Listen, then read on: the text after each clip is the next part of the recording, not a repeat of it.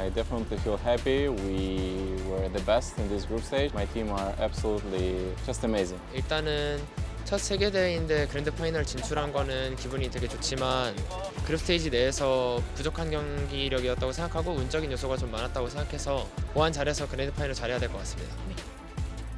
Ми з хлопцями довго готувалися до цього турніру. Всі почуваються дуже добре. Гадаю, що покажемо гарний результат. Нічого особливого немає. Просто прийшли в фінал, просто будемо грати, просто будемо показувати, на що ми здатні. Все. 교준적인 부분에 있어서는 CS가 제일 강력하다고 생각하고 그중에 히마스 선수가 제일 강력하다고 생각합니다. Seems like it's gonna be new happy. Tweeted minds. Don't stay calm. You gotta perform as best you possibly can here. 不管是成功还是失败，我们都有机会可以从头再来。所以说，也希望你们能够去享受这个舞台，享受比赛，兄弟们，冲！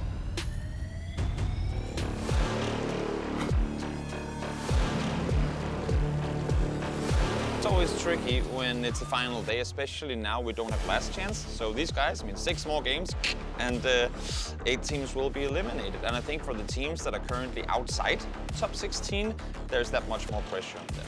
How are you guys feeling today? Doing great. Feeling fantastic. Feeling pretty good. Make less mistakes today, and it will be better for us. Do you guys think you're gonna win? Yes. 就是平常心态去应对。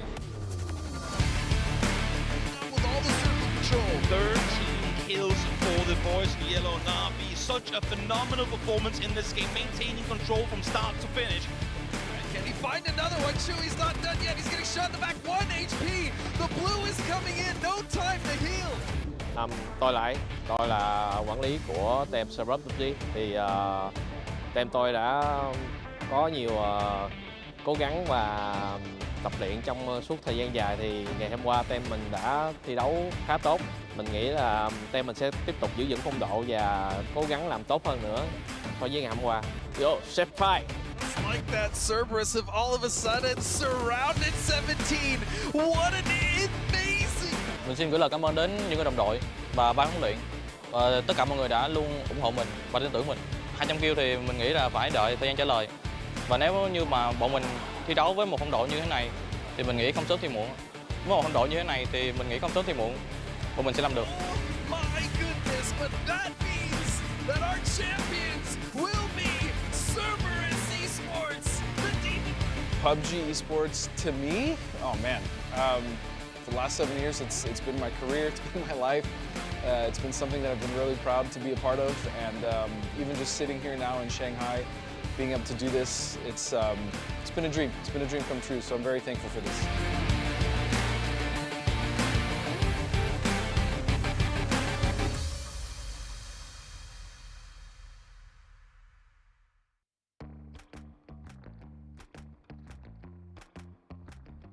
Why are you in my head?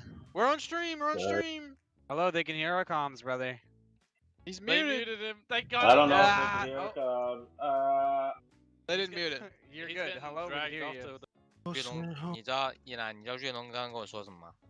他说他老了，他中年了一定很性感，他的络腮胡。鹏哥。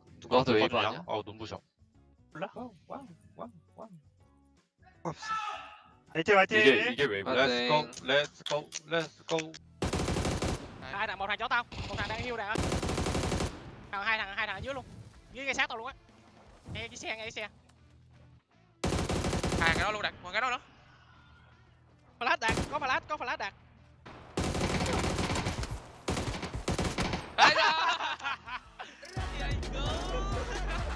Themselves. GNL is just kind of the punching bag of the lobby right now. Is Stella going to go down? Example. Checking the sprint. Ноль КП у него. Го проходить на нас. Последний ГНЛ. Смотри его, Тём. Взрывается тачка. Хорош. КНЛ.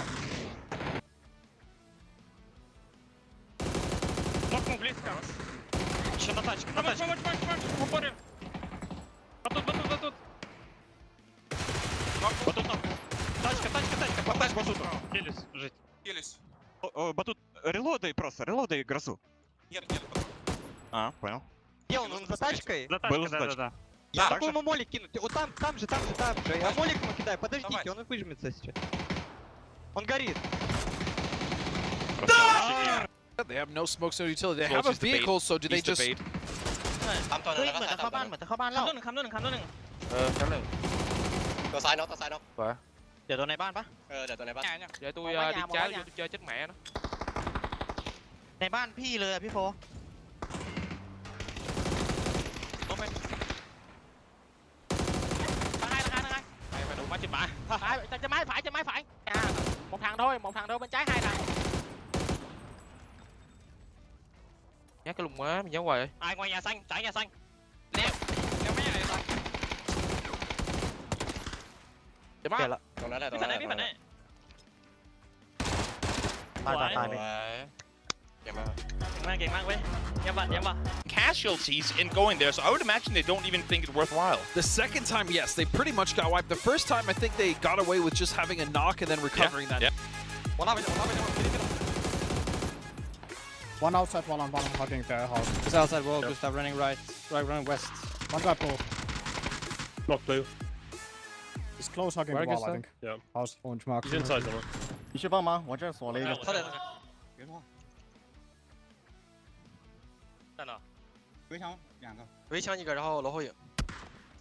哦，别打，那边别打。 North of you. Coming I down. help. I him. No, I have a he flash. hit Wait, me. wait, wait. One active. Last Last guy south. Somewhere orange mark. Could be that's a flanking fast out. Helmet fast. Comms. He was running west, Gustav, when I saw him like 2 minutes ago. He's full running Okay. around. He can be anywhere. Yeah. He's Careful, probably safe. already like Yeah, yellow. Get the flushes, guys. You're safe to take all the flushes. 屋里还有个人。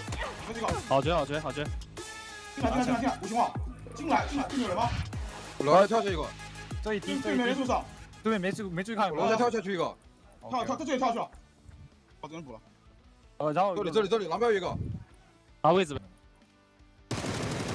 哎，我操，操一。ค่อยๆนะไม่โดนอยู่ขวาตัวไม่นึ่ง哦，现在，看这里吧。你这个棒接起来的。 나 오른쪽으로 같이 해줄게 이제 빙거 계속 올라와. 낚아줄 수 있는 길어. 그래 올라가. 갈게 민기야 바로 앞에. 야 바깥만 잡을래? 북쪽 바깥? 바깥. 옥상 하나. Lucky, I suppose legacy is. He's dead to blood. One standing.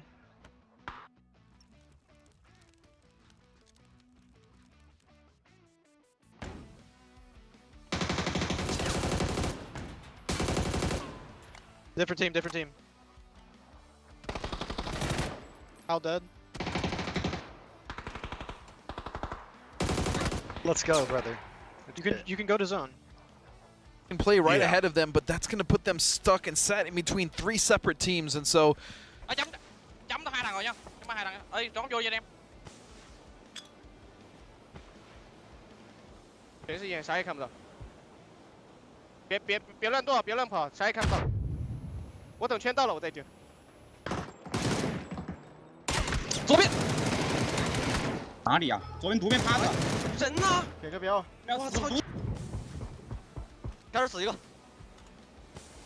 có đi đi ra phải đâu cho ba tao dùng nó đường em Này chạy qua cứu Cái xe, một cái xe. vô lên nhìn thằng này cho Lát phải nè. có một nè còn một nữa tay một đứa với thằng kia trong xe Phá tiếp rồi. Chứ bằng em rồi nè. đến tài Không rồi. rồi còn chạy cuối phải không anh chạy đi Tao nó 17 nha. 4 Tao nó 17 rồi. tao cái chạy rồi chấm từ từ anh em ơi chậm quá chậm Tao đầu kia rồi tao lấy đá rồi, tao lấy đá. cái gì bây giờ nhỉ还有一个，你右边还有，右边还有，右边那个一滴水。đâu ai tao mốt củi tiêu xong chưa hai đem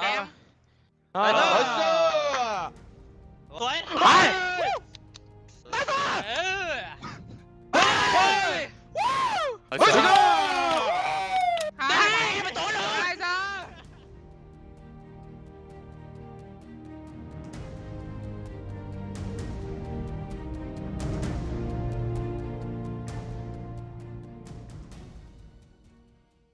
What else we have to do? Like, of course, we're gonna take revenge.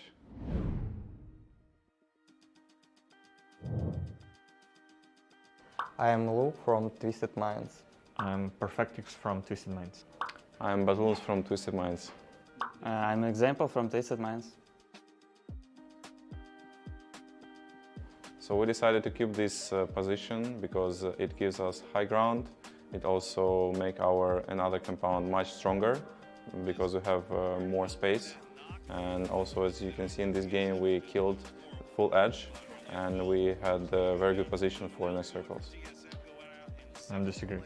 We keep this 2-2 split just because we are strong. Alright, this should be free food here for Twisted Minds, but they want to be careful, they don't want to take the... It depends not of us. They just fighting each other, not because of our position, but we are use this opportunity to clear the edge and win this game. Nicely done from Twisted. They have a pretty good read on what the situation is around. If this VLTH gonna have 4 players, they would win it. But like, I think definitely it's not GNL, not New Happy. Something between us and Navi. Because no one really shooting at Navi, not too much. At least, especially in this next circle, they're gonna be like alone. So I think it's Navi. And like in the end, they were like 4 people alive. So it means that their position was much easier to play from. I think also much easier from us. Like Navi have easier position because we need to fight New Happy, we need to kill GNL, but they don't need this. They just need wait and kill us after everything. Abatulin's got the BMX out here, he's just set. We were just trying to think what we're gonna do next circle, trying to give the smokes like a road for us to go. And then I found this bike in the car, and just next second I just took it and go because I like bikes. I was practicing a lot like driving on the bikes, and I know they're like super powerful and no one could kill you, so I just took it and go. I mean, of course it's not too hard, but when I'm going through the smokes, it's much faster than like just running, so of course it's easier to get to the position faster. I don't know. Maybe someone, maybe me, maybe someone else, but I don't remember. None of us remember if we put bike inside. I don't know. Like, I mean, maybe it's randomly spawned in our car, like airdrop, you know. Stella gonna go down. Example taking the spray towards Hammer. Hammer, the last one alive. He had all the kills. He had everything in his bag. So first of all, we just tried to pick off New Happy. Then something not that good. We didn't get enough knocks. And also we had GNL above us, and we just split to 2 fight with 2 teams. But that wasn't that hard. As far as I remember, it was like 2-2. I was playing with Perfectix against New Happy, and we were talking more about like how we're gonna kill New Happy and help each other. And other players were killing GNL, like behind this car. But we also helped them because from our position we could see GNL, and yeah, just this. And it was very fast, like literally like 5-10 seconds to kill both teams. And then in 5 seconds we already started to kill Navi. So everything was like in these 30 seconds we win this game. With New Happy we were just staying in our positions, like holding this angle. We knew that New Happy is laying down like very close, but they couldn't really pick us, so we just throw them some nades, some flash grenades. And with GNL it was a bit more like confrontation because we were like shooting at each other, but they were in like worse position because they were behind this one car. We were just shooting, they were laying down, knock, stand up, shoot again, knock down again, and that's all. They not really were affecting us at all. New Happy was like more dangerous in this situation. Ну и плюс единственный нок дали только по перфекту, по идее, New Happy. То есть, значит, они, наверное, единственные были, кто нам реально мешал.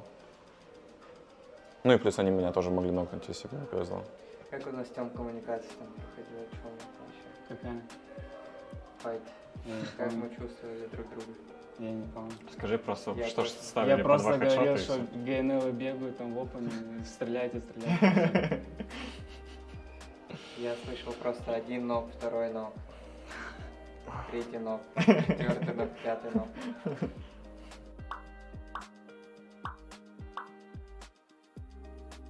First of all, you usually win games because of the circle lag. and then you try to make this circle like probability like higher than other teams. So you like rotate faster, you get like better splits positions, yeah, and so you just make the game more easy for you to get the circles. So I guess we're just smart team.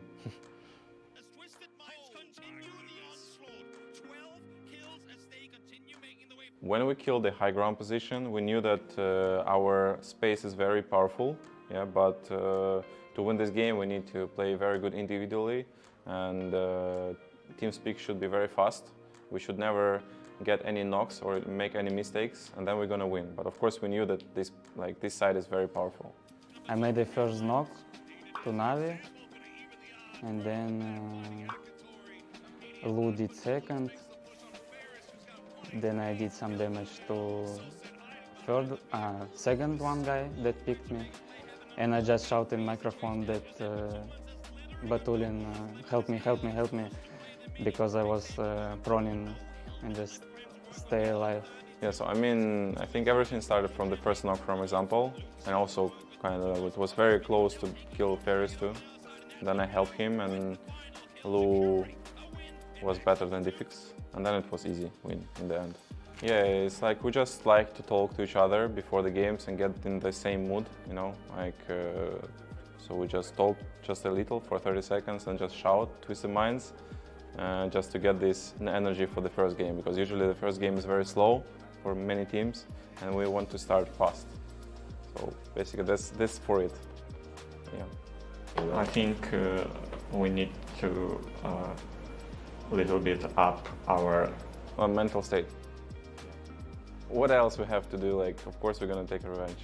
It's only one day after, so we are kind of just chilling right now, having like a lot of this shooting. But yeah, of course we will take revenge. Yeah, I would add that this PGS 4 is not gonna be a revenge for like Sonics or Cerberus who like stole our win. It's more likely a revenge against ourselves, against our mentality on the last final day. We're just gonna have to work on it and show that we are stronger than we think.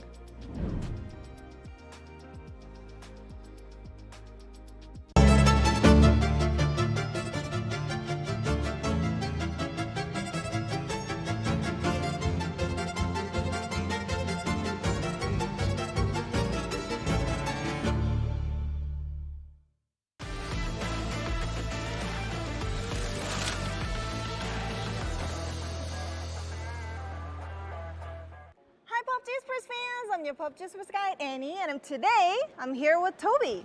Absolute pleasure to be here. Thank you so much for having me on. Today we'll wrap up the PGS 3, how it went on, and explain you guys how PGS 4 will look like. So PGS 4 will kick off in June 3rd until June 10th for 6 days, 3 days of group stage and 3 days of final stage, similar to PGS 3. Then let's move on to the PGS 3 recap. Our champion was Cerberus Esports. Congratulations! This is very meaningful because it's the first APAC team ever to win the PUBG Esports global event. Yeah, it sure was. It was a hell of a performance, as we've seen all the way from start to finish. So many teams in the race. You had Cerberus fighting up against the likes of Twisted Minds and Sonics, and in the end, they came out victorious. So Cerberus Esports was originally strong in the group stage, but didn't keep up that performance till the end. But now, in the PGS 3, they succeeded to do so and win the PGS 3.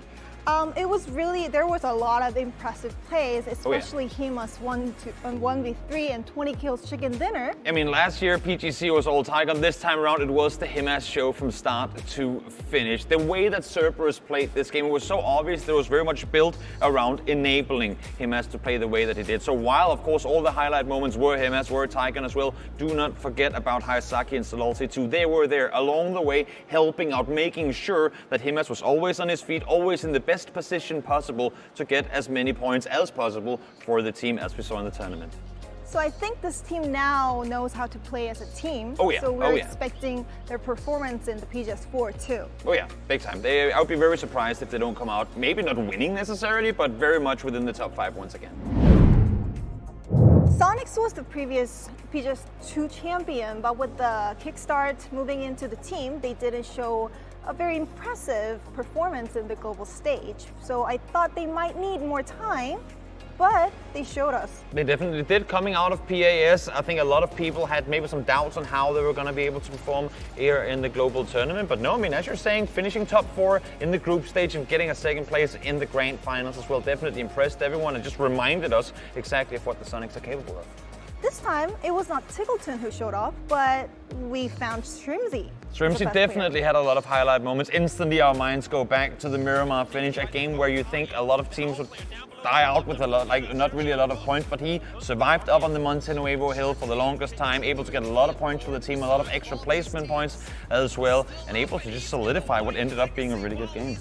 So maybe Sonics can step up in the PGS4, let's see. And next was Twisted Minds. This team was consistent throughout the whole event, but then like in day 2 and day 3 of final stage, I don't know what happened. It's as if the globals for Twisted Minds have become the opposite of the regionals. In regionals, they don't get off to a good start in the grand finals, and then right at the end, they come up and win. In the globals, it's the other way around. They come flying off in the grand finals, and then at the very last day, it falls apart. It is the 4th tournament now globally where they have been in first place coming into the final day and not been able to bring it home. Yeah, I thought I really saw the potential here in PGS3 because they were always at the top and they know how to survive. Let's see if Twisted Minds can finally break this jinx in PGS4. I hope they do. One could hope. Let's move on to the teams that had showed us the unexpected performance in PGS3. Yep, the first teams that comes to mind would definitely be both eArena and Na'Vi.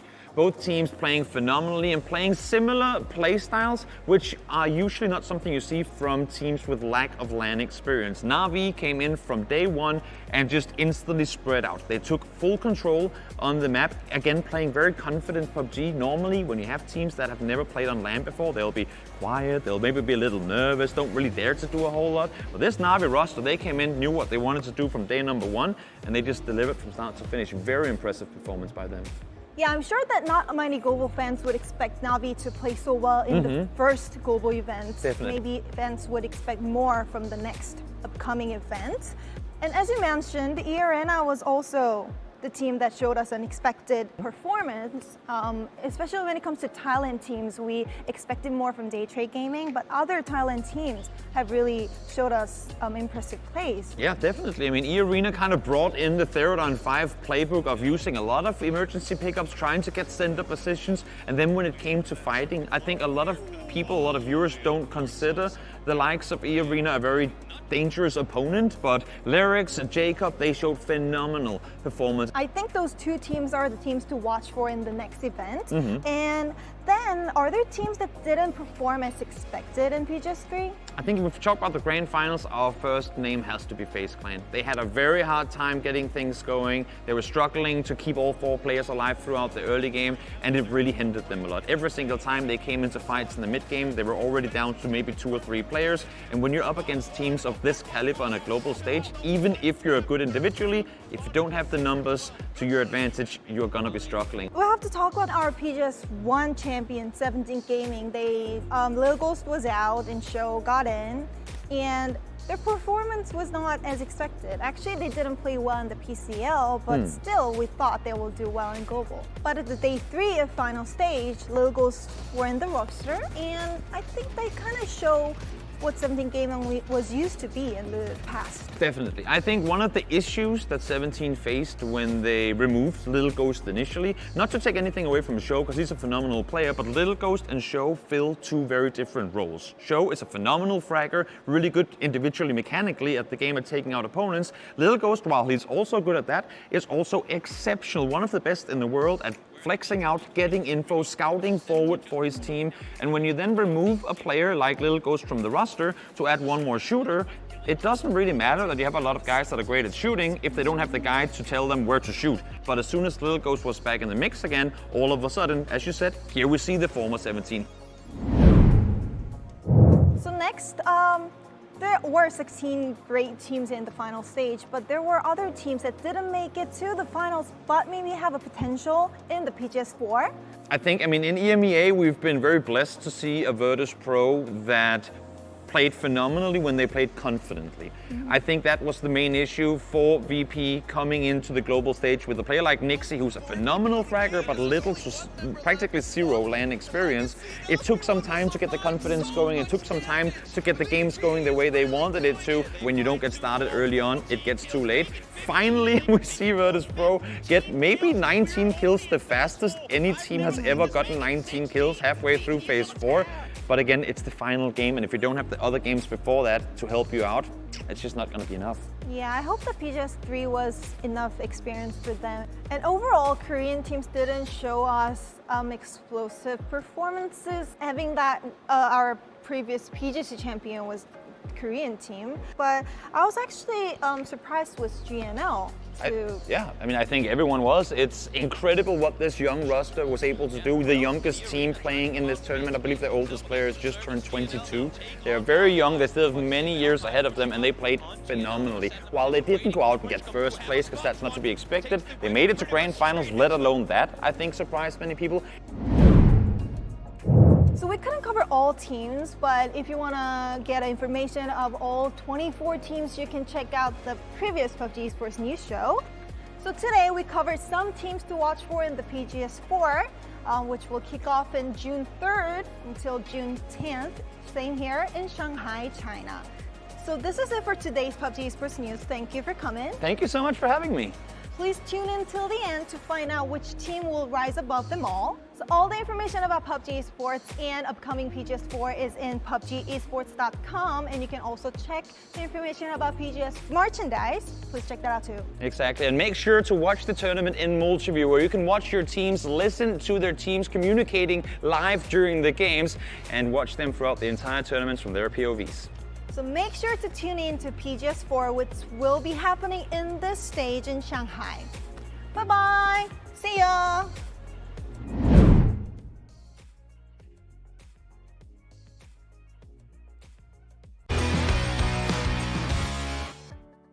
The question was if I had any hobbies outside of the game, and one of my favorite hobbies is playing water polo. It's a very contact-heavy sport, and I really love it. At home, all I do is pretty much go to the gym and hang out with my girlfriend. That's about it. Watch some movies, stuff like that. I like to go fishing every day. I haven't been able to fish here because we've been busy, but I would love to. Somehow he still smells like fish. 그냥 친구들이랑 놀기? 아무 생각 없이 노는 걸 좀 좋아해가지고. 아, 진짜 맞추는 거예요? 뭐야? 야, 겉에는 뾰족한데 안에 뭔가 막 뭐가 붙는데 손에? 아, 씨. 어? 파인애플? 응, 맞아요.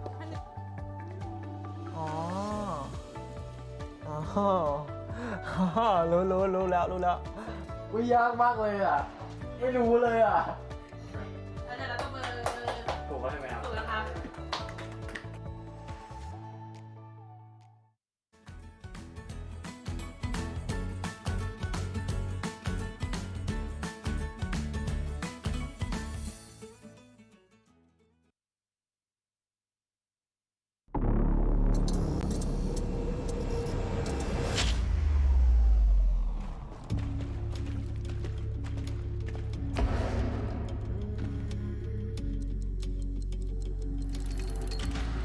Your PGS 1 champion will be 17 Gaming!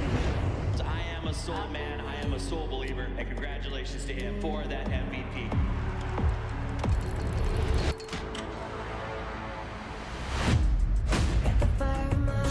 The heartbreak coming in off of this is just so close.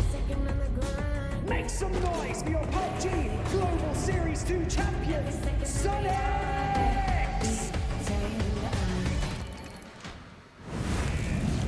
19 kills after 21 minutes of this match. We say goodbye to Day Trade. Cerberus Esports to win a major title in PUBG. Mandatory. Welcome to PGS Premium, man.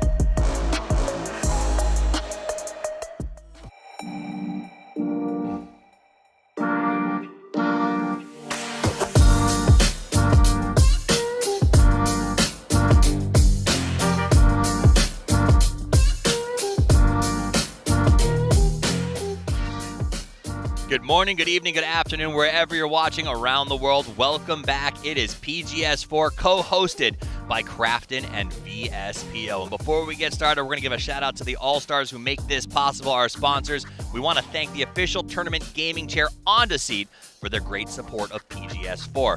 And a big shout out to Zowie Monitors for their new 2546X gaming monitor, the choice of PUBG professional players when they need to see every detail. My name's Sofis. I'm joined by Matrim here on the desk. We get ready to kick off day number 2.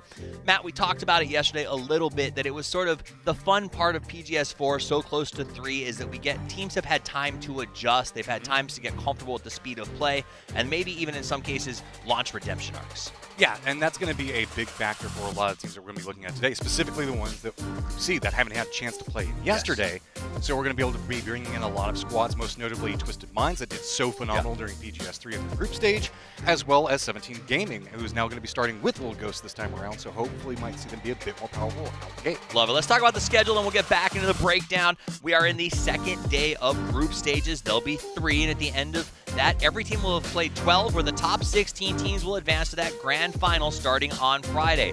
At that point, they have 18 games to make a case that they deserve to be crowned PGS champions and join what is becoming an incredible roster. 17, then Sonics, then Cerberus.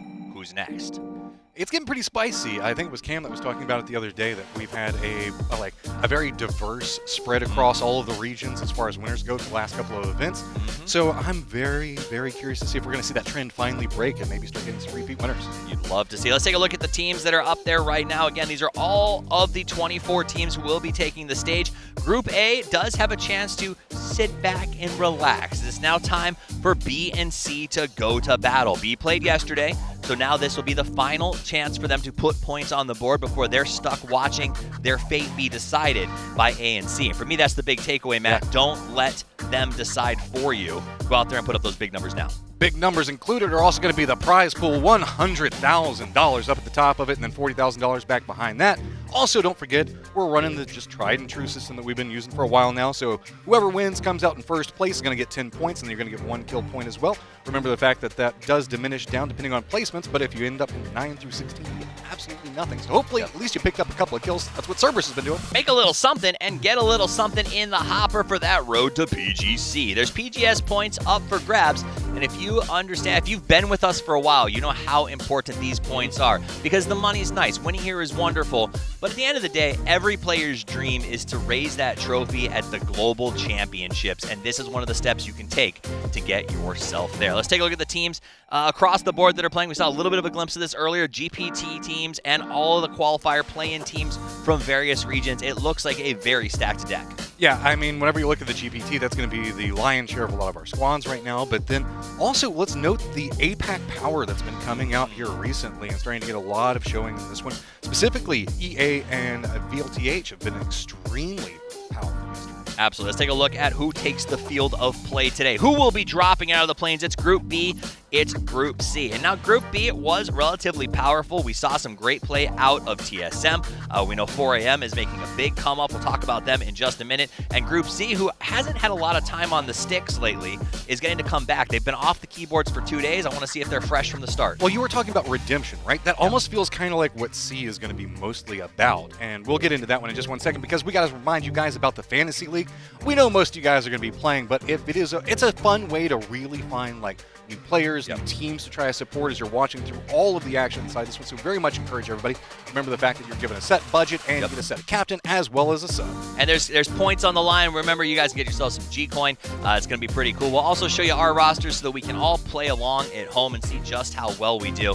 And I think what we're going to see is some of the teams that are going to be on these rosters are coming from those redemption arc teams, right? Yesterday, we saw 4AM. They struggled. I think they ended up in, 20th place in group stages at PGS3, coming out with this substitution of Bobo, who I expect to see on a lot of these rosters, and very likely will be. 1, 2, 3 of those rosters have Bobo. At $10,000, he was putting up an insane amount of points. The exception is Elfish Guy, who joins our broadcast today, chose to make an example of picking an entirely Australian roster. Yeah, he specifically was like, oh, that was Bobo yesterday. I have faith in it. Oddly enough, my roster ended up being about $10,000 less than max. I only hit about $90,000. So if it works, I feel like I'm going to be a genius. If it doesn't, that's what I'm going to blame. That's what happens when you get a big discount on Bobo. But I do think it's going to be all about that redemption for some of these teams. These are the guys who have been picked the most often. Let's talk, though, about the teams that are in this and are in the hunt. So 4AM came in yesterday after not qualifying in PGS 3 for the finals. They had an amazing day. 2 more teams that take the field today. Virtus Pro and Falcons finished 21 and 22 in groups respectively, but don't feel like teams that should be in that position. That's kind of the problem is whenever we're looking at this and how powerful we are now whenever we get to an international stage, right? These are squads that we know that can do very well regionally, but once you get into the mix-up, both of us were kind of catching people in the green room before we were moving out, and there's so many things whenever you look at like secondary drops that a lot of these squads were doing. I think it was Scoom that was talking about this, and the difficulty of just how to map out what you're going to be looking at and expectations and rotations. It's getting to the lobby, he said. And I think that somebody who's figured out how to do the lobby is our top point getters here. TSM looked so good yesterday. Yes, they had one game that everything came to them, but that happens. You make the best of those. But then we saw things like a 3-way fight that resulted in the ultimate ninja level 1000 zip line into late game combat. Oh, I didn't know they're going to put the scores up.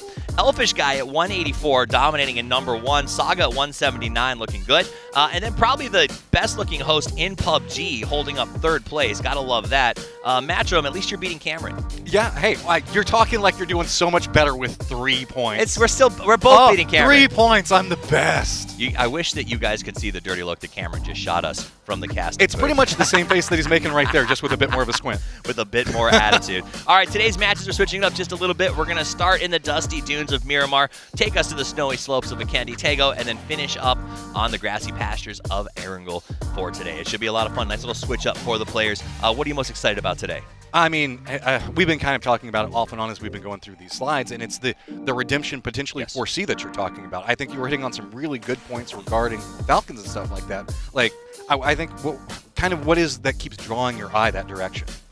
What will draw them in that direction? Well, I'll tell you what, the money, the points, and the desire to get redemption from PGS 3. Guys, it is time for us to start game number 1 of day 2 here at PGS 4. Let's check in at the stage. Don't go anywhere.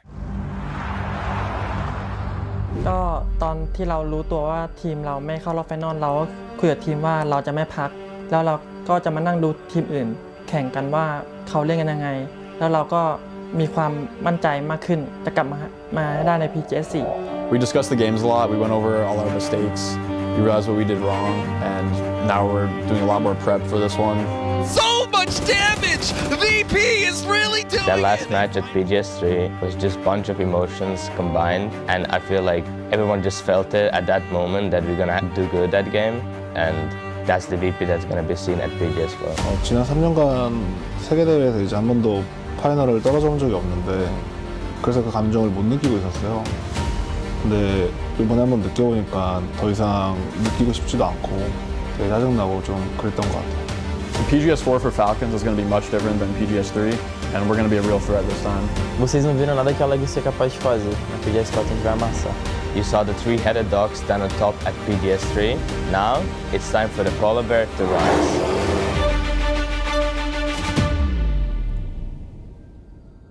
GNL started creeping over in this direction. Sonics, they had to stop down to try to get the revive. 아무래도 첫 세계대회이기도 하고 이 대회 오기 전에는 조금 더 모든 팀들의 수준이 이제 저희의 실수들만 없으면은 조금 더 높은 성적을 낼 수 있다고 생각합니다. 我觉得 PGS 3结束后我们做的一些调整吧，可能就是一些配合交流上面。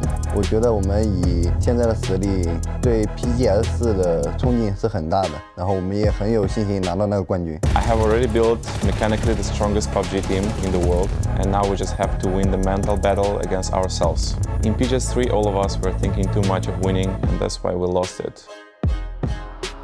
In PGS 4, instead of thinking of winning, we're gonna focus on how to win it. We just like to stay humble. We had a pretty decent performance in PGS 3, but we know that we could do much better, and we could definitely end first next time. As they are just pressuring once again. 1 knock, 2 knocks, Petrichor Road. 看到 CES 夺冠的时候，第一反应就是很不爽嘛。但是回顾全程的话，就感觉 CES 打得特别的完美，他们的整体状态也远胜于我们，所以说感觉他们很值得这次 PGS 3的冠军吧。在 PGS 4的话，我们会更尽全力的把这个冠军留在上海。Trước khi bước vào giải PGS 3 thì tâm lý bọn mình rất là thoải mái. Vì bọn mình sẽ cố gắng hết sức, đánh được top nào thì được 2 top đấy, nhưng mà không ngờ thì lại vô địch. Nên là qua PGS 4 thì có lẽ trọng trách sẽ nặng hơn, vì bọn mình phải bảo vệ ngôi vương.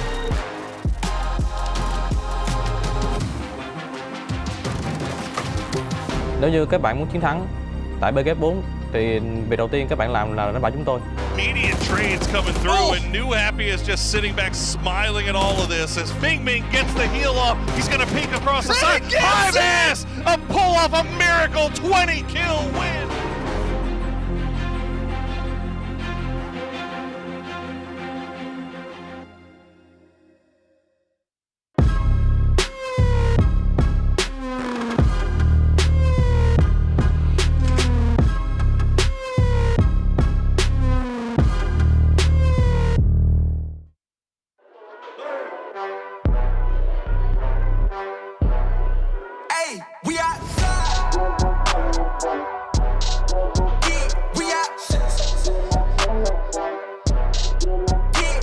Your money, just give me respect. Told you before this, you know I'm a threat. I ain't letting up, I got my foot on their neck. Yeah. In other words, you know that we about to kill it. I ain't for the talking, I said it, you know I did it. I'm putting on the show, the world is about to feel it. I know they're getting scared when I tell them that. We outside.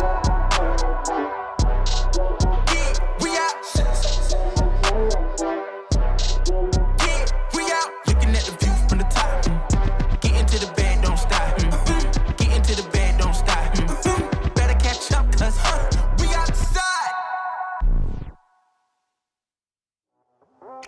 Well, here we go into day 2 of PGS 4, and it is an exciting day as we welcome 8 teams back into the fold. We say goodbye, of course, to another 8 teams and shift things up a little bit. The first thing that I want to start with here, of course, is no Cerberus today. Right. Makes things pretty interesting. That's a whole lot more points on offer for everyone else. Yeah, listen, Cerberus, they have been firing on all cylinders from the very beginning, essentially, from PGS 3. And even yesterday, they were so strong, so confident, winning every single fight that they were taking, seemingly, that we saw players like him as just crossing a road, no smoke, out in the open. They're that confident in their gameplay. Some of the teams yesterday were talking about how it's just almost like all the 4 individual players were taking their own individual 1 versus 4. That's a very confident team to go up against. So the fact that they're not here, I think it's going to be at least a little bit more of an opportunity, a bit of an opening for some other teams to grab some points. And there are some squads here that played yesterday that desperately need those points now, because for them, for 8 of these teams, this is the last chance they have to put themselves in a qualifying position for Grand Finals. Yeah, I mean, let's just go through a couple of them. I think one that really sort of sticks in my mind, and maybe that's because I'm from the APAC region, is Day Trade Gaming. I don't know that they necessarily did so well back in PGS 3. They seem to have been on a bit of a downhill slope for quite a while, and this was at one point one of the best teams in APAC, and unfortunately it's just not coming together here in 2024. So it kind of feels like today has to be the day for them if they want to remain in the conversation. You feel like they would really need almost like a complete 180 like we saw at the end of VP. At the end of their group stage with that 16-kill game. But here we go into the game number 1 of the day, Groups B and C, Miramar, to see if Day Trade or any other team that's sort of sitting towards the bottom can have a really good final showing, because, I mean, man, imagine missing out on the grand finals of PGS 3 and 4. Like, it just feels like your run just like doesn't really get It's like, what was the point? Yeah, exactly. We just rocked up, didn't really manage to achieve anything, unfortunately, and that's a pretty unfortunate, pretty bad place to be in. Obviously, there's a lot of conversations I think that we're going to be having over the course of this week that might be in line with that. But let's start things off on Miramar. And it's a pretty straightforward playing path. Everyone's probably pretty happy with that one. No one getting too disappointed. Yeah. I mean, it could be rough to go too north if you want to off this playing path. We do have some expected drop positions, DK4AM and then New Happy VP, that are in threat of, I wouldn't necessarily call it a hot drop, but at least sort of maybe tension, maybe like staring at each other. But Los Leones you can split pretty effectively if you choose to do so. So we'll see if anyone commits to it just yet. We saw a lot of hot drops yesterday, most of it predicated off of Armory Gaming, but they're not here. They're in Group A, so we will see them again tomorrow. But here it looks like all the teams are just spreading out, separating, playing a little more nice this time around. Yeah, most definitely. It is going to be, well, VP just going south, Los Leones, maybe a little bit further south of Los Leones. So NBN maybe not quite splitting that alongside New Happy as is being indicated for us there on the mini-map. They look pretty happy with how things have gone. They've found a couple of vehicles already, so good start for VP. Circle Shift is going to go a little further north, which is interesting based on that plane path, right? There's going to be a lot of teams now that are going to have to make their way up from the south, so a bit of congestion on their way through. Really good start for Falcons and Legacy. Two teams that are very close to my heart, being from Americas, and two teams that didn't qualify to the grand finals of PGS 3. So for their run, Falcons, it's starting here of this group stage. Legacy, they're trying to continue a couple of good rounds from yesterday. But while we're watching the main feed here, do not forget to go to PUBGesports.com to see PGS4 multi-view teams. A lot of good squads there, hearing their comms, seeing their perspective all the way through. Really good learning opportunity. Honestly, as much as I appreciate having a job as a caster, I do really think having the ability to watch the player POVs with the comms is just awesome. So I highly recommend. Highly recommend. Watch us now. Go watch them after the fact. All right, here's an interesting team, Sonics. How are we feeling about them after yesterday? Because high expectations, obviously, for this roster all the time. And I think it's a team that's probably close to your heart, probably close to my heart. We both have some vested interest. I would like to see them bounce back a little bit today. Oh, absolutely. I mean, they got second place. They were in prime position alongside Twisted Minds to get first. That was stolen, I mean, quote-unquote, heavy air quotes here saying stolen, right, from Cerberus, because Cerberus played amazingly, but at the same time, both Sonics and Twisted Minds, they both individually admit that their final day was not that great. So for Sonics to not be able to get a second crack at it in the PGS4 Grand Finals, because at the moment they're not looking great. Their first group stage day wasn't that strong. Now, we know that they can always have those pop-off moments and put themselves in the conversation. They only need to hit top 16. They don't need to be first or second after groups. They just need to be top 16, but it does need to happen here. So I wonder if they have another poor start, they could start to get targeted. Yeah, indeed. It'll be something to follow over the course of the day. I mean, another one of those teams that I'm particularly interested in watching, of course, is Falcons. It's obviously not really gone too well for them recently, but again, if you start well into PGS4, today is the first day that they're going to get to play. Could turn things around most certainly. D+, moving their way through San Martin at the moment. Another team that a bit disappointed not making it to the grand finals. I mean, looking at Seoul, grand champion from last year, and failed to make it to the grand finals of the first global of the next year. So a really harsh, I mean, admittedly by Seoul, that it's big disappointment. And honestly, for D+, not the most amazing of outings yesterday either. So something that they're going to have to try to look to improve upon today. Here's Gen G making their way out of Monte Nuevo, which, actually having a look at the minimap right now, it's not a particularly congested area of the map. So they're going to have a fairly free rotation on their way in.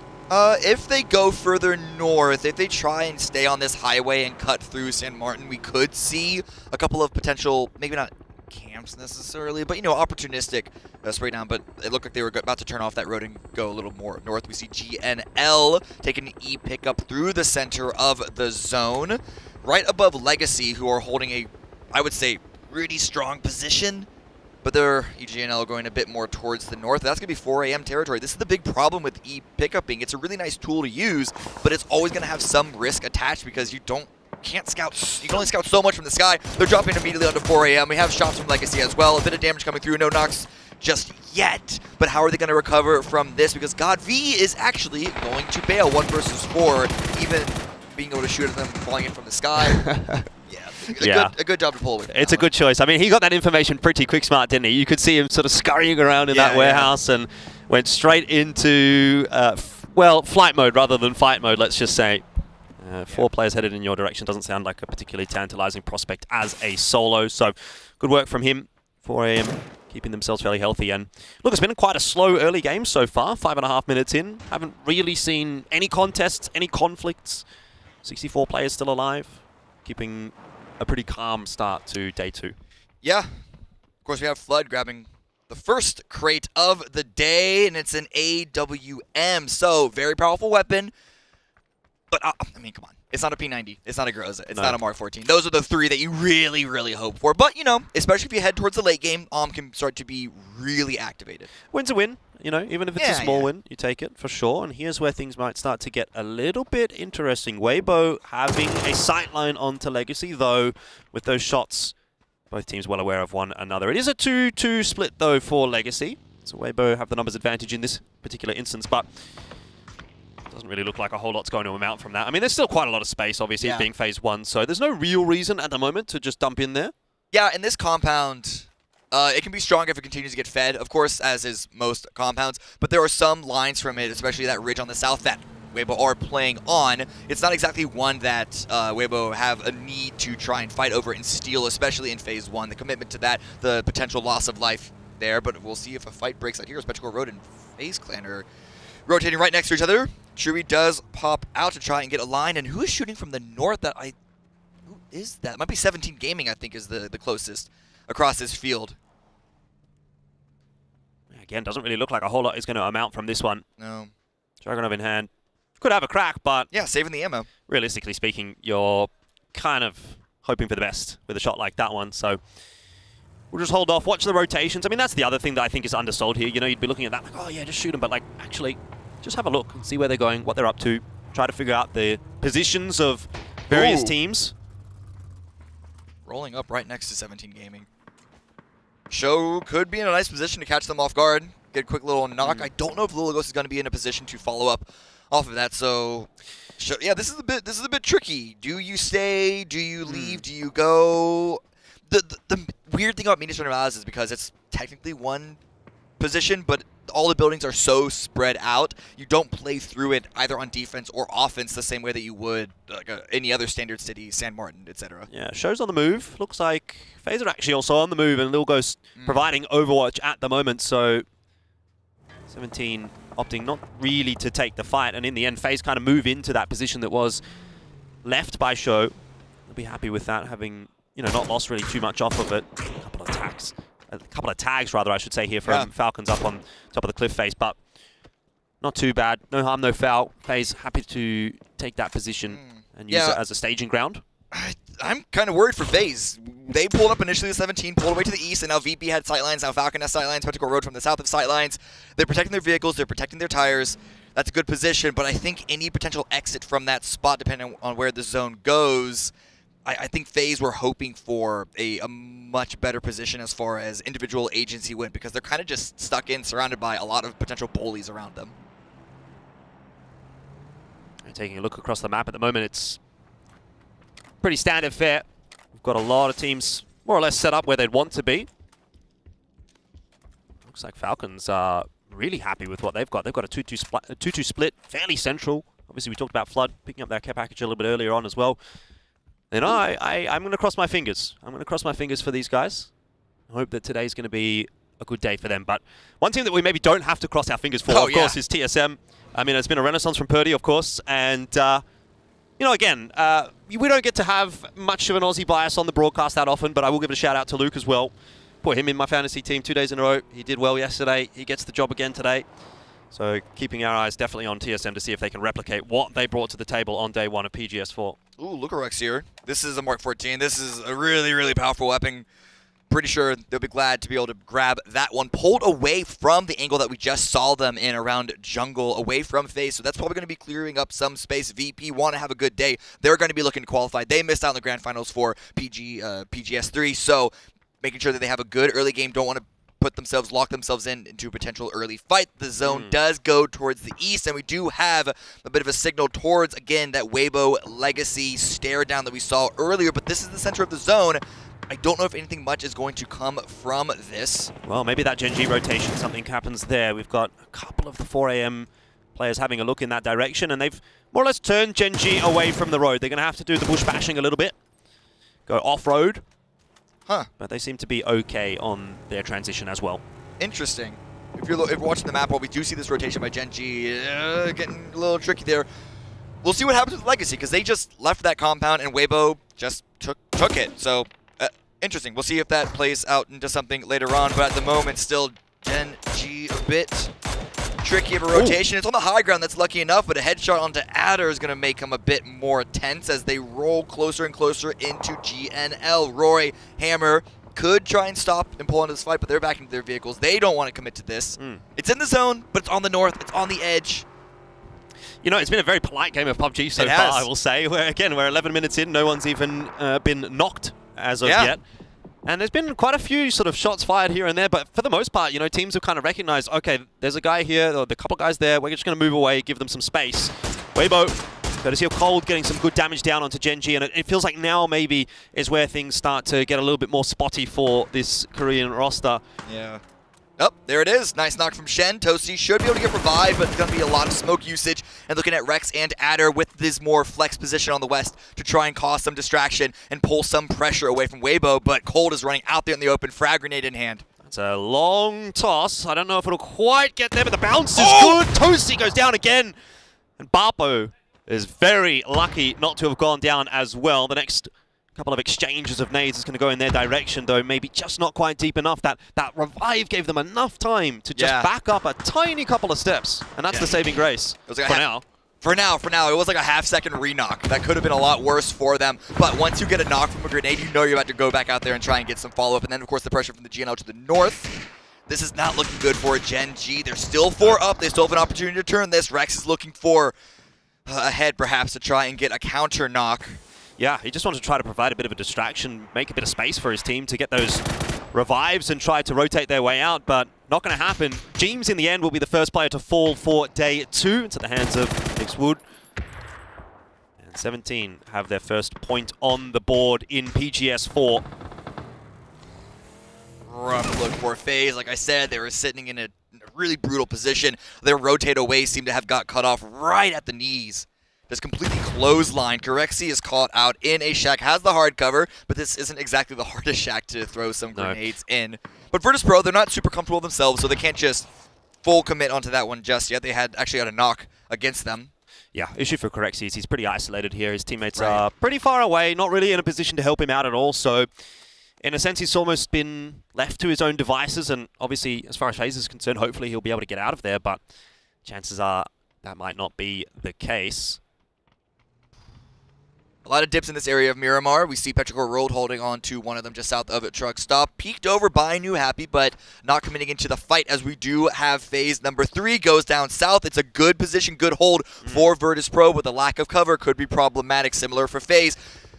Rotation called by the observers. TSM swinging down across that road, coming in from the southwest, Midas Generales. I think that's a pretty fair entry point for them, as a lot of teams on the north probably going to be bounding from that direction, going through the more rough terrain as Twisted Minds. Also, E-pick-upping dead center here. Yeah, taking the vertical route. There's not really a whole lot actually going on dead center, to be fair, so this is going to be a free rotate in. It's just a question of whether or not the position that they find themselves in is going to be a relatively tenable one or not as the zone starts to push its way in. I want to see what Falcons do as well. They're obviously going to rotate their couple of players from the north split down to the south side. And I think they'll be rewarded for that greedy sort of 2-2 split that they did have. Legacy getting into the kill feed a little bit. GNL on that rotate, caught off Stella dead.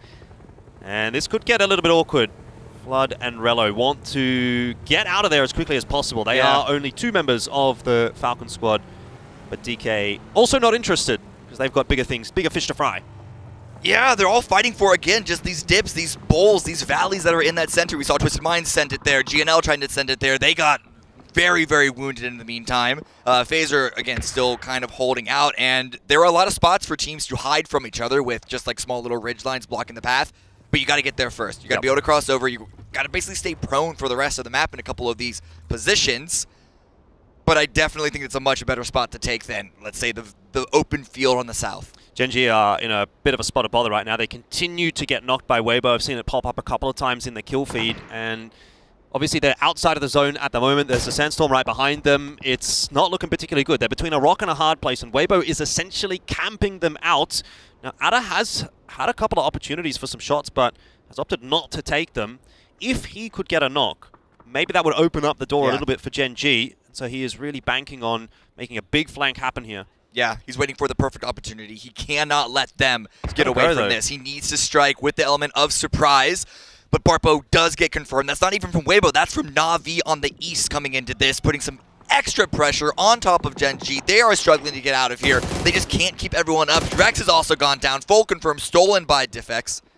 Yeah, I just think Gen G, unfortunately, have got themselves stuck in a position that they're not going to be able to get out of. Ada, with a nice little spray, is going to get at least one onto one of the members of Weibo, but unfortunately he's lost his entire team and it's not really going to last too long. The thing is, though, Weibo might have hung around a little bit too long as well. And so while Ada essentially plays spoiler to Weibo, they're getting shot in the side by Na'Vi as well, who are quietly putting together a pretty good game for themselves. They've already got 4 kills.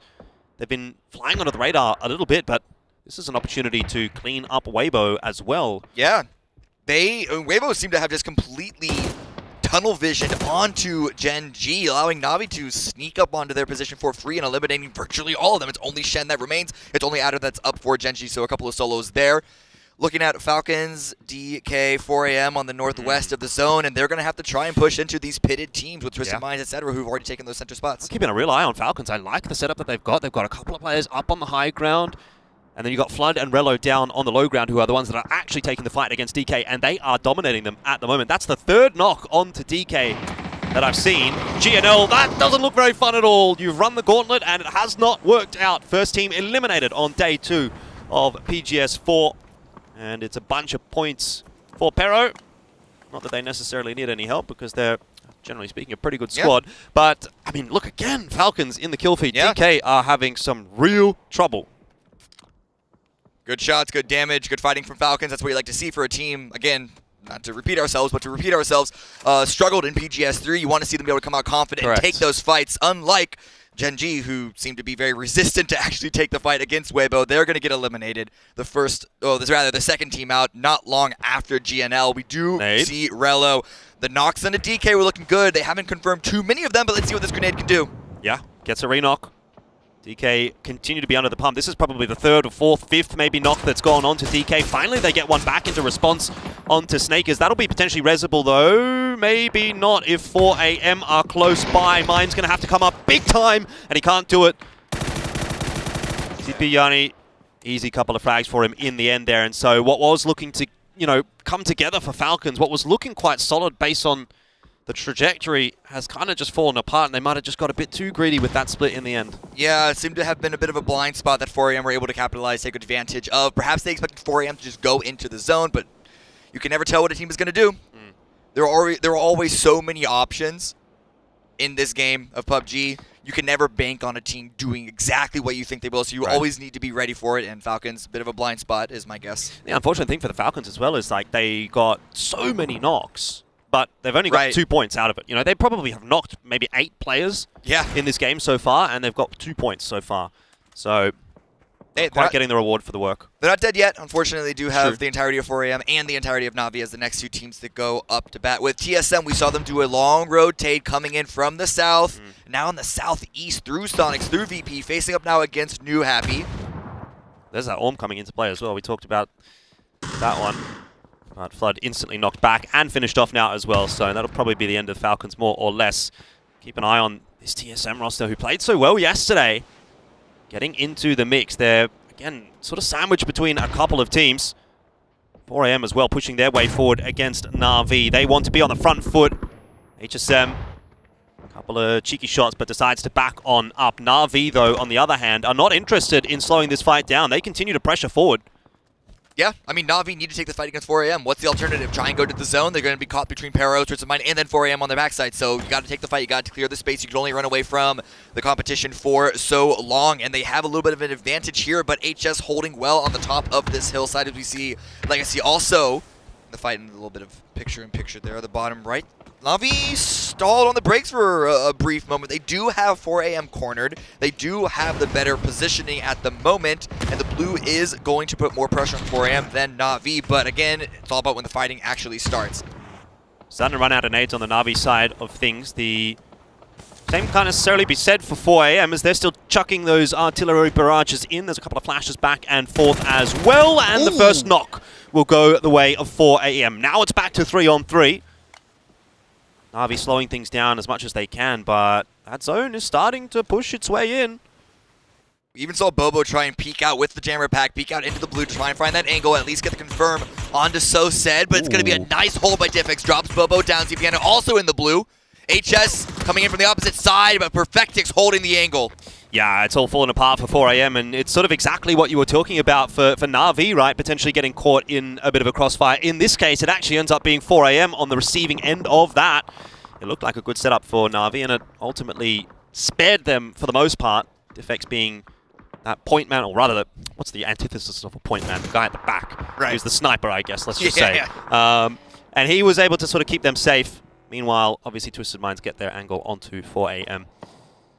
And so Zipiani on his own, going down to the blue. Not much he can really do at this point anymore.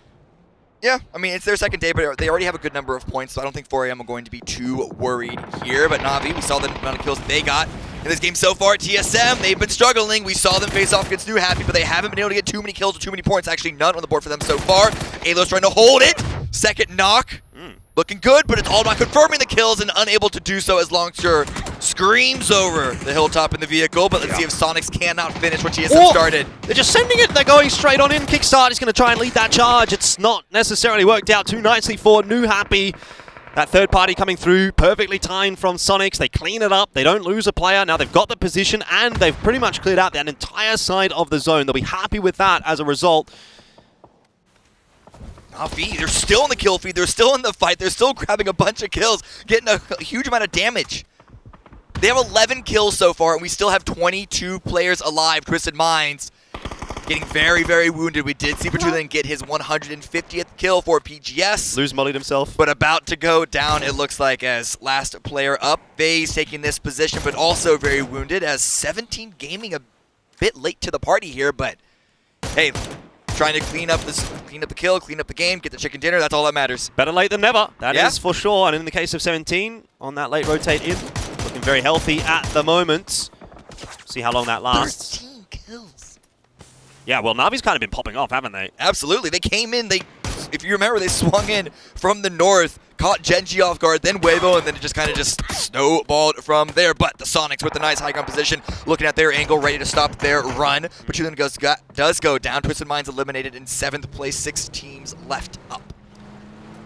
Na'Vi feels like the biggest threat at the moment, though they've got a bit of moving and shaking to do coming down from the north. It's been all fun happenings, but sometimes you find yourself in that sticky situation where you've hung out a little bit too long and the rotation comes through a little bit too late, so they lose a player on their way in. Gustav stuck inside basically his coffin at that point. There was nowhere for him to go. FaZe out in 6th place, though he was able to go down swinging. And 17 now starting to emerge maybe from the cover of darkness, keeping themselves pretty chill so far. A couple of very healthy teams.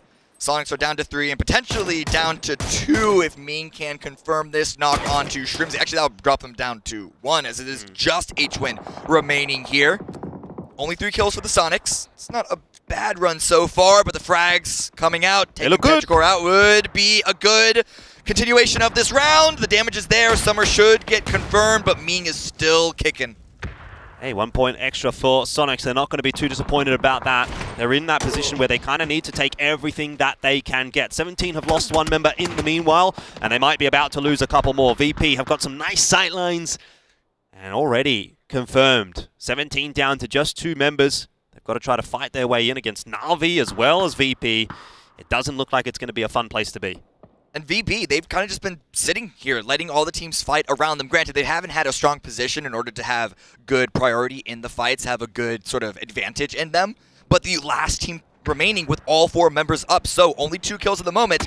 Potentially trying to take this game over, but a nice surprise push by Lil Ghost catches Lucarex out, confirms that kill. So what I was just saying, never mind.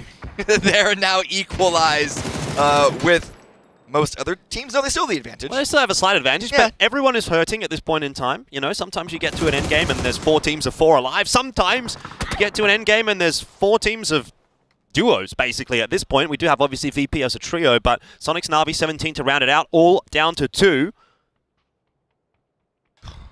16 kills for Na'Vi. 16 kills for Na'Vi. They are absolutely dominating this round. I think at this point, oh man, unless one of the other teams just gets all of the kills remaining, Na'Vi are going to win on points regardless of where their final placement is, just in terms of who gets the most in the round. And chicken dinners, we like that, but it's all about getting as many points as possible regardless on what position you end up in. Na'Vi pushing in towards Sonics. 17 could be wrapping up behind that, and the south shift that we saw from Phase 7 does put VP on a nice advantage to hold, play defense, maybe not get as many kills if they are able to get the chicken dinner. But again, if they can get points, convert that second to first, get that 4-point extra from 6 to 10. they'll be happy with that regardless of it being a low kill count win. But we'll see if it gets there to the first place. Patience of virtue for Sonics right now. They're trying to keep their heads down. H1 very close to these couple of Na'Vi members, hoping that one of them's just going to run over the hill, give up a free knock. Not going to happen. Problem is they can't sort of pressure this at all, otherwise they'll put themselves in the position of VP sightlines. Either way, it's on the backside of that Na'Vi are now pushing their way in onto 17. It's been a fight that's been brewing for a while, and it looks like it's going to be a fight that's going to be won by Na'Vi. Just Suju down low. And that nade will finish it off as well. So clean from Na'Vi, and it just continues to go perfectly for them. It's not even a fight that was won by Na'Vi, it was a fight that won by Varus, a 1 versus 2 against 17. And I'm not quite sure, but it looked like was aware of 17's push, didn't expect them to be that close. So again, being able to hold on to this game in such a strong way, they are on track to beat Cerberus's record of 20 kills that we saw in PGS 3. I think the record for globals in PUBG history might be 21. And Na'Vi could break that here. They're at 18 kills already. They need to get every single kill on the way out. Yeah, but what kills are they not getting? I mean, that's true. I'm picking up what you're putting down, although I am also feeling that there's a little bit of a stoush brewing between these two duos of Na'Vi and Sonics at the moment. H1, again, as we mentioned, he hasn't moved. He's prone. He's waiting patiently, and he might get his opportunity. Finally, the patience is rewarded. Akatori, the last man standing now for Na'Vi. But he's very low, and this is where you've got to be accelerating as VP. You're hearing this fight, you're thinking there's points on offer, but 2 of them have been stolen away by Sonics. Even still, a 21 kill win is too elusive for Na'Vi, but for VP, it'll be an important couple of points to finish off in the end if they do get this dub over Sonics. Phase H nudges southwest just a little bit. It's going to be ending close to that road, and I liked VP's positioning. They know they have the man advantage, and so they're leaving Nixie behind to just watch for an eastern flank while Ibiza and QZ do push up, but they're not going to overcommit there. They're going to try and hold the center.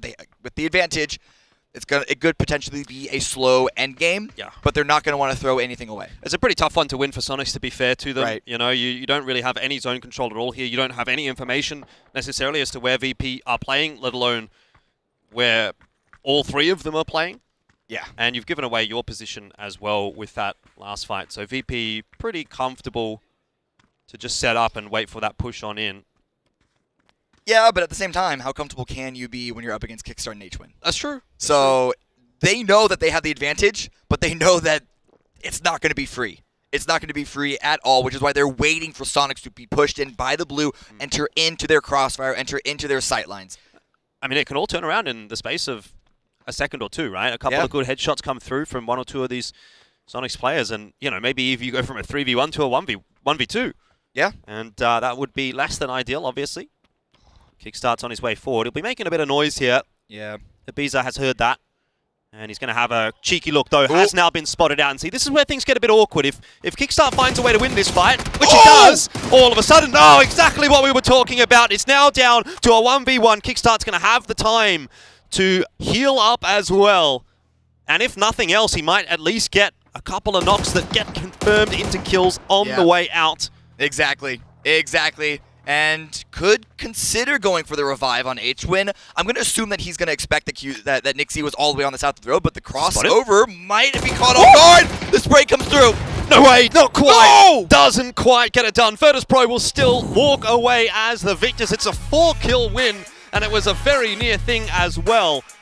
But you have to give some credit to the couple of remaining Sonics members for making it so close. Yeah, absolutely. I mean, looking at Tickleton's expression, just trying to armchair psychologist here. They don't seem too upset at that. Nope. I mean, you can't be mad at taking a second place there at all. So, all things considered, I think Sunshine and Roses for Sonics. Yeah. I mean, obviously for Na'Vi as well. I think we have to talk Na'Vi. That was a fantastic game to kick things off for day 2 of PGS4. I might have jinxed it. I might have jinxed them breaking the record. They did get stopped by H1 by Sonics at the end, but regardless, a huge number of points. And this is only game number 1. We have 5 more rounds to go. Yeah.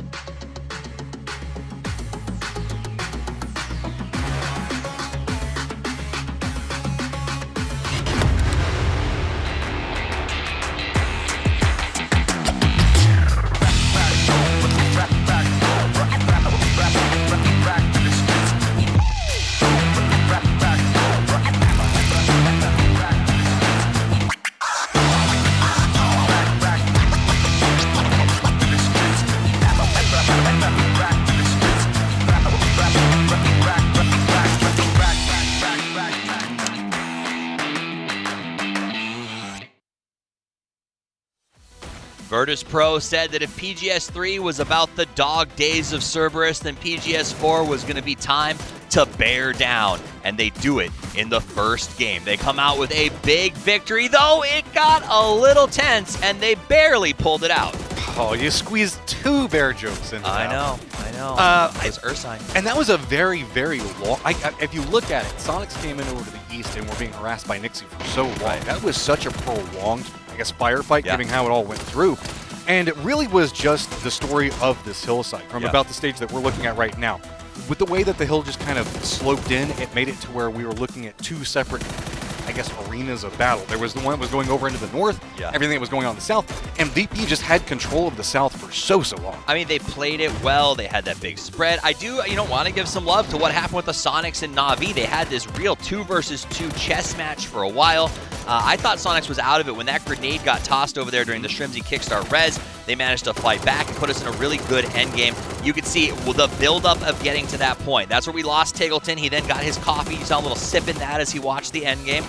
But here's where we come down to it. The throwdown here was probably the most important moment. Yeah, just sneaking up Na'Vi, who was just on an absolute tear. Just picked up so many kills, walked in, managed to just backstab right onto 17 as they were going for Sonics and just opened everything up. Get 17, and then you've got Ibiza doing his best Bush impression on that rock, hoping no one notices him, and somehow Kickstart wins that fight. And they were able to force a 2v2. They come out with 1v1, and then it is just this beautiful showdown. Kick over the top, did the best that he could, but it was a Kodiak moment, a picture-perfect finish as VP comes away with that chicken dinner. And it's going to start strong for them. I love this. Yeah, and so much of that game really did come down to Nixie and his performance specifically and making sure to control that eastern front where so much of the firefighting was going on with Sonics, with everything over there. So it's almost poetic that he's the one that had to leave that position, come back in, and finally finish off the Sonics after just throwing bullets at him for, I would say, at least 5 minutes. And I think the favorite part of all of this is we ran into Scoom, who's here as the coach for Virtus Pro, and said, what's the plan? What's the plan going today? You can't be happy with how the last stage went. He went, plan? Someone has a plan? Maybe they should coach this team. But, the plan was go out there and just play our game. He told us that in PGS 3, we understand how Europe works. We are playing our game there. This is a very different lobby, and now we feel comfortable here. Look at the control that Na'Vi was putting out inside that. 2,600 18 kills. That's bananas. Game 1 coming in. You're feeling pretty good. That is a momentum game from this point forward. It was huge. And so we'll talk. I will go back to Na'Vi in a second. Let's give the laurels to the victors, the WWCD team stats. Nixie ultimately comes out as sort of the hero of the match, playing that long-range fight, held the off angle, made Sonic's life miserable in that fight against 17, but ultimately clutches the game. Yeah, I mean, and it's just... that's just a good read on how the circle was going to play out. They made sure to get the positioning on it and making sure that in the earlier stages they were defending that territory. So as the shifts came down to them, they just know that they had the entirety of the game under control from that point, specifically as it did lean a bit further in south. And no surprise, Nixie was just such a key opponent of everything that they were doing. And I want to give props because there's a very intense moment there. As Nixie's closing, he was playing the anchor, Ibiza goes down, the teammates start to fall, and they had to have the wherewithal to control the comms, to give him the space that he needed to play this 1v1. That grenade, I think it bounced off of Kickstart's head there at the very end.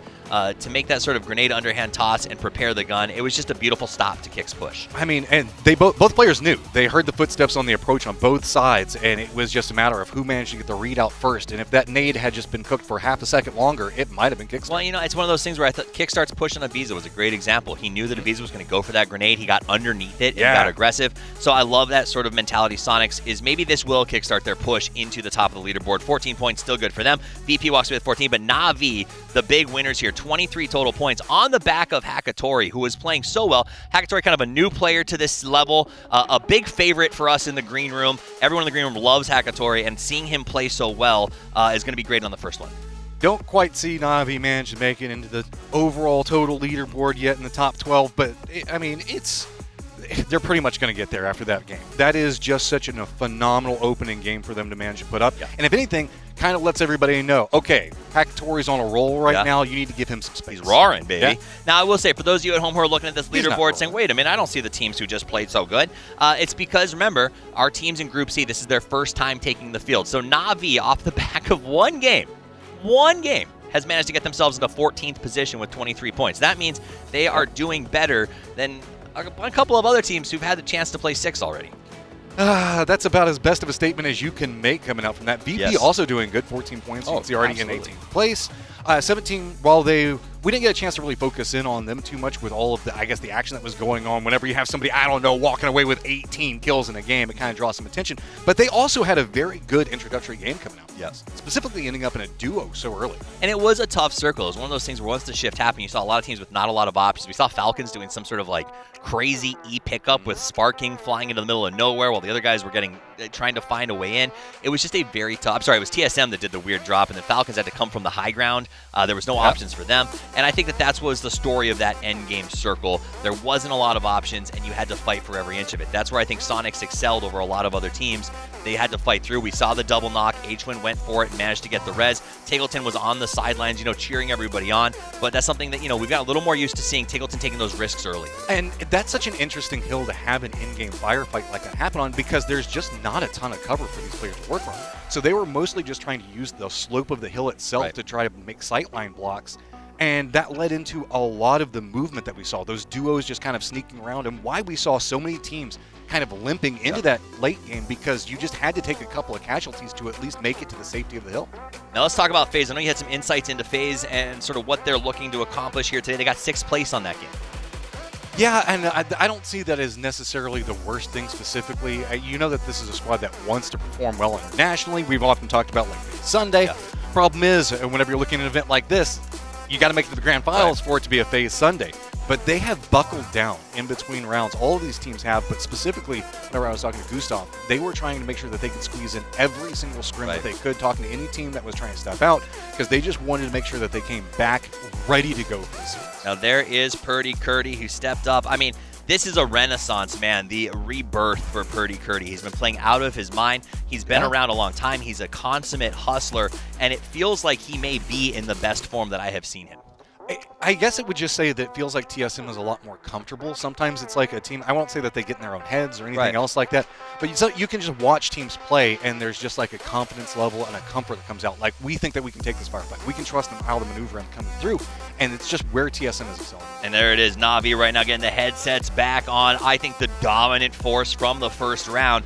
Young Guns here, a team that I think when they put it together, a lot of us thought, okay, I want to see what this team is going to do, and they turned it on way faster than I expected. Is it too early to be excited for tomorrow and seeing Cerberus and Na'Vi already lining up against each other? If we can see Hakatori do this, I cannot wait to see what he must going to do. We've only seen one game, Matt, but yes, I know, but I like to get excited. It's never too early to get excited. Virtus Pro over here, we got a chance to look at Ibiza earlier. Here's the rest of the team, and again, they played very well. They played smart, and it is time for us to get into the next match, game number 2, with the Cammy D and Elfish Guy.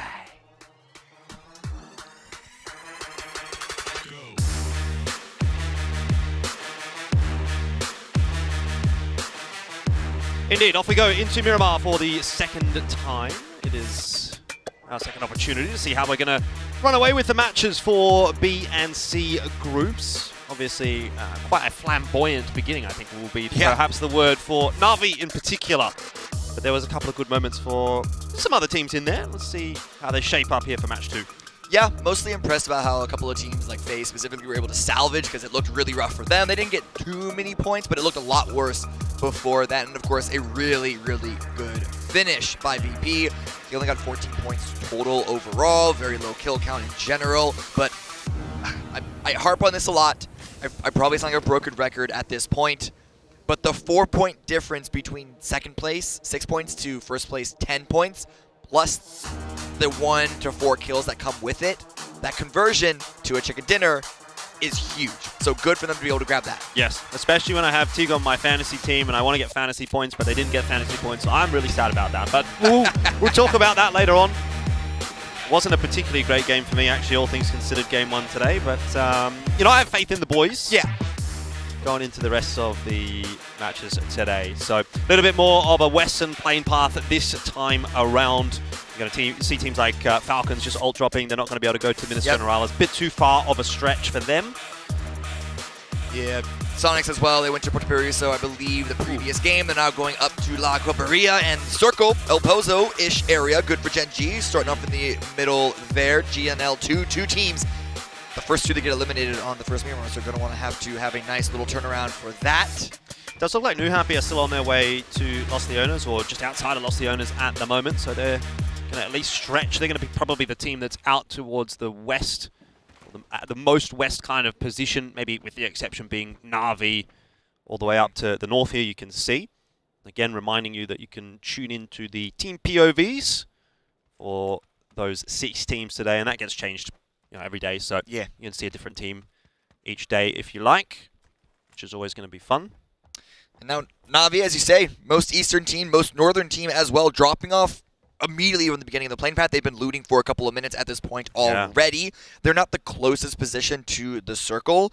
It's sort of that middle point of like, do they want to get as much loot as possible, or maybe try and race for a prio spot because they dropped out early? But regardless, they should be feeling good. They had such a good game, number one, even not getting the win, a huge number of points, feeling confident, feeling great. This scoreboard is absolutely crazy. Na'Vi in 14, 23 points, 1 match played. Yeah. DK, 24.7 matches played. So you've already got a team like right hot on your heels, and they've only played 1 game. That's not a very good feeling. Either way, something that they're going to have to improve upon. 5 games remaining, though, for those teams from Group B. Yeah, they got to make every single one of them count. We do have an interview coming up in just a couple of moments with the newly introduced player for Angry Man, Bobo. 10K on Fantasy, a steal. 的站位问题吧，以及我和阿伟的前点配合吧。今天打的其实确实还行吧，最后一把只是磕个人细节，然后就这些，应该是有的吧，因为我之前跟周平跟幻神也是打了挺多的吧。自信的话，按今天这种表现，应该是99%吧，还有0.1可能是出现一点圈形问题吧。 99% confidence, that's a pretty good place to be in. Yeah. I think I'll take that. If I was 99% confident in my daily life, I think I could get a lot more done as well. Hey, do not discount that 1% luck. Yep. 1% luck can go a long way, but Yang currently overlooking Gen G. Perhaps opportunity to catch Rex or Tosi out, but looking in the wrong direction. I think Tosi was out in the open for a brief second there. What is it? 1% luck, 20% skill, 100% concentrated power of will. I think that's what he needs going into this game. And if they can make that work, then they're going to be all good. And hey, sitting in 3rd overall for the standings is definitely not a bad place to be if you're 4 AM. But I digress. Eyes on the prize for Na'Vi at the moment. Hakatori, the one that got so many accolades from the analyst desk in that last segment. But of course, the rest of Na'Vi as well. The supporting act, they were getting work done too. It's been a fantastic start to the day for Na'Vi. Maybe a little bit of a slower start for TSM, but you know the thing I guess identified with TSM yesterday was they either go big or they go home, right? They won or they didn't really do a huge amount. Yesterday they were able to win a couple of times. One of them maybe got a little bit lucky with the circles, but see if they can bring that same consistency into today. And to be honest, they don't necessarily need to. I guess they're in a pretty comfortable position, 2nd on the overall leaderboard. Even if they sort of have a middling day today, they've probably already got enough points to make it through to the all-important matches. Yeah, you definitely don't want to approach any stage of PUBG as a way of trying to play not to lose. It's something that we've realized very early on as... Oh, it's a little bit of a preview of the previous match. Sorry, I looked down for half a second. I got surprised there. But if we saw the end, if you guys recall back to the end of PGS 3, just reminded admitted that on the final day because they had such a solid lead, but they focused on not losing rather than playing to get the most points. And so the same thing for TSM here, even though they basically already qualified, but as far as maintaining that discipline of playing out that way, as we do have Bobo, the man himself, once again, first kill of the match. Yeah, and unfortunately for DK, the woes will continue. Starlord out of the picture, first player gone this time around. Took a little bit less time than it did for game 1 of the day. Just a little bit. Legacy going to be doing some aerial scouting. Yeah, we've seen Legacy do this before, I believe. We've seen it a couple of times. A few teams do it regionally. No one really does it too much in globals because of how dangerous it is. I believe it was Legacy that did it in PGS 3 at least one round, but we'll see what information LFP can get. With Dragunov, could try and do a little bit of drive-by, headshot bolt action from the sky. I mean, it's a DMR, but we know it's kind of bolt. Well, GNL are going to try to force 4AM away from their position, at least initially. It is a bit of a split, really. It was just Roy actually up there. Gamma close by as well to assist. Quite the split actually from GNL. They're trying to take up quite a lot of territory and sort of corralling 4AM into a 2-2 split across the road. But honestly, not a bad place to end up if you're 4AM. No, it's not. It's not. This is a weird circle to play with because El Pozo is a pretty impactful part of point of interest in the map. But there is the western border of all of Miramar that is not. It's not a non-zero factor in this. So playing around a couple of different points of interest in game number 1. Ooh, we get a second glider here. VP also in the skies. Yeah, it's one of those interesting zones where, like this, I find is where you tend to get some of the more chaotic games. If it continues to push out west as much as it possibly can, it gets really dicey for a lot of teams. Yeah, already, like only maybe 60% of that zone is actually playable. Yeah, it is. It have some areas that are quite open on that west side, as we do see New Happy and Weibo drive next to each other. A couple of traded shots, but teams pulled away. They don't want to commit to this. They just want to find their way in peacefully. We have 2 minutes before Phase 1 closes, and we have all but one team that is actually inside the zone. So very fast rotations coming out of this game. Kind of have to with a zone like this. Yeah. Once you lose control of potential locations, it's very hard to get them back because it's just, what's the word, a cluster of fun, let's just say. Yeah, there are a lot of dead zones here. Nixie from the sky taking some shots on Gizera, fighting over who's going to have aerial supremacy. Oh, hang on. Oh, they're actually chasing him down. They're going for this kill. Yeah. And they're up against the border, they're up against the ridgeline, so that's limited threats of third-party action. Lucarex with a nice knock on Gizera. That's going to be an easy confirm as Ibiza takes that point, throws it officially on the scoreboard. If there was an example of knowledge being power, that is exactly it, right? You get all of that information from the glider in the sky. They recognize he's solo, he's isolated, doesn't have any teammates to help him out. Boys go get him.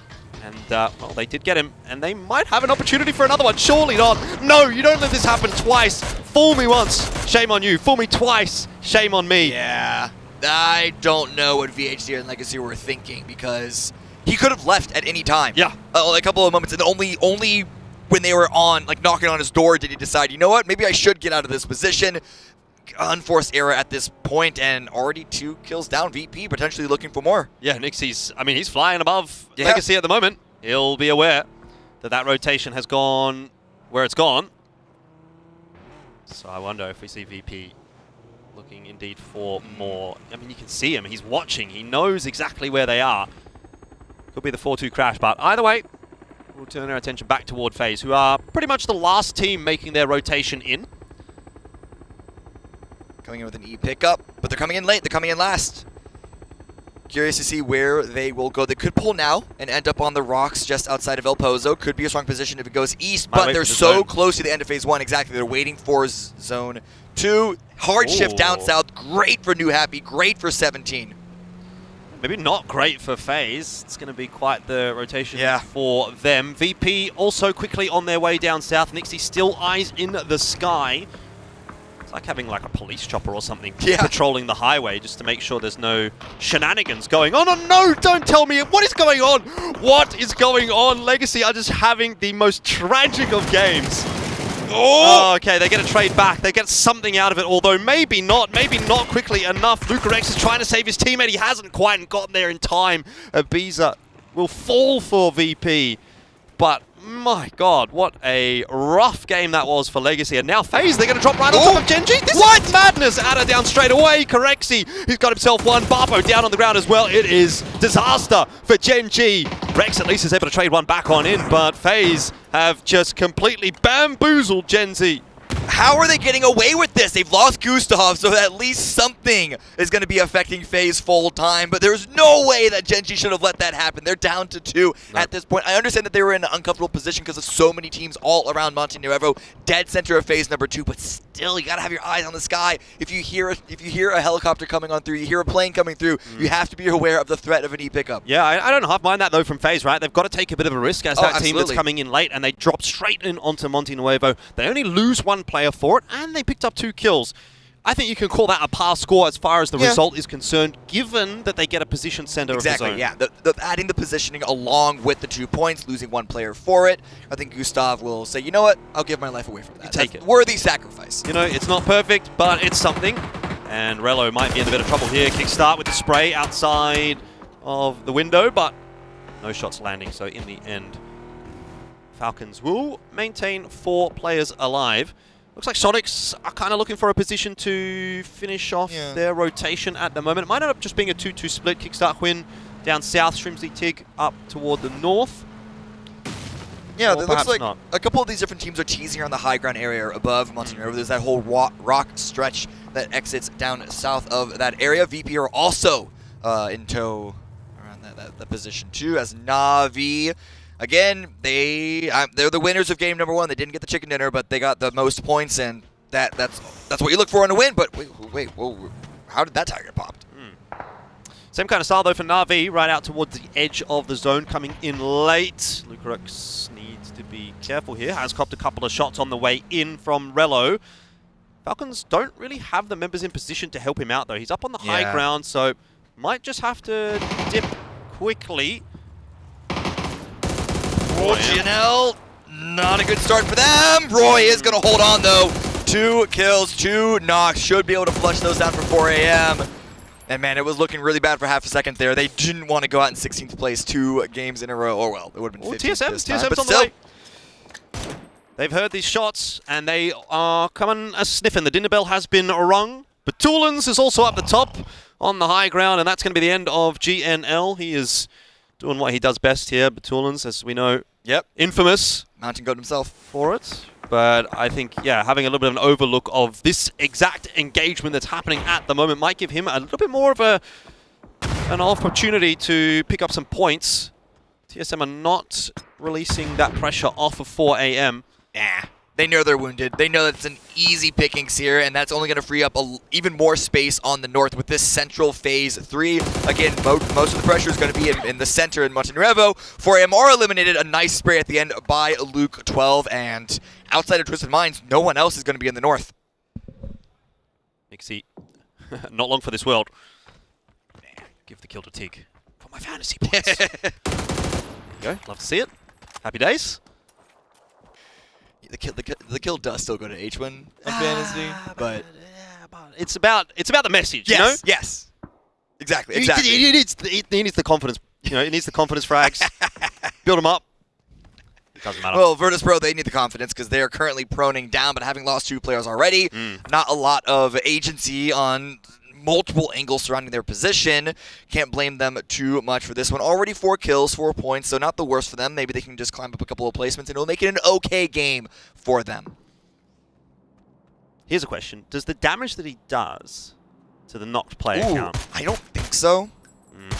But I'm not entirely sure. See, I'm down bad, you know what I mean? After game 1. So I'm kind of hoping for anything. Hey, you started a better position than I did. So. It's fair.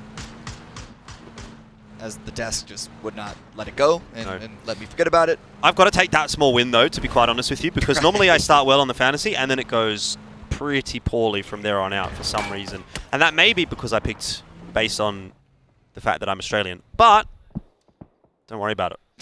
Don't worry about it. I'm not worried about it. You shouldn't worry about it. Listen, you're going to get a win at some point. Just keep trying. Sonics are on their way in, though. They've grouped up as 4. They had, as we saw on the minimap there, the observers were showing us quite a big split, which was giving them a fair bit of information. But eventually you've got to make your move in, and they've done a pretty good job of that. There's not really a whole lot going on where they are. Sure, they're out on the edge, but they'll be more than happy with the position that they found themselves in, at least as far as position to move off of is concerned. Yeah, getting that kill into Virtus Pro definitely helped them all consolidate their position to a key spot on the high ground. Once they push over, find that industrial area with the towers that the VP had just left is clear. They can use that high ground, grab some more information. It's obviously not going to be great if the shift goes to the northeast, as we see a replay of that northern fight between GNL, 4AM, TSM, and a little bit of bot 2. Pero waiting in the wings as well, in somewhat of a similar position as Sonics. You know, they're not really in the thick of things. They're kind of just waiting to see what's going to happen with this next zone, which will be in about 10 seconds or so. Obviously, they'll be hoping that it's going to be a south pool. And it is a possibility. Yeah.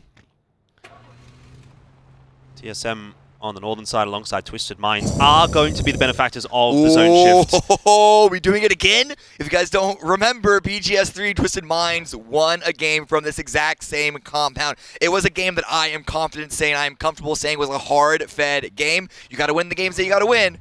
But that's a very strong compound if it stays in the zone. We'll see how many kills they can pick up because there's going to be a lot of fighting on Monte Nuevo, or rather trying to exit it. But Weibo and New Happy, they avoided the fight earlier. They can't avoid it anymore. Yeah, the nade's going back and forth, and New Happy through theirs a little earlier than Weibo Gaming did, and that is going to be the difference maker. Both Mamu and Cold going down instantly. And watch Pero. They're third partying this. They saw the opportunity. They saw New Happy rush out across that road, and they're going to collapse it from the opposite side. December 12th gone down. Yeah, it was looking so good for New Happy for a moment, but indeed, you're right. That third party from Pero is going to be a spanner in the works. Ning with the nade in.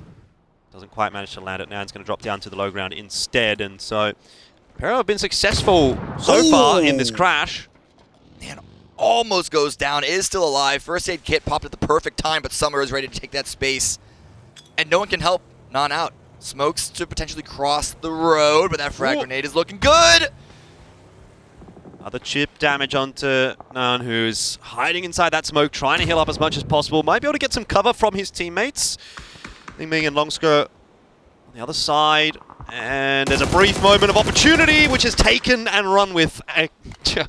There was really no getting out of there, let's be real for Nan. I was selling a porky pie.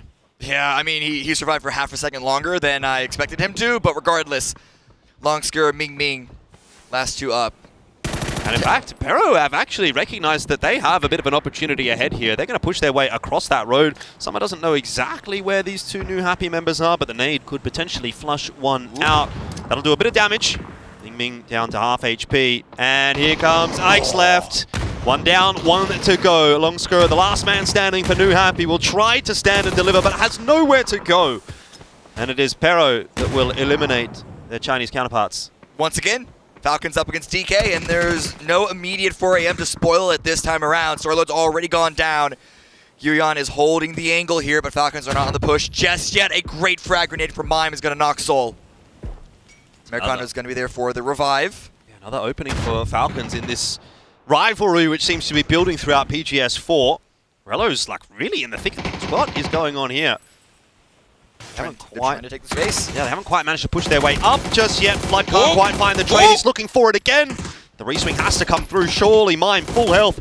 He's going to go around the corner. The Dragonov was coming out to try and make anything happen, but Mime will lock it down. There's a couple of shots in from Americano.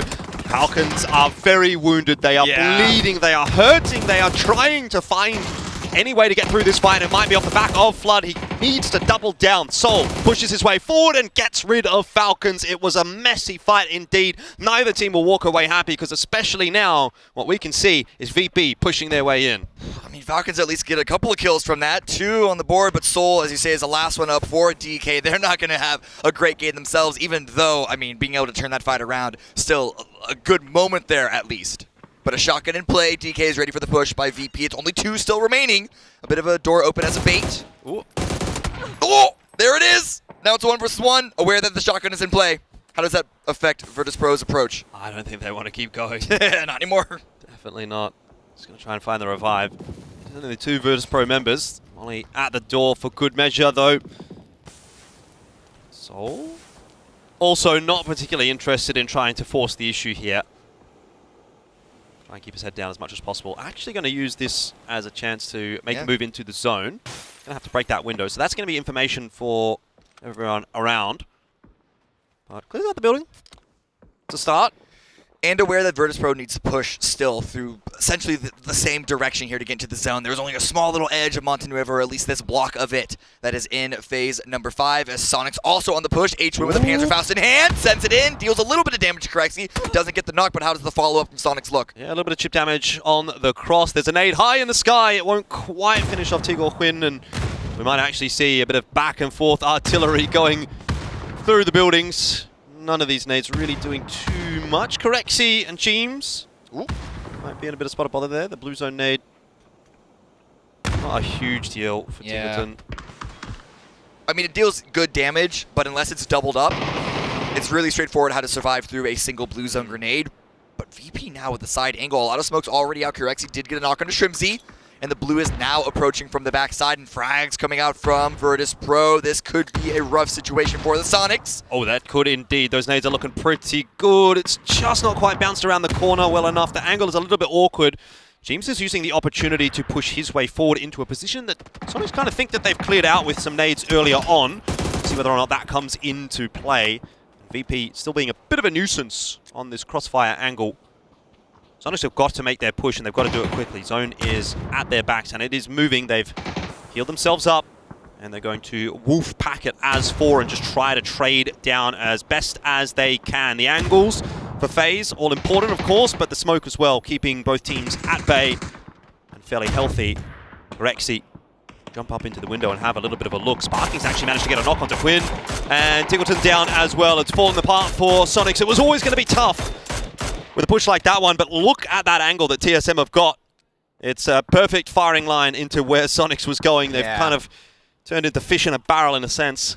It's not looking great for any of these teams, despite Sonics. Of course, that push got installed in the third party from VP, but VP now got wounded. FaZe got wounded. The Soul is looking to pick up a couple of this, and Kickstart Horn of the Angle does get eliminated by Corexi. Again, just too shy of having a good point grab for the squad, and they are running out of time. It's a bit messy on that side of Montenuevo. Pero not interested in heading in that direction at all. I mean, it's pretty slim pickings as far as this zone is concerned, but they have found a little dip to play with in the middle of the field. The smokes are obviously going to get tossed down to try to help on out. But this is, yeah, it's a tough spot to be in. And the thing is, like, Pero is one of the first movers out of the southern side, so everyone else behind them is going to get even worse options. I guess, but at the same time, it could overwhelm Petrichor Road at some point. Hopefully you expect that they can get more kills from this position. And also, it's not like they had any other move, but they have their eyes on all directions around them, not just because of the vulnerability to the high ground to the north, but of course any potential sends from the south phase with a little bit of recovery. Still 3 of them standing. Watching for the last member of DK, last member of VP, looking for 17 if they're going to have an angle onto this. Just wait to see who is going to be the last team to leave. Couple of shots coming out. Just trying to find a little bit of damage here and there. In FaZe, you can see they have a little bit of a corner in play, though the exit could be a little tricky. Not the easiest to jump over this fence, especially with QZ on the prowl, and Soul as well, even opting to run back into the blue for a better angle. Yeah, he can give himself a little brief moment of respite to pop a first aid kit before he pushes his way across this road. I don't know that he's going to be able to make it. Have to be pretty lucky, hoping that no one's watching, but even if not one of the 2 teams close by, it would be TSM from way downtown. So he ends up giving up his life to the zone. Nades in the direction of Pero, not quite going to make the distance. QZ also deciding to go down to the blue. What is the option of choice for Na'Vi? They've got 4 alive, so it's certainly not going to be their choice. Wait a second. Mortar coming out from Example. Wonder where this is going to land, where this is going to go. It looks perfect. It's right in the dip. Just managed to get 2 knocks with it. Already Pero under the pump, and this is exactly what you said. It might just become a little bit too much for them. Once teams start to rotate their way in, you know, they're going to be all headed in the same direction, so revive potentially on some on off, and Na'Vi gets eliminated on the backlines as well. They just capitulate from 4 alive to 0 alive. But here goes 17 on their way. Low HP on a couple of members, but they have managed to duck their way into some relative modes of safety for a second. And while all this is happening, all of this field ending, TSM has been farming kills, farming damage. They've been involved in every single fight. They have 6 kills at the moment.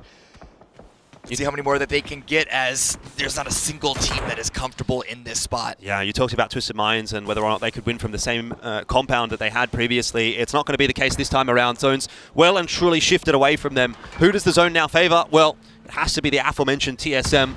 You have Rex from Gen G sitting inside the zone, but he is just a solo. And for everyone else down south, Pero, 17, FaZe, it is a long road ahead. Petrichor Road got a couple of revives. They were looking a lot worse for wear. Looks like Twisted Minds ran out of mortars, and Perfectix goes down to TSM again. TSM are the very, godmothers, the guardian angels. I mean, I'd say of everyone, but they're also shooting at everyone again. So, I don't know, catch-22, I suppose. Double-edged sword. Might have to revisit that one. Look at this again. I mean, it's TSM, isn't it? Like you say, just wherever you look, whoever's POV you look at, they've got someone to shoot at. It was FaZe, it was Twisted Minds, it was Pero. 17's gone in 6th place.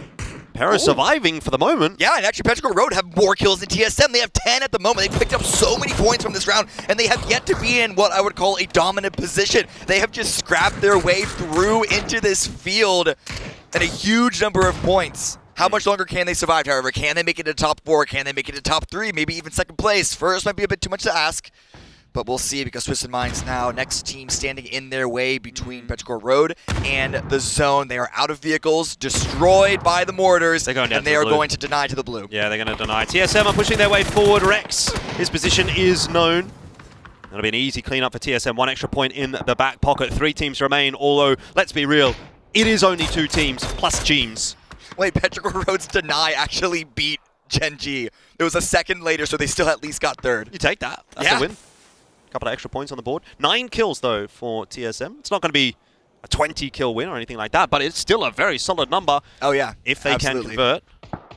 Which they should be able. Maybe You'd think a so. little too soon. Alo holding the back line with the Overwatch position alongside Luke 12 as Kurt just pushes center. Push, push, push. Taking that space. Luke's only got 23 shots left in that mini 14, so he's going to make good use of them. A lot of headshots coming through there, as well as now the grenades onto Twisted Minds are perfect from Purdy Curdy. Super easy.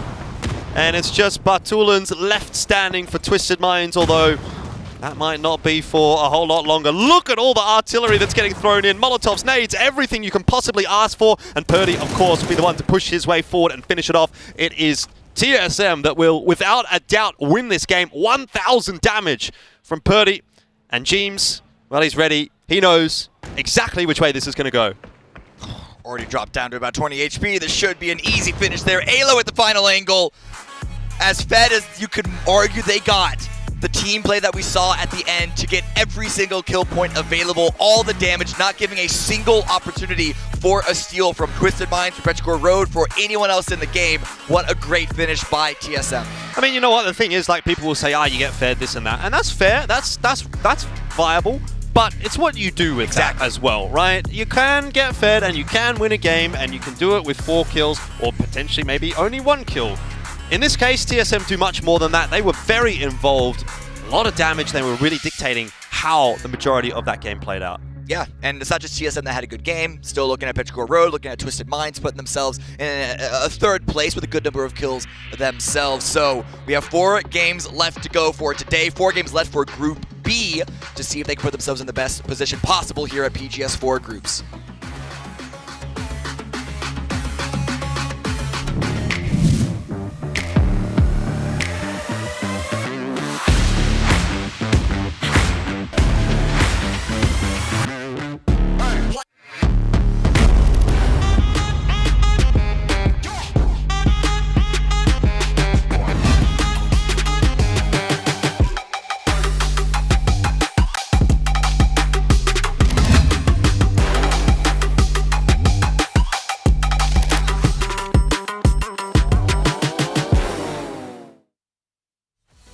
I keep hearing people say that TSM is getting fed, but I contend that they are feasting. And it's because these boys are hungry. They did well in group stages last time. They struggled in the finals, and now they're here to make a statement. On the back of the IGL, the Renaissance man himself, Purdy Curdy, leading the team with those grenades, a massive kill count, a huge chicken dinner, and a dominant performance so far at PGS 4. IGL, by the way, only like 9 kills, walking out, taking on squads by himself with those nades. We've made a lot of conversation with TSM and their level of control that they can have with throwables. But in that late game session, they were just one of the control points for, I would say, about Circle 4, whenever we saw everything moved into kind of shift to that field. They were holding that northwestern area, and it was just on lockdown, and nobody could come through. It was a beautiful game. It wasn't easy to start with, a very tough circle. We saw all kinds of incredible things. The FaZe emergency pickup drop onto Gen G. We'll talk more about that in just a minute. In fact, let's talk about it now. I remember that drop by FaZe. It was in the middle of town. And one of the fun things that we've got going on here today is Saga, who is not casting. He kind of has the day off, but he's not doing that. He's actually sitting in the back right now. He's watching those team feeds. So when something interesting happens, he's giving us the what was FaZe saying. And what they were saying is, as they came in, FaZe said, we saw one car leave. We know there's only 1 or 2 people there. Prepare for combat the second you land. And they basically took this e-pickup blind, but had all the information they needed by the time they hit the ground. And I just have to say, the southeastern area of the circle was just brutal to watch. Petrichor Road had to fight through, I want to say, like 4 or 5 different teams after getting around what was going on with Monte Nuevo, which was its own independent mess that didn't even manage to make it into the late game. It was just so brutal for so many of the squads, but I want to make sure that we give a shout out to Petrichor Road. They had a hellacious push that they had to make, and they were managing to pick up kill upon kill and managing to scavenge their way through it. Absolutely, and that's the thing about Petrichor Road. They were scrappy from start to finish. They found a spot in the field that, honestly, I forgot even existed. True. And they crawled out there and managed to get point after point after point that they needed. And that's what you have to respect, right? That's something that Cerberus, I think, does better than anybody right now, is when the game's not working in their favor for the dinner, they find as many points as they possibly can. And we're seeing that from these teams. But I will say this, C has entered the lobby. C seems to be ready to play. C has been watching and making book. And I'm still kind of getting excited about some teams like Virtus Pro who are making that statement that, you know what, group stages was a fluke. On the opposite of that, we got TSM who's making the statement that, hey, group stages shows what we are. Finals was a fluke. And this is what I want from TSM. Whenever teams start getting in control of the leaderboard, just start asserting authority on everything around you. Make sure that you punish everything. Get as used to you as you can to fighting every single team, every single firefight. Start getting into their heads. Make them start to be a bit afraid of you as the firefights come out. And I gotta say, TSM is definitely doing that. Just running down into the field with nades. Purdy by himself, he's like, no, I got that whole squad. And there was just cars bouncing all over the place with just perfectly tossed nade upon nade. Yeah, I mean, but I think that's like his like dream, right? When he goes to sleep at night, Purdy dreams of a backpack full of grenades and a bunch of folks hunkered down in the field. So they played that very, very well. And I had to double check the notes because I want to make sure I was right about this because it's just so crazy to me. TSM has played 8 games here in the group stages and has 3 chicken dinners to go along with that. Now let's look at those numbers. 3,000 damage? A lot of damage. 3,000 damage. That is absolutely brutal to have to deal with. Petrichor Road, no surprise on their damage numbers given how far that walkout that they had to do was so hard. Twisted Minds, we didn't get a chance to really talk about too much. They had control over that northeastern area, and again, a lot of lockdown on it, but as the circles were kind of shifting, everybody just kind of started avoiding that area. So they were doing a good job of controlling the territory around, but TSM, look, 1,000 damage so just by yourself, Purdy. Here's the deal. By yourself. Purdy Curdy. I'm calling him the Renaissance Man because he is undergoing a career renaissance right now. He is back on top. He's playing out of his mind. He is leading so well. Last night he tweeted, because he put, this is I'd love, okay? I hate when players don't put themselves on their own fantasy roster. He has himself captain on his own roster because he said, and this is a quote, if I don't believe in myself, who will believe in me? I think we believe in you now, Purdy. But that is what I love. That confidence, the willingness to put himself out there and believe that he knows what he can do and he can win these fights. Imagine being poor Alo, who wasn't pulling your weight in damage because you only got 470 or something else like that. It's got to step those numbers up if you're wanting to stay on TSM, jokes aside. He's doing great. But Purdy, man, I love that this level, because he's always been one of those players that loves to kind of separate out, try to make a play, try to set up something. And now it is all just gelling around him to give him that capabilities. The rest of the squad also just has magnificent firepower to support. If he wants to make that run out and go for the nade, you've got just a line of bullets and support locked down the location. Absolutely. Let's take a look at those numbers. 24 points goes the way of TSM. The rich get richer in that context. Petrichor goes from nothing to something with 14 points. They make a lot out of a molehill. FaZe looking good again. You said that they were training, they were practicing. It seems to be paying off. Let's take a look at that overall leaderboard. TSM, remember, they have more games than some of our other teams. The most possible we could play is 8. Looking beautiful at 86 freaking points. The cutoff was 54 at PGS 3, so I think they're okay. I want to point out that we already have Na'Vi into the top 12 on game number 2 for them, so respect for that one. On the climb, teams that are kind of in that middling position, you know, we're wanting to try to get a bit more. I know the fact that Sonics, while they haven't been able to pick up some decent points, they're wanting way more because this is their last day of play. Well, and it's also, I mean, today is way better than yesterday already. They're putting in better plays, they're making better moves, they're getting to the late game more often, so it feels like Sonics woke up. But that's, you know, for those of us who come from North America, we are not unaccustomed to Sonics turning on day 2. And then putting up some numbers. So we'll see what happens as their day continues. You can see, remember, if you're watching at home, that matches number there right next to total score is very important because we are tracking teams that are playing in sort of different days. So if your team only has 2 and they're in the bottom, don't stress out just yet. There's plenty of time for them to get back into this thing. If you have a team that has that 8 next to their number, though, you got to start watching because it means that if they don't make moves in the next 4 games, that's all they get. They've got to watch the last 6 from home. And it's getting to be problematic for a couple of them. You can see it's still sitting over there on our second screen whenever you've already played 8 games means that you've got to make these last 4 really, really matter. And now we're going to be moving into, I guess, our 2 new maps to follow into this one. We're going to the snowy slopes of Vikendi next. And that means the pressure is going to mount even more because that's one where we can't have the highest amount of success rate all the time. Absolutely. Well, we're going to find out when we come back from this short break. We're moving to our 3rd match of the day on the snowy slopes of Vikendi. So don't go anywhere.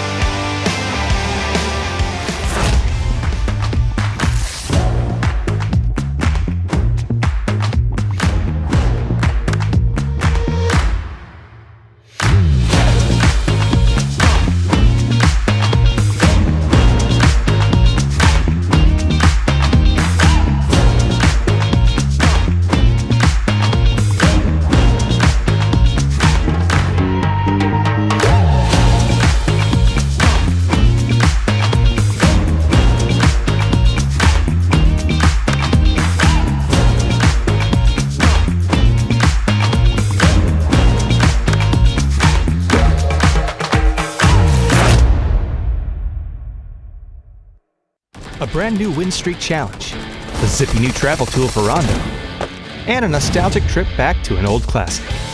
All this and more as we dive into the Update 29.2 patch report. Been a while since I said that. First up, we're taking a trip back to a fan favorite time. That's right, we're going home. Air and Go Classic will feature an earlier version of the map, with a few modern tweaks for convenience. We've reduced recoil, added the starting island and bench weapons back in, randomized vehicle locations, threw some clothes on the ground, and even turned back the clock on the UI. This isn't a one-to-one original, but we hope it'll capture the fun and feel of those early PUBG days. Air and Go Classic will be around for 2 weeks, from May 14th to 28th on PC, and May 23rd to June 6th on console. Check out the patch notes for full details on all the throwbacks. Next up, the Win Streak Showdown is a new way to challenge yourself against other pre-made teams. Battle for new objectives and track your score while trying to rack up back-to-back chicken dinners. It's a brand new way to push yourself to the limit while earning great rewards.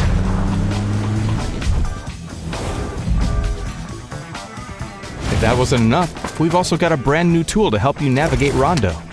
The dynamic new zipline gun lets you deploy a cable to desired locations and zip across.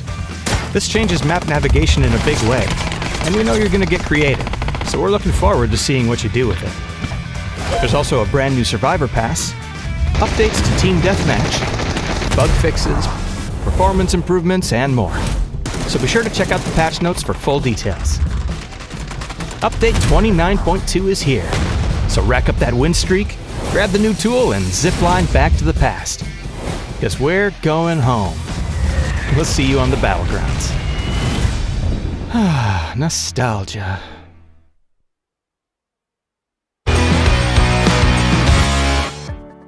The question was if I had any hobbies outside of the game, and one of my favorite hobbies is playing water polo. It's a very contact-heavy sport, and I really love it.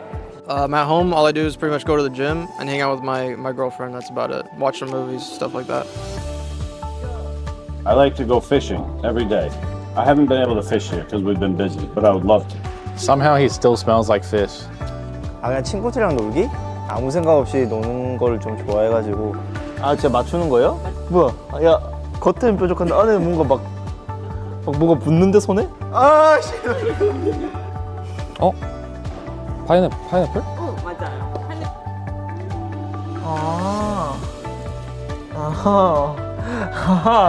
รู้แล้วอุ๊ยยากมากเลยอ่ะไม่รู้เลยอ่ะแล้วเดี๋ยวเราต้องถูกแล้วใช่ไหมครับถูกแล้วครับ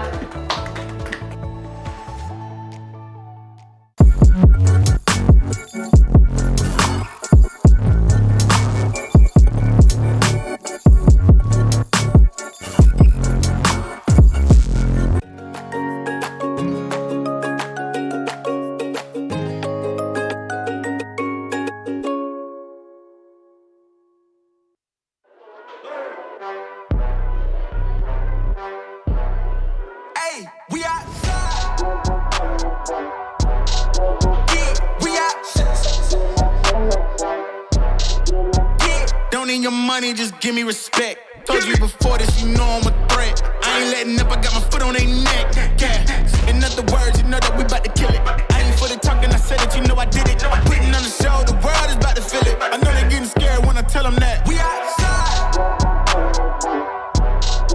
Yeah, we outside. Yeah, we out. Looking at the view from the top. Get into the bed, don't stop.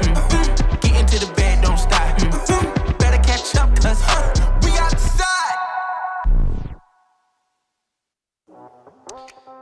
Welcome back on in, it's PGS4 and we're back on desk. How you doing? It's feeling pretty good in the studio at the moment, particularly if you're a TSM fan. They've had another good game for themselves. What is that? 3 out of 7 so far.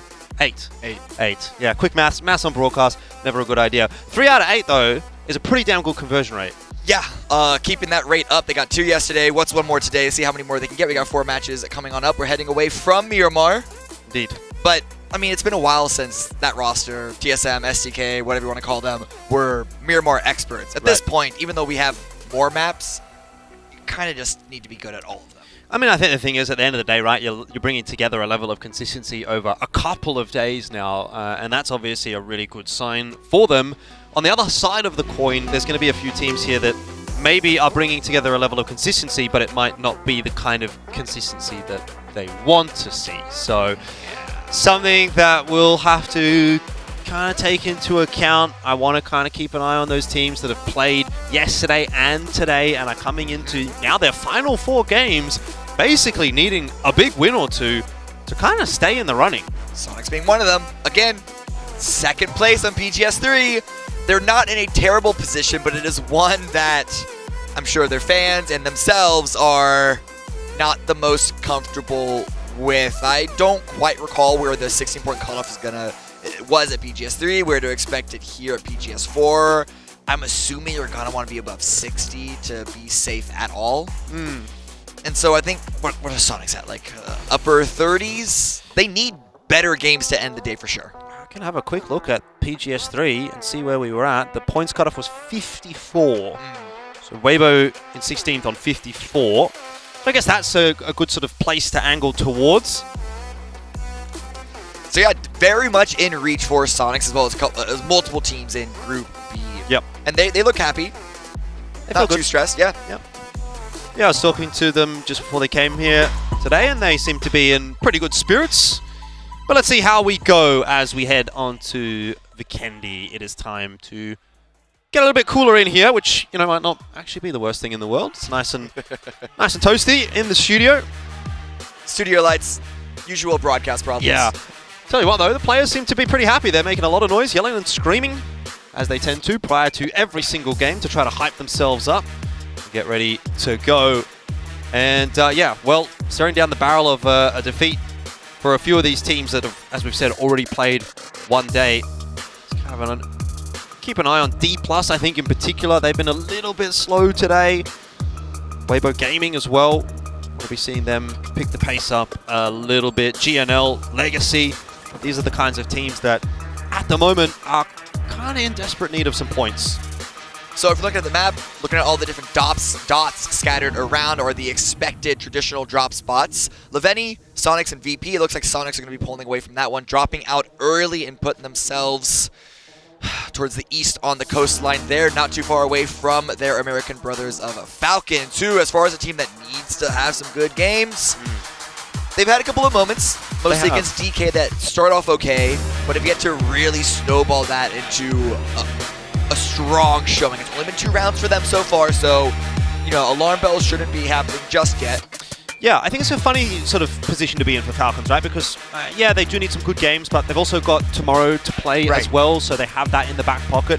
And I feel like they've been putting themselves in some good positions, but they just haven't been converting on them. Yeah, they're at least looking to take fights. That's where you want to see teams actually enter into engagements, not trying to run away from them. The one thing that I would be concerned about for the Falcons, though, is that Groups A, B, and C, every single one of those groups in the order that you play, whether it's day 1, day 2, or day 2, day 3, or 1 and 3, has its upsides and its downsides. The downsides for Group C is that you start playing later than everyone else, which means that if a team has a lead, has a good position on the leaderboard already after day 1, they can target you and keep you from having good games. So if Falcons continue to struggle throughout today and need tomorrow to be able to qualify, we could easily see teams into them, essentially, to keep them from getting to the grand finals, because we know how good of players they are. They could be threats if they make it there. That's fair.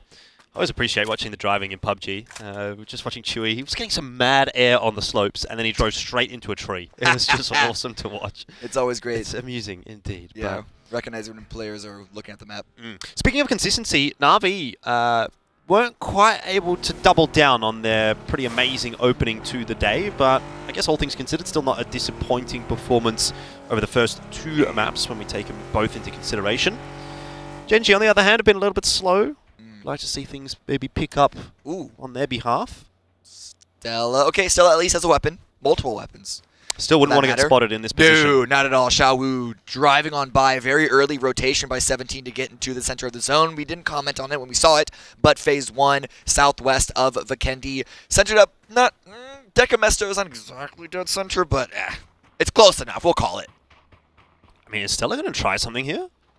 Looking like it. Could be an angle. Yeah, sneaking up behind Xiaowu, looking to try and catch them off guard. We saw GNL look at Genji. The previous Miramar didn't come anything of that yet, but yeah, Suju just behind. Oh no. Oh no. Have you bitten off a little bit more than you can chew here, Stella, I think.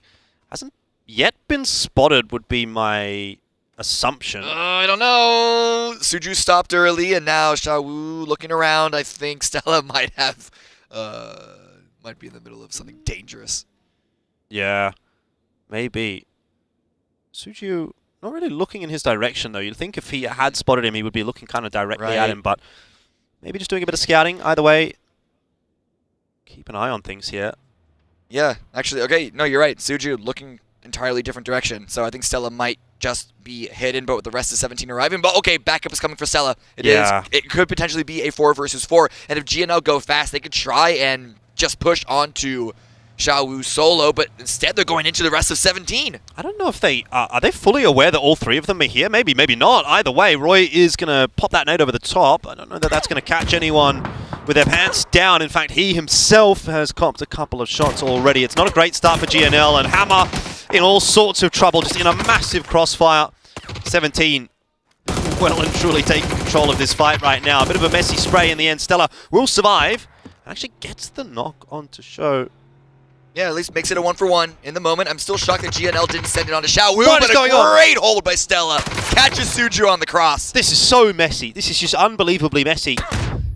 And in the end, Stella, who was kind of the one that started all of this, is also the one that is kind of ending it all. That's 3 knocks now, and Roy just needs a couple more bullets to make it happen on Dalil. Ghost gets the angle. The shot's coming through from 17 onto the knocked players, but Roy is really struggling to finish off this final kill. Eventually we'll get it done, and 17 is eliminated at the hands of GNL, who do lose one player for it, but a one-player loss for 4 points, especially in the position that GNL are in, given that they need a lot of points, could maybe be considered worth it.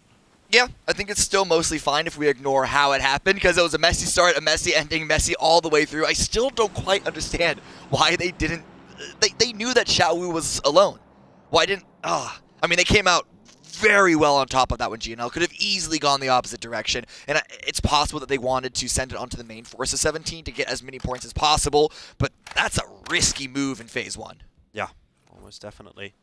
Well, Legacy, they're another one of the teams that we kind of highlighted at the start of the day would need to get a bit of work done, and I don't think that that's really come together for them. We talked about all of the issues that they were having on Miramar with the glider shenanigans from Virtus Pro. Hey, Ibiza said, I talked to Ibiza right after this game, he said the free airplane, which it is indeed, but now Lucarux holding off against Navi. Not Hakatori, he's our favorite. He's down low, this could be dangerous. VP are going to push off the back of that as well. QZ and Lucarex ready, and they are willing as well. Nixie will get the knock. That almost certainly is going to be a dead Hakatori. The rest of Navi were quite far away, so they'll get away scot-free, but 3 point for VP, a disappointment for the green room. They back away, they don't overcommit. They push Navi away, they take the 3 points, and then they put themselves back into a rotating position to get into the zone. A lot of teams already stacked up in the center there, and Gen G find a multi-drop. What did he grab? It's Ghillie suit, of course, but what else? As we also see Vegetable Road. What is going on? Crashing onto Twisted Minds. Perfectix has gone down. This is just completely the opposite of what we saw on Game 1 of the day. Game 1, you couldn't buy a kill in the first 5 minutes. Now we've had about 15 fights in the last 2. Obviously, that's a bit over the top, but either way, it's been a very bloodthirsty start to Vikendi. Bera, though, happy with the reward that they get from for themselves. Nice little compound, almost center of the zone. Bit of extra loot as well. Yeah, go take that. Not too bad. It is very strange when you compare Miramar to Vikendi. Miramar, no one fights because of how open and wide it is. There's so much space to share. But Vikendi, there was something about the cold. People just want to get inside the compound so aggressively that they are willing to fight over them earlier than you would expect or really see on any other map. Petrichor Road still just playing around. I don't imagine they would want to move too far from their position. It's close enough to center. Wow, and it's the hard cover, and even though oftentimes hardcover, what I call hardcover, basically playing in a compound, playing in a building, it feels claustrophobic at times. The biggest benefit is that it is highly reduces the chances of getting third-partied. Whereas on the hilltop that we see Seoul playing around, you got a lot more movement. You can sort of pick and choose what angles you're playing around. You're not limited to peeking out of a window that someone could be holding an angle onto you. Right. At the same time, you never know if another team is going to have the same sight lines from like 360 degrees around you.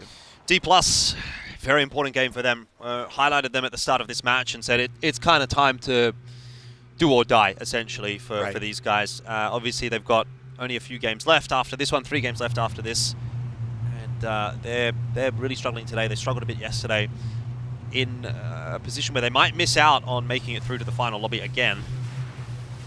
FaZe coming in from North again. The last rotator, basically. So 2 games in a row for FaZe. They're happy to play slow. Very much so.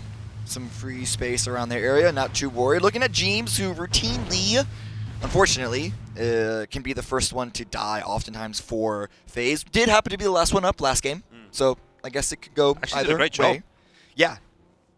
No, FaZe definitely salvaged that round very well. Looking to be in a good position. Currently in 19th place with only 2 games played. So still has some work to do, but good trajectory so far.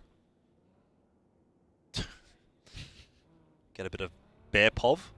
Oh, have you ever had a day like that on the Stairmaster where you're just working so hard, and you're just like, nah, I can't be bothered. I'm not doing it anymore. Right, taking a break. I'm out. I think many people can relate. If not friend, why friend-shaped? It's true. Very cute indeed, but D+ Kia, not so cute for them at the moment. No, looking high for pressure a fight. indeed. Yeah, absolutely. Looking for a fight, looking for angles. A couple of shots onto Sonics as we do see phase number 2 Kickstart. about to lock into play as this fight is happening just around Winery. And it's an okay fight to take because the circle does continue to favor this direction. Well, at this point in time, actually, I think neither team really wants to take the fight anymore. They'd rather be scurrying into an earlier position that they can set up in. Shrimpsy's still going to fire a few shots off, but by and large, the rest of Sonics are already on the move, and that's fair enough. That is a nice feed in the direction of those teams on the south side, and they have to take as much of it as they can. Yeah. Sonics backing away into Winery as DK+ went to the west. A couple of scattered compounds around there as we go back to FaZe, rotating in again from the north. Very dangerously close to 4 a.m. Both these teams going to be looking to come in likely from the northwest angle. But TSM have already set up shop there as VP now drive directly into Weibo. Shots come out. Yeah, QZ, he's been run over as well. Ibiza gets run over by his teammate. I thought QZ might have given himself a little bit more time with that cheeky defensive driving maneuver, but I don't know that that's going to work out for Virtus Pro, and they are indeed finished off very quick, smart. Spaceman knocked from beyond the grave, but it's fine. Weibo Gaming, that was the perfect camp setup. Yeah, really good hold there. They get the nice little 4, not 3 points, but straightforward to get on the north. We'll see if 4 a.m. want to push on for that, but not enough damage came out from VP, I think, to incentivize them for taking this move. Cold also holding point, making sure that 4 a.m. can't get too close before they start to fire some shots their direction. Could be parting some exit gifts as they go, just to remind them, hey, we're still here, we're still ready to fight. Don't test us. Yeah, I think that's fair enough as well. You know, 4 a.m. were definitely lurking. And if they would have seen maybe one more knock, I think they go off of the back of it. But they knew that Weibo was pretty healthy still. Yeah. Not really going to commit to that one, so off we go. Instead, they just send it into Decamesto, which New Happy and GNL have already been playing. But there's enough space here to share. And as long as 4 a.m. don't commit their vehicles too deep, their exit shouldn't be too hard to do. Just again, coming back out that west edge of that city. Na'Vi also on to rotate themselves. Lost that player earlier, unfortunately for them, but they found a more free entrance point into the zone, swinging down south. Yeah, it's extremely hard south, isn't it?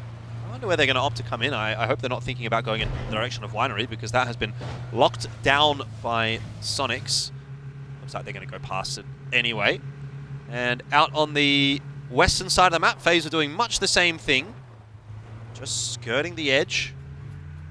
Does have a big snowstorm in front of them, so they're going to have to pull in somewhere prior to that, ideally.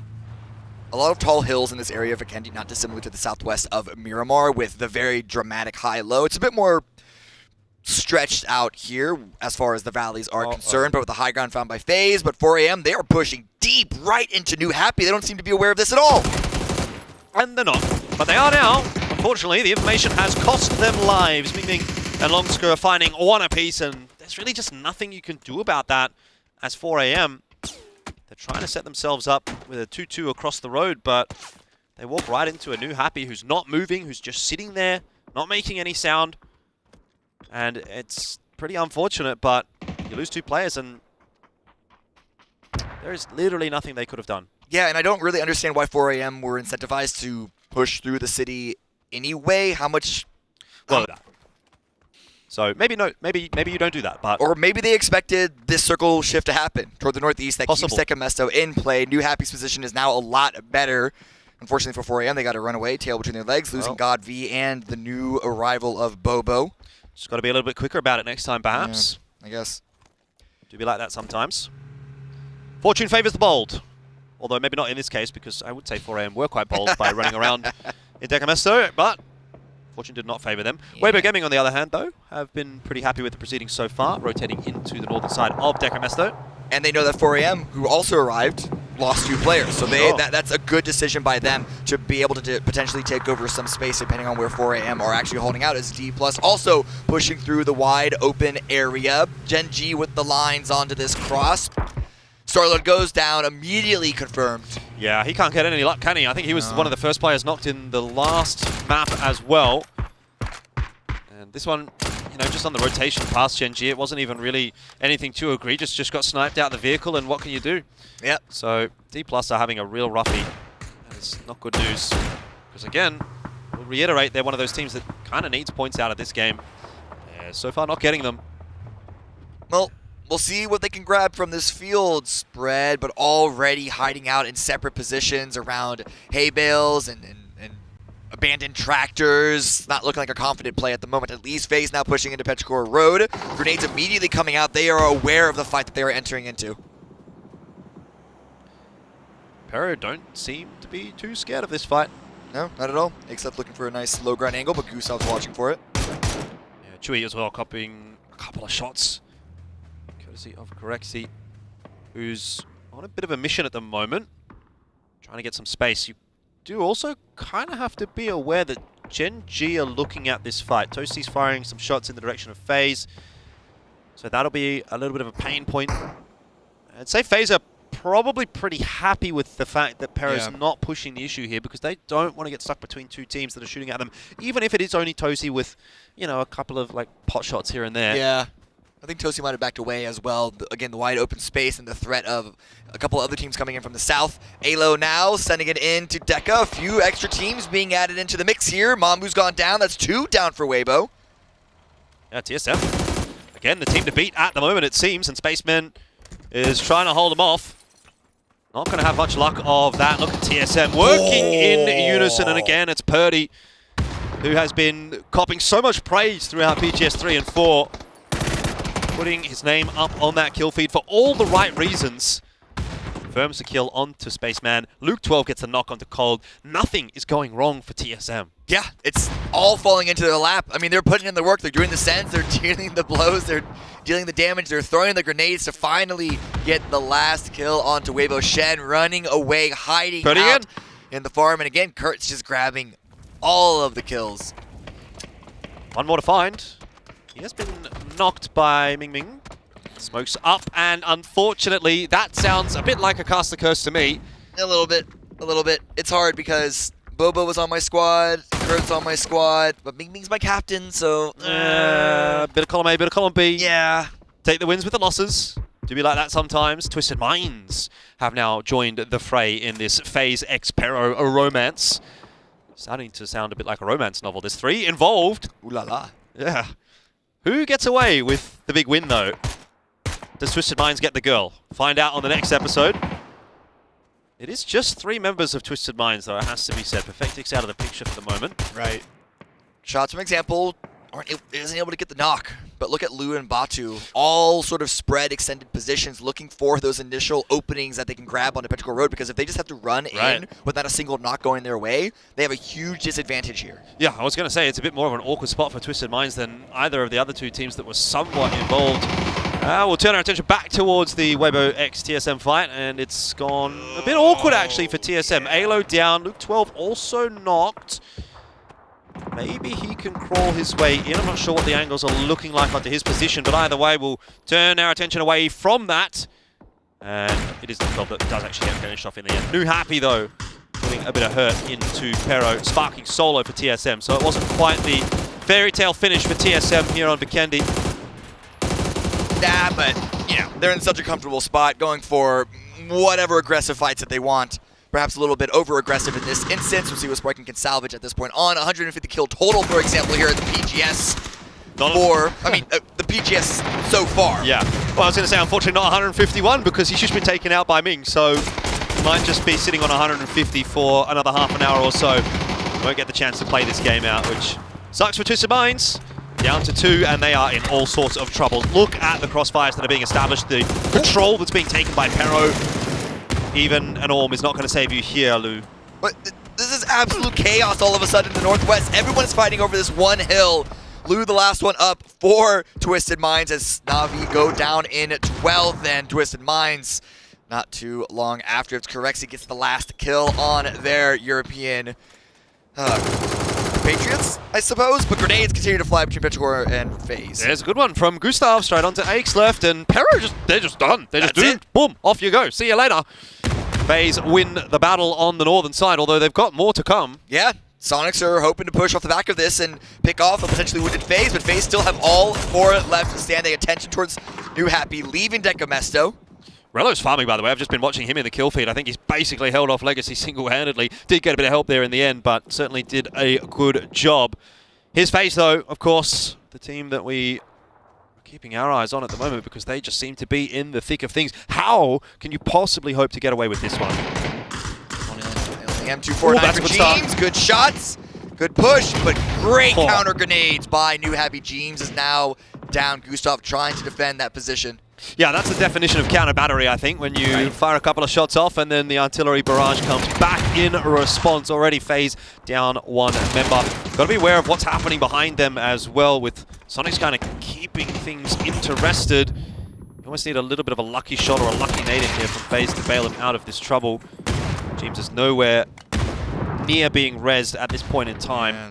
New Happy are too close for that to be done safely, and just look at the Sonics. Wow, they are salivating, shark circling the water, but Gustav has gone down. That is 2 on the floor for FaZe, and the push is looking that much more comfortable for New Happy. But a nice counter for Non has dropped. Yeah, this is what Sonics wants to see, though. The frags going back and forth. FaZe, if they can pick up one more here, that might be the go signal for Sonics. They'd be aware that there'll be probably 2 teams that are wounded on the other side of this engagement. None might be rezzable, though the nades are going back in their direction, and perhaps not quite deep enough in the end. Fex doesn't want to push forward. He doesn't know what kind of angles he's been opening himself up to if he pushes over that hill. So both teams take a brief moment of respite to see if they can resuscitate their wounded mates. And yeah, Fex just keeps looking at the exit of Decamesto, and rightfully so, because there is still GNL that needs to leave that position. But Americano also with the slow sneak up of DK, putting a stop to FaZe's attempted resurgence. Falcons are annihilated on the east side, trying to cross over that field. And Kickstart looking to pick up Sonic's first kill point of the match, unable to steal that knock away just yet. Man, this is an incredibly messy game. Look at how many players we've got left remaining. We're only 22 minutes into the game, 19 only alive. Panzerfaust out, it's hit James, but bullets came from Tickleton in the end to get that knock. That should surely be finished off and will be. FaZe finally look like they're going to unfortunately get knocked out here, as both teams are now pushing their way in. H1 did get knocked by FaZe, and New Happy are the ones that might be singing the victory songs in a moment, because they're pushing their way up the hill and looking for that fight up against Sonics. Ooh, Longskirt pushing forward, going to stop the revive. Shrimsy has to pull off of H-Win. High ground peak, not countered by Tickleton in time, and Nan is also there. It's Kickstart, last member up for the Sonics, but do not think that New Happy are out of trouble just yet, because GNL and DK are still on the push. I'm amazed that DK are still alive. It is just Soul, is it? Never mind. It doesn't matter anymore because they're all dead. Yeah, GNL, well, sort of on the push, but they are only a duo, so they might have missed their window here. The res has come through for New Happy, and they're all back to some full strength is what I was going to say, but Longskirt getting taken down pretty quick. Smart. That might just change things up a little bit. Hammer pushing his way forward with the AUG in hand. Drops the smoke as well to make New Happy's peak from that high side a little more uncomfortable. But they are stalling for the revive again, trying to keep it full strength. They know that GNL, or at least should be aware that GNL, are wounded. Yeah. So using a nice opportunity to just further snowball that man advantage, that resource advantage they have to play with. Great work from Gen G, though. In the meanwhile, they have taken pretty much the entire map, or at least the entirety of the next zone. Barpo pushing forward, gets that freebie on to Stella. Easy kill in the end. And this is, at the moment, Gen G's game to lose. They were a team that we highlighted at the start of this map and said, you have to play well here. We were watching New Happy this whole time, and rightfully so. They have 12 kills. They've been in the fight this whole thing. But Gen G as well, as you say, lower down on the leaderboard. Second day of play. Need to have an amazing day. 8 kills on the board. A nice position here to get the chicken dinner. They're on the low ground, but they have a nice spread to set up that crossfire and really defend their position. We'll see how much damage Kickstart can do against New Happy to really tell how much of a fight New Happy can put up with at the end. Yeah, well, that'll be the big question mark here. Is Kickstart going to come into play? Undoubtedly, he's just proning somewhere behind. It is behind a vehicle in this case. New Happy would know that there's somebody somewhere. Holding onto the nade. When does that get tossed? He's pulled the pin. Oh, he's actually going to stand up as well and take the fight. Oh! Doesn't quite get the knock. So close. Such a near thing. That grenade looks good. Maybe not good enough. Only deals a little bit of damage to Non. Now the flood of New Happy players is up and over. Well, only one place he can really be, and that's inside the smoke, so Ming Ming will make short work of Kickstart. It's disappointment, really, for Gen G, who were hoping to see a bit of an easier finish to this game. Now, they'll have to win the 4-on-4. But look at Barpo. Barpo swinging over the high side, backfilling New Happy as long as the rest of Gen G can hold on for a couple of more seconds. His high ground peak could be advantageous. Am I reading that right? Gen G has 14 grenades still. They might not need them, but I tell you what, it's not bad to have in your back pocket when you're in the 4-on-4 as the end of the game is about to ensue. This is going to be absolutely cooked for New Happy. They have nowhere to play, and they are being corralled and put into a basket for Gen G. They are the fish in that basket. It's going to be very easy fishing for Gen G at this point in time, you'd think, though. They have lost Rex. Yeah. It's not the cleanest, but again, with all those grenades, they are just piling it in. So much explosive damage. December 12th and Ming just proning down to eliminate as much of those frag grenade damage as possible. But still, killing spree for Gen G. Barpo sitting on 6 kills total. December 12th is able to answer back. It's a second knock onto Adder. Oh man, this is starting to get a little bit messier for Gen G than you'd like to see. Rex should be rezzed in just a second, but I tell you what, December 12th and Ming making this one a bit more difficult for Gen G than they would think. Tosi can't quite get that knock. That would have been crucial. December 12th is still standing, barely, life hanging on by a thread, but at least one of the revives onto Gen G was able to come through. Yeah, zone shift is going to come into play now as well. Ming, if he gets one more knock, it could be dangerous. Will fall though, and now, surely, almost assuredly, it is the game for Gen G. It took a little while to get there, but they pick up the 12-kill win. Good finish at the end there. New Happy put up a really big fight. But again, just that spread of angles, the crossfire, despite being on the low ground, compared to New Happy's limited position they could play from, Gen G had the advantage in the end, were able to secure that chicken dinner, and a much-needed chicken dinner for the Korean squad. Yeah, I mean, I got to give some credit, though, to the New Happy. It was a damn good fight. Sonics, I don't know, I mean, trying to gauge a bit of a reaction from them there. Not looking so fantastic. Yeah. That should have been a round that they were able to get more points off of it. A lost fight. They should have gotten at least a couple of extra kills onto FaZe versus New Happy. Yeah, they'll be thinking about that for sure. But Gen G, you know, first games obviously at PGS 4 for them today. And they'll be pretty okay with the proceedings so far. All right, 3 games left. Everyone don't go anywhere. Got Taco and Erangel. Stop.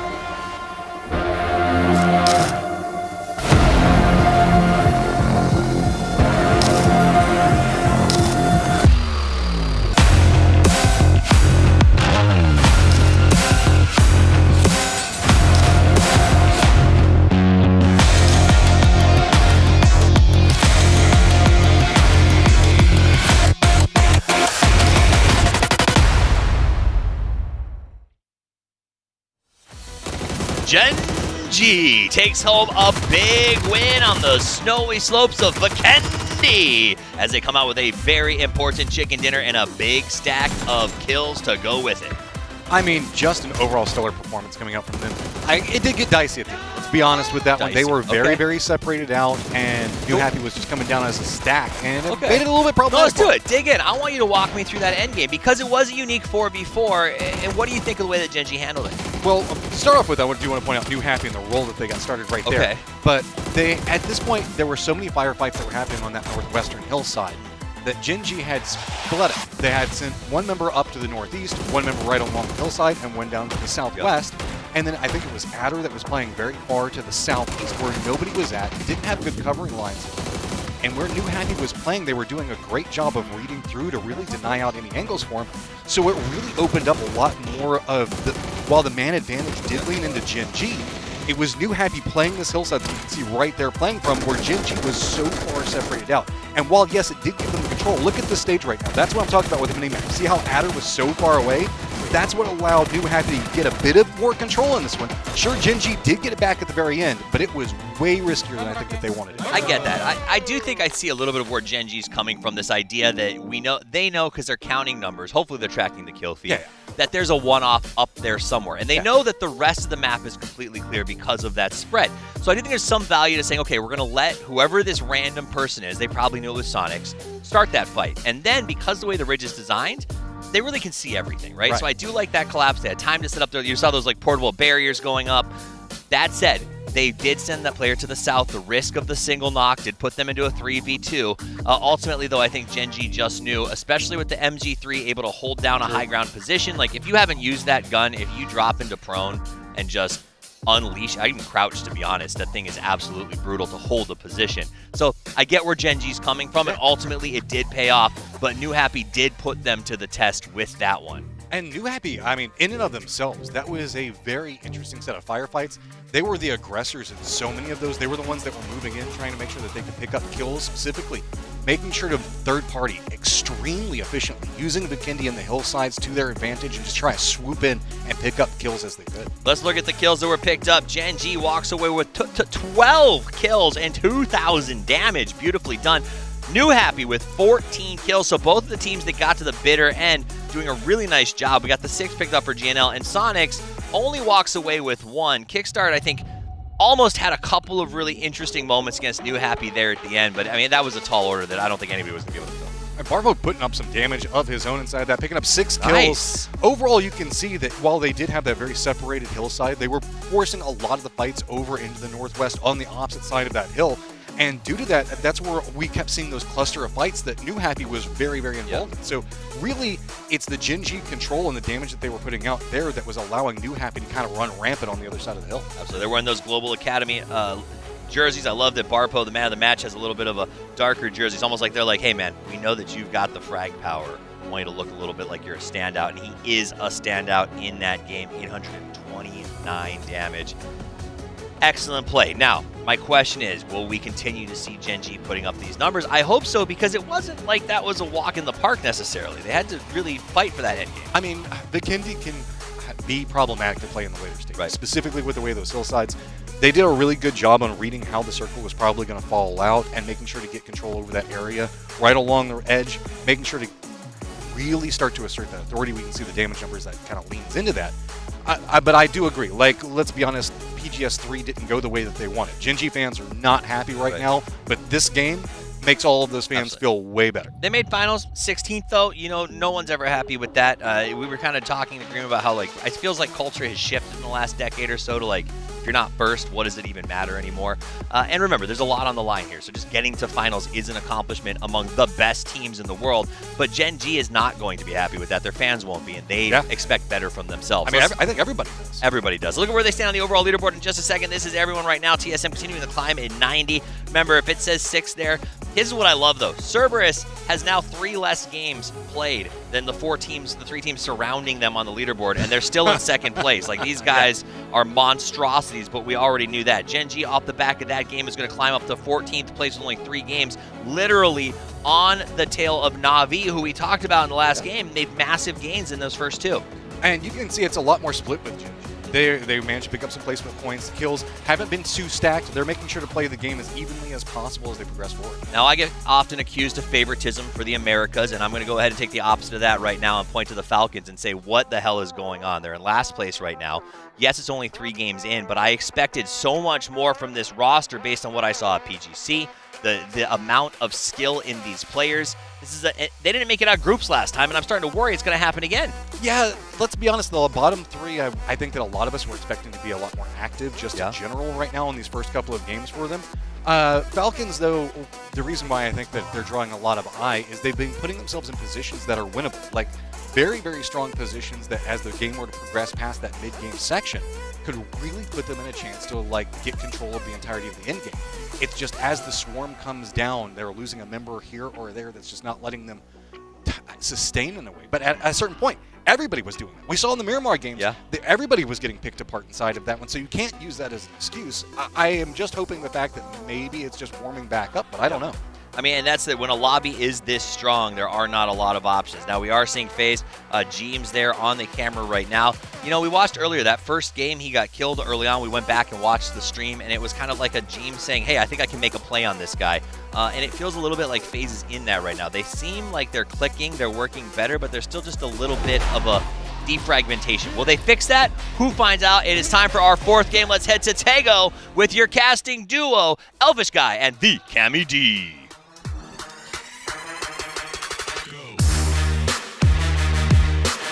Indeed, off we go into Tego for the only time tonight, of course. Once per evening, we get treated to a bit of Vikendi and Tego, but there are a few teams that are going to be looking at this and maybe getting a little bit worried because their run at PGS 4 it's coming to a close.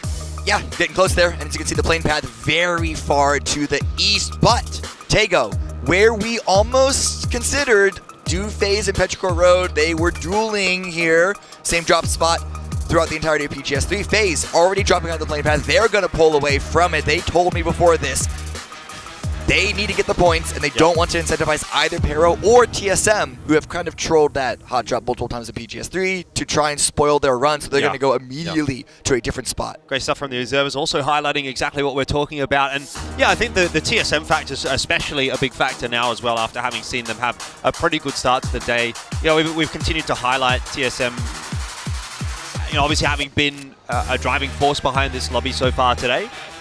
And they will potentially be looking for a bit of extra damage if the opportunity presents itself, right? They can play a little bit more freely. Now, I'm honestly a little bit distracted because there's still some screaming happening on the stage, and I'm wondering what it is for. Why are there some people screaming on stage? Not really much seems to be happening on the map. Observer's also highlighting a spot where a number of teams are getting quite close to each other. I expect them to be spreading out. Genji is already pushing to the north to Kodok, and Falcons, they tend to drop Palace, so I expect them to be continuing to fly that direction as well, as the circle ends up dead center. Dead center. The most center you can ever expect on Tego. Yeah, well, happy days for the vast majority of teams in that case. And happy days for you guys if you want to go to PUBGesports.com to watch the multi-view of the 6 teams on your screen. Get their perspective, get their comms, that's the most important thing, and really figure out how these top teams are able to play at such a high level. Yeah, honestly, it's such a treat to listen to the comms. I think that's the biggest factor for me as well. Used to be something that, you know, you had to kind of like know a team and be pretty comfortable with them, because a lot of teams, you know, they didn't really want you to listen to their comms, and I think that's fair enough. But now, you can do it from the comfort of your own home, which is pretty nifty in my opinion. New Happy were pretty nifty in that last game as well. I mean, they did pretty well for themselves, taking that second. It's certainly not a shabby result. 25 points for them at the moment, but they've still got a bunch of games yet to play as well, so not in a bad spot. Yeah. Well, first New Happy, now Ibiza, Virtus Pro. Let's hear from Ibiza on what he has to say about their game so far. I don't think we prepared enough. I would have liked to scream a little bit more as a team. Also, we couldn't really get like any momentum going in the games. We started with some bad games all the time. I don't think our mentality was too bad. It was just hard to get a good game. I mean, to be fair, yeah, that game was the best. I mean, it definitely gave us a lot of confidence. And I know we can qualify for the next finals. We just needed this week to prepare a little bit, and I have a good feeling about it.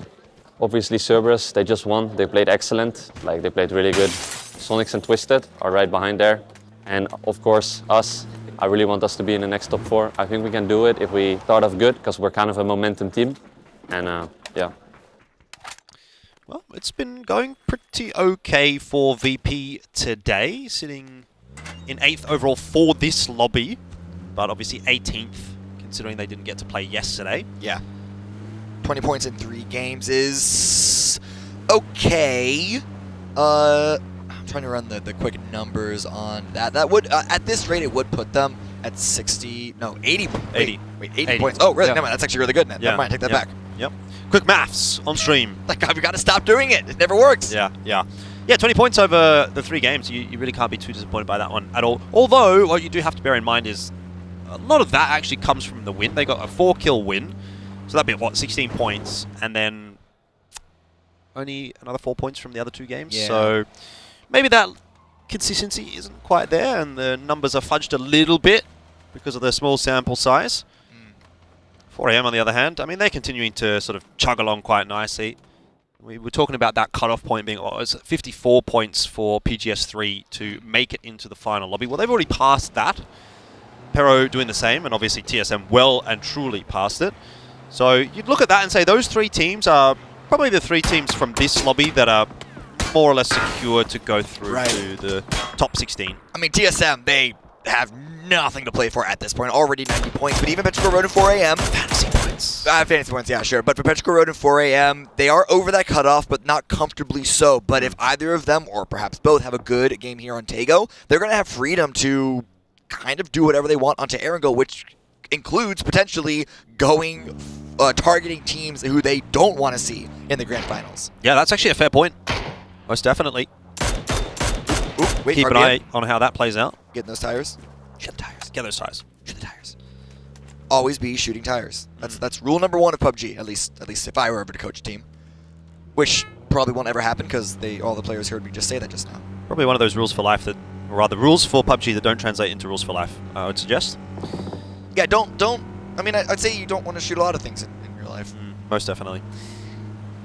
Na'Vi on their way past D+. And again, I know it sounds a bit like a broken record at this point, but D+, 3 games to go, 35 points. Still about 20-ish off of the cutoff from PGS 3, which, again, that's not even necessarily a guarantee. Yeah. You know, you might be wanting to probably make it to about 65. Yeah. To feel safe. And you can do that in 3 games. Oh, easily. But they got to start here. And Starlord doing a good job of avoiding Na'Vi's rotation because it's only 2 members of DK on this corner here that Na'Vi just passed through the bridge. The rest are still following up and a long way away at Shipyard. So even though you could see it as potentially an opportunity of catching Na'Vi on the rotate, similar to how VP did on the previous game, you don't want to invite Na'Vi to just 180 and take you out in return. So good, safe play by DK. Nice position for Na'Vi to do some scouting from as well. Nice high ground.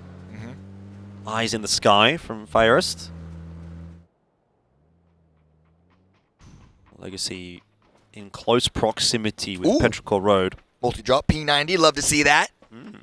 Hopefully has many opportunities to fire their weapon, and it is the single greatest weapon in the game. So certainly excited to grab that, even if the bullets are limited, being unique. Traffic jam. Bullets there from they can find only in the crate, not on the ground.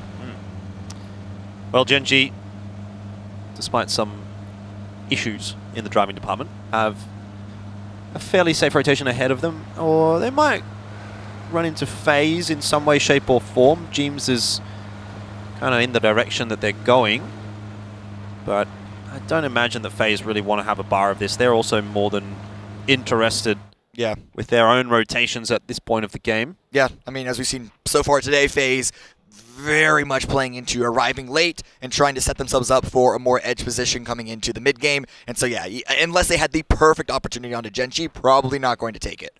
But TSM, they're going to be more active in the fights in the early game, again, because they're just sitting on 90 points. Why not?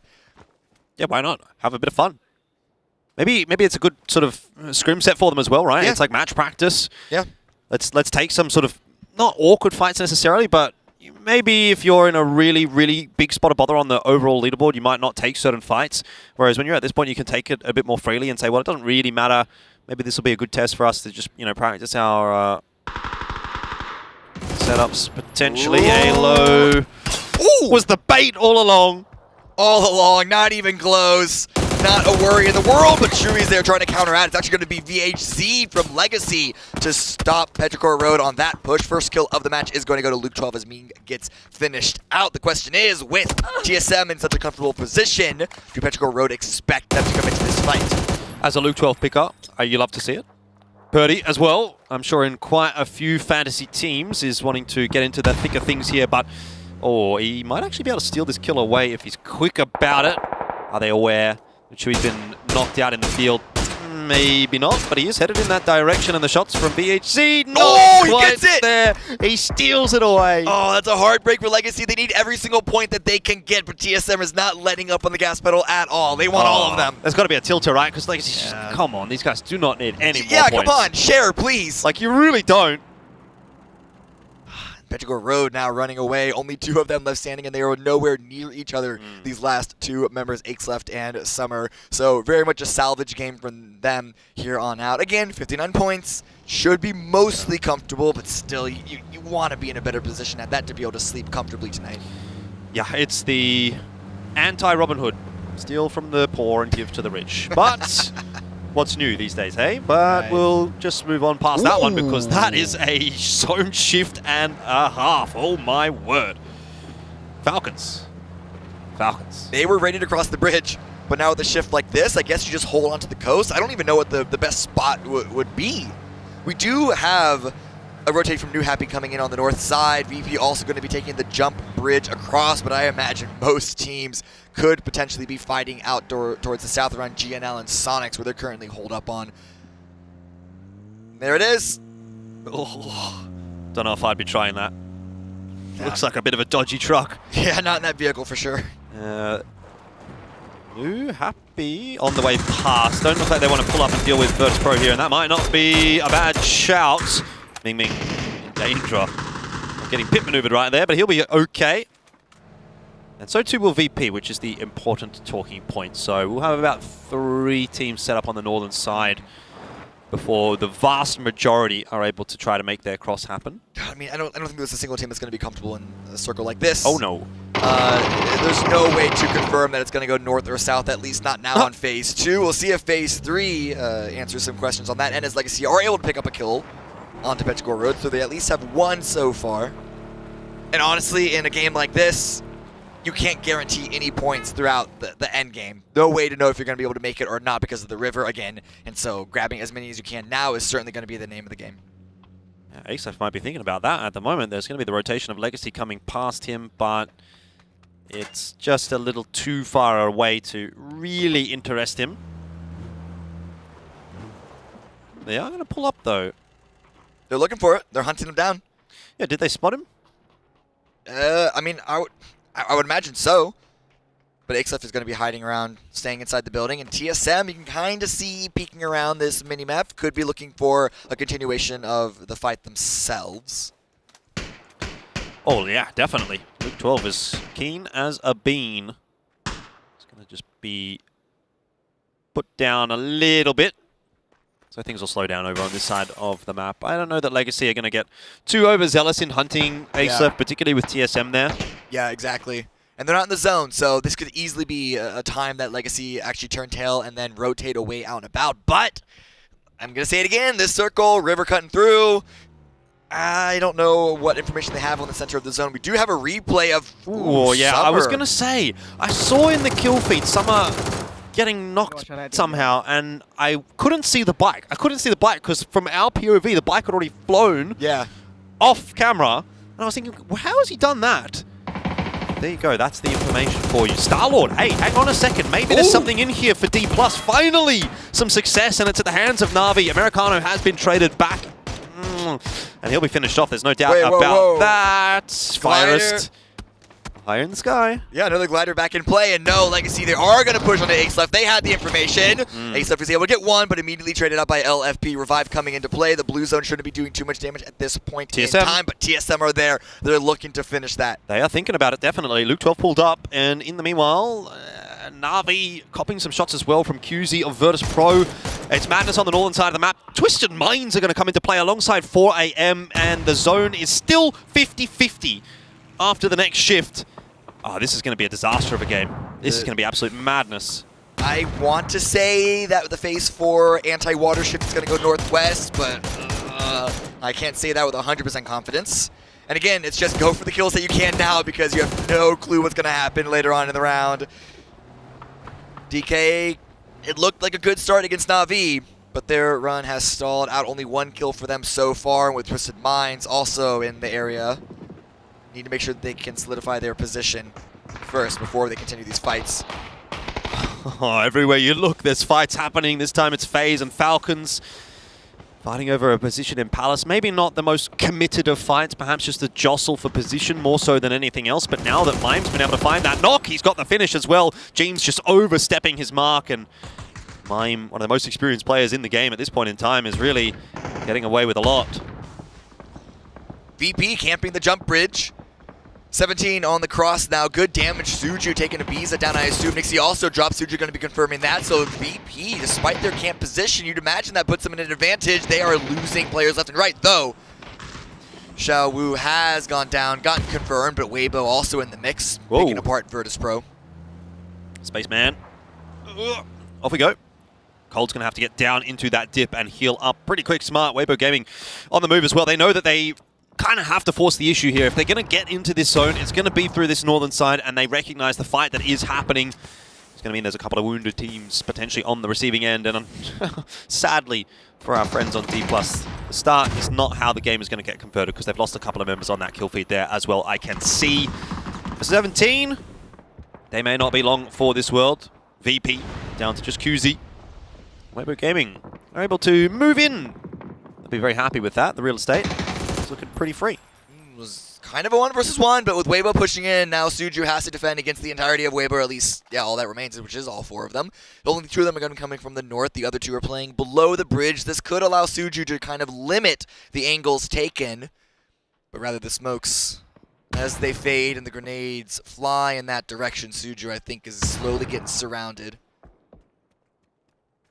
Yeah, Cold looking for some more, but it's going to be in the hands of Shen to finish off 17th Gaming. 15th in this one.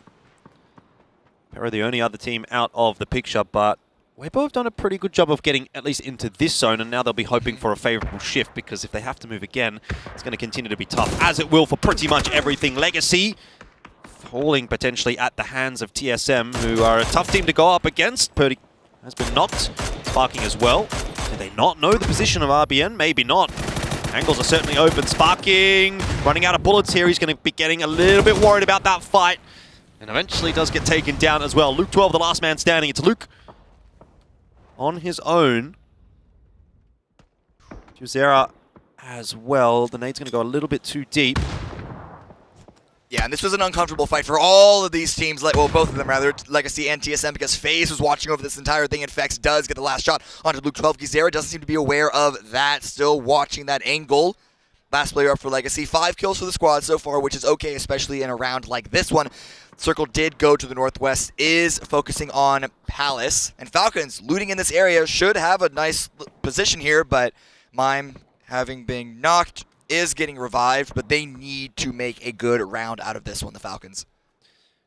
Yeah, indeed. I don't know if they're necessarily going to be banking on this, though. GNL, Sonic's swimming over the river. They didn't really have any other option. They've actually left Kickstart and Tiggleton on the south side to provide Overwatch. But now that the beach has been opened up, they might have to swim across as well. QZ. Oh, hang on. This could get a little bit interesting. They have no idea. Weibo's got absolutely no clue. Oh, but he's been spotted out now. And Shen might be, unfortunately, the sacrificial lamb that gets that information, although the charge is in and it's all good. Everyone will survive.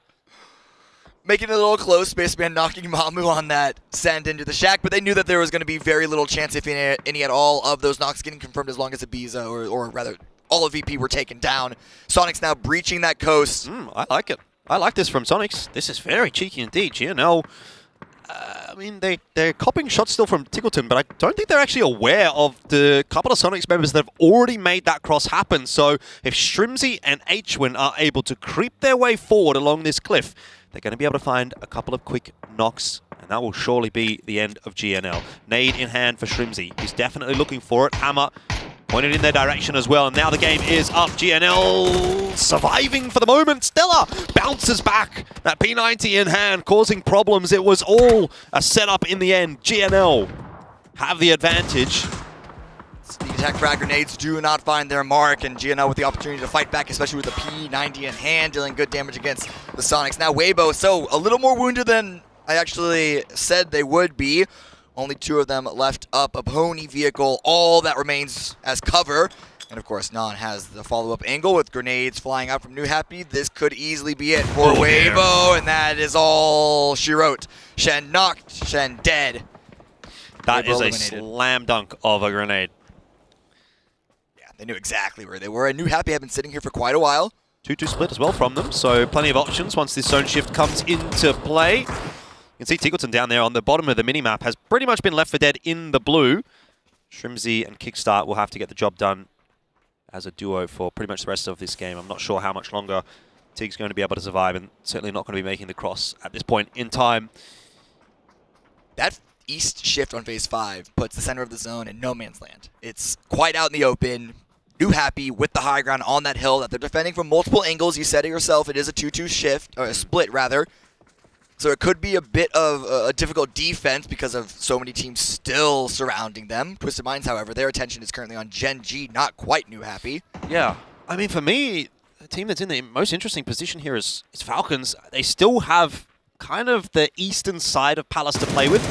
See what they can do with it. Perfectix is obviously fighting for positioning on this hill up against Gen G, and Twisted Minds have been a little bit slow today. We were sort of talking about that in the break between ourselves, but this might be a return to form. 5 kills already from them.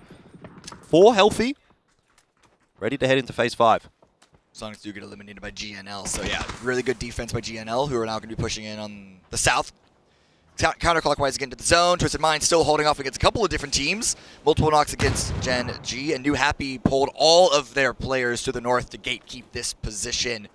Blue is slowly encroaching on this spot. Twisted Mind's just got to make sure that Gen G can't really strike back. Already 5 kills for them.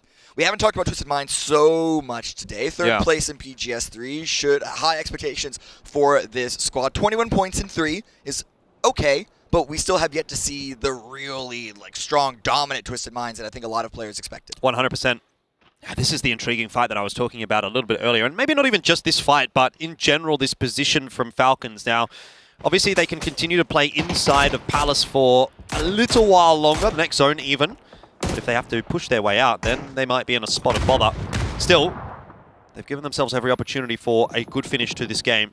Already grabbed that 1 kill courtesy of Mime. I want to see more. This Falcons roster, there's so much expectation on their shoulders. Yeah, but now also GNL looking to third party. They're still actually not even making their way into the zone along the coastline like I expected. But they're going to be picking up potentially a couple of kills from this position, but Falcons also in the kill feed. Of course, one of them is going to be a self-confirm as Flood dropping a grenade on his own feet. But speaking of grenades, Adder, Rex flying both directions. Barpa the last one up for Gen G. 0 kills, 1 placement point so far. Ollie to go forward. He's got really no many options and tries to take the fight against Lou, but that is just a losing battle every day of the week. Still getting shots through from the other side as well, and Twisted Minds are worse for wear. Though the smoke's down, might give them the chance to find that res. Blues pushing at their backs, but it's going to be stalled for a second, and they'll be okay. Falcons still trying to hold off this offensive from FaZe. Well, what remains of FaZe? What remains? Vex, and Curexy is still deep in the blue. Phase 6 does a lot of damage. I don't know if Curexy's gonna be able to get in the zone, especially with the Molotovs coming up. Falcons aware of that approach angle. Snake is being true to his name as well, is just hiding in the corner, proned. I don't know that Vex is going to have the wherewithal to check that angle, but he does! Vex the double down, he finds Mime, and then Snakers, a 6th sense, gets the better of Falcons. And FaZe will come away with at least a couple frags. Maybe they get Relo here as well. Maybe they even get 2 players into the next zone. I speak too soon, though, as Relo has found Curexy. Curexy got him with the nade, but that might be the death sentence for Curexy. He's just out of the blue, though, so maybe. Could go for the revive, but with New Happy's angle over this, I don't know how confident and comfortable Vex would be able to go. But man, what a save by FaZe. It doesn't matter what the team looks like, you can never count Vex out. But how Twisted Minds with the revive on all of their players. 4 versus 4. Attention from New Happy, a great spray from December 12th. Drops Perfectix, and now Non on the opposite angle. About 90 degrees away, looking to continue this fight and lock Twisted Minds out of the rest of this round. There's back-to-back solid games from New Happy, and this might actually be one that they can run away with. When you look at the positions of every other team, if New Happy can win this fight against Twisted Minds, which they most certainly are at this point in time, they are going to have that high ground advantage, and they are going to have zone control as well. 6 squads, and still no one's gone center of this zone because, again, of how open it is. Ferris, the last one up for Na'Vi. Only 1 kill. Looking to make it multiple, but 4AM, even with the self-damage, the self-knock in that one, Ferris does go down. We have our top 4 confirmed. 4v3, v3v, maybe 3, assuming 4AM can get the revive onto that one. But New Happy, only team with all 4 remaining. They're on the edge, but that's going to give them the opportunity to sweep and play through teams 1 at a time. Yeah, that's exactly what they're looking to do. They don't want to get too aggressive at the moment because there's a chance that GNL could just sweep in behind them. Percentages, yeah, I don't half mind that, to be honest. I think I'll back New Happy in, but every possibility that one of these other 3 remaining teams could still pick up at the dub. I mean, Twisted Minds have actually managed to get those 3 players back up and looking relatively healthy in the center of the zone for the moment. A lot of this comes down to who ends up fighting New Happy. Does GNL push in that direction? Because New Happy is making their way south. Yeah, New Happy are more keen to fight the South than they are Twisted Minds on the North. And I don't know if that's because they just respect Twisted Minds as a team, as players. I think rather it's just the positioning. They have more advantages to sweep down this direction, expecting more wounded players on the South. But again, Stella with the P90 in play, running into the blue, angles from 4 a.m. as well. It has gotten messy real fast. Yeah, GNL just falling apart. Stella, unfortunately, stuck between a rock and a hard place. That P90 is going to come out again.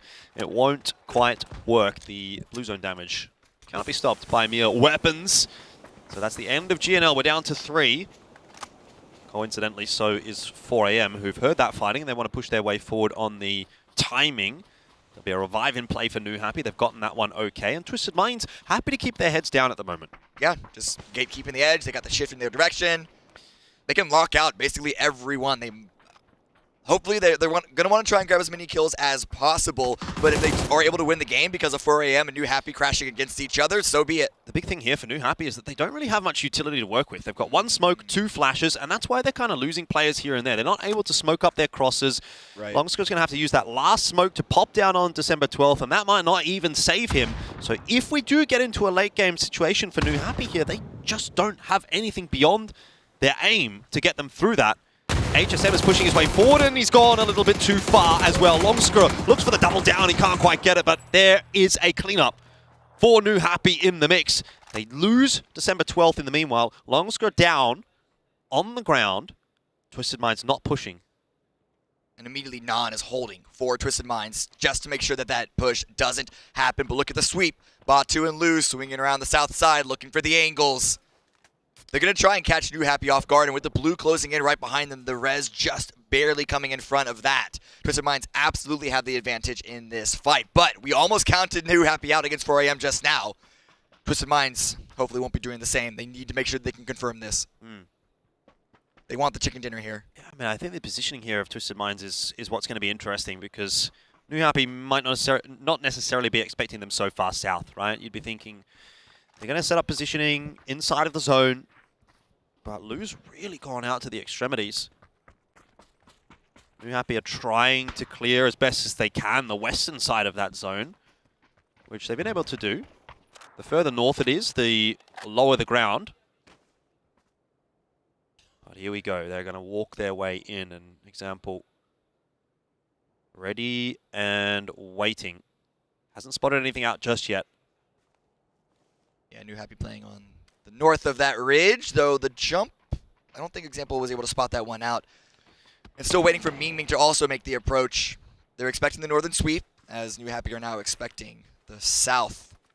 Yeah, it's an awkward spot, though, for Example at the moment. He could get caught off by Ming Ming if he sort of creeps a little bit further to his right. That's what Example's looking for. Meanwhile, the remaining 2 New Happy members are a little bit scared of going south. That's what I'm talking about, though. Ming Ming pushes his way up, and that is the tip of the spear taken out of play for Twisted Minds. Now the snowball is starting to get activated here. 3 versus 2 advantage. Batu's looking for a trade, but the head is not found by the Om. Yeah, going to need a little bit more Orm action if they're to come back into this one. Shots coming back in the other direction. Just a soft tag of 19 HP onto Bartulans, but Example's just a non-factor at this point in time. All he can do is provide information. Maybe New Happy, they were not happy with the second that they got in the previous round. They're looking for a first now. Example finished off. Obviously, the time ticks away, but in that meanwhile, an aid onto Longscore makes this one doable for Twisted Minds. It's 2-on-2. But the damage onto Lou. Ming Ming is looking to finish that one. They saw the blood splatter, and now Ming Ming sees it down to 1, trying to finish the last kill, and that's going to be a New Happy 13-kill victory. Good defense by Twisted Minds, but just not enough. Yeah, they go one better this time around. You'll take it. Second, first New Happy putting together a pretty damn solid day 2 of PGS 4. Twisted Minds, yeah, maybe a little bit disappointed with that. It was very much their game to win at one point in time, but can't get too upset about a second.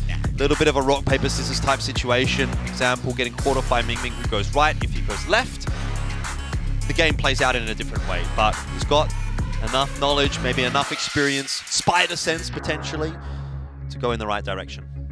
Yeah, New Happy, the train is starting to roll. Fell off a little bit in the grand finals, but still a very strong team. And so getting into the mix, we'll see how well they can do on the final 2 maps of the day. We've got Aaron Gold coming up.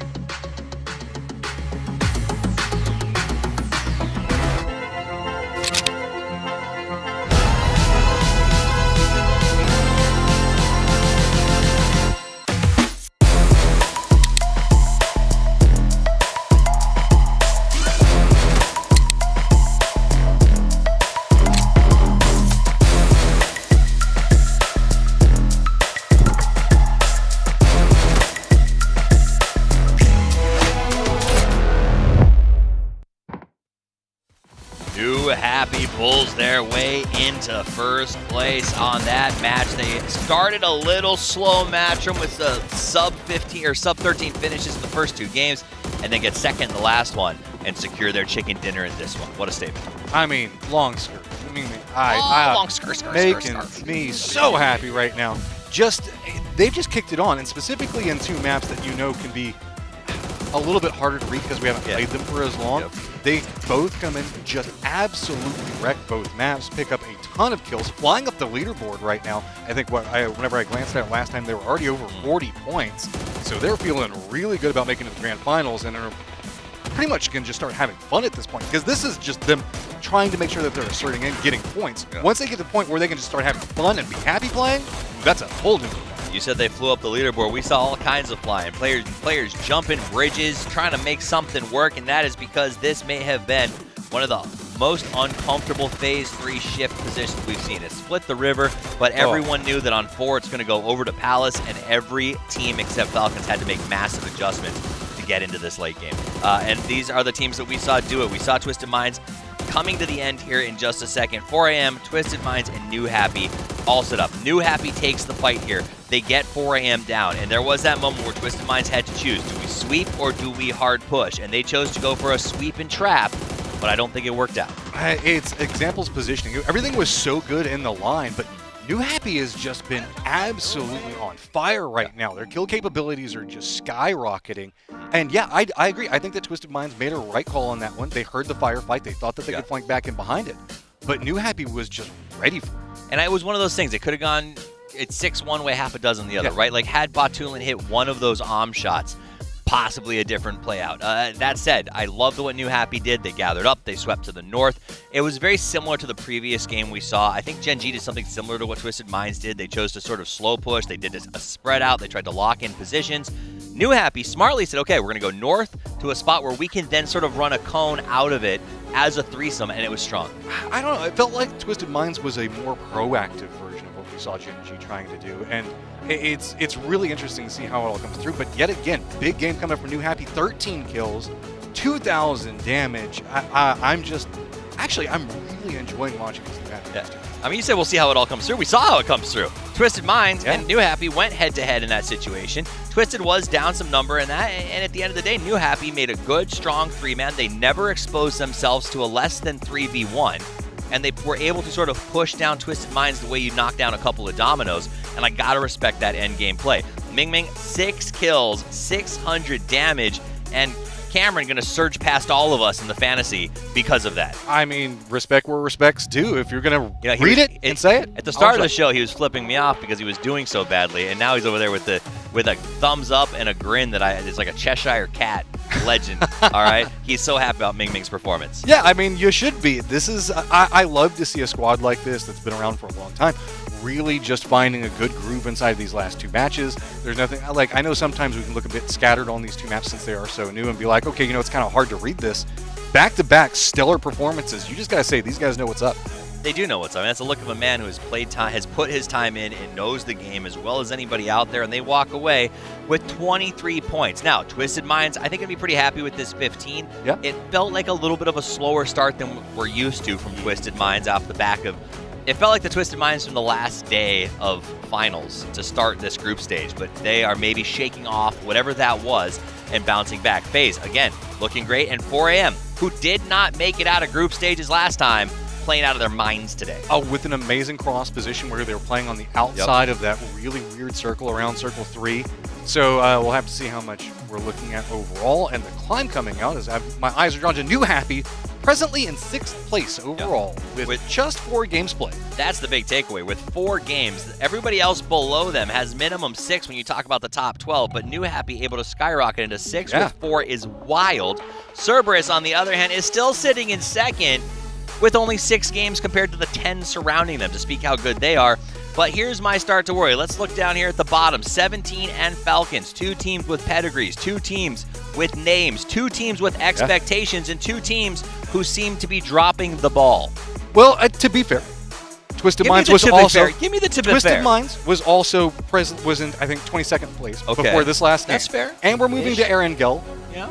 You can't have excuses after that, is mine. It's true. There's always that game, and that's what these teams seem to be waiting for. But at 13 points after 4 games, considering the situation they found themselves in the last group stages, there is room to worry if you're a fan. I think that a lot of people are drawing eyes in that area because, I mean, VP, with only 4 games played, 17, and Falcons, all having a bit of a struggle. But by comparison, you can see that it is also going to be Bleed, AG, and Daytrade. So there's going to be some opportunities moving into this one. It's just how much can you really handle Erengill? Yeah, I mean, at the end of the day, I think you just need to... If Falcons or 17 isn't able to pass Armory, considering the day that they had yesterday in the next 2 games, that is a big flag that they need to address. Fortunately, they have tomorrow, so they can try to bounce back and get into this thing. And if we know anything about PUBG, it only takes 1 game, right? We can see records set of like 26, 27 points, sometimes more than that in a match, and that could happen. We'll see, and we're going to find out who can turn it around. There's 2 more games left to play, and we're going to be doing it in the grassy pastures of Erangel. Don't go anywhere. We'll be right back.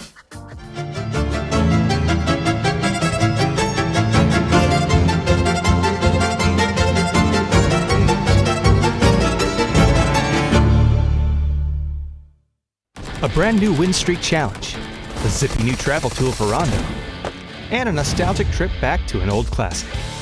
All this and more as we dive into the Update 29.2 patch report. Been a while since I said that. First up, we're taking a trip back to a fan favorite time. That's right, we're going home. Erangel Classic will feature an earlier version of the map, with a few modern tweaks for convenience. We've reduced recoil, added the starting island and bench weapons back in, randomized vehicle locations, threw some clothes on the ground, and even turned back the clock on the UI. This isn't a one-to-one original, but we hope it'll capture the fun and feel of those early PUBG days. Erangel Classic will be around for 2 weeks, from May 14th to 28th on PC, and May 23rd to June 6th on console.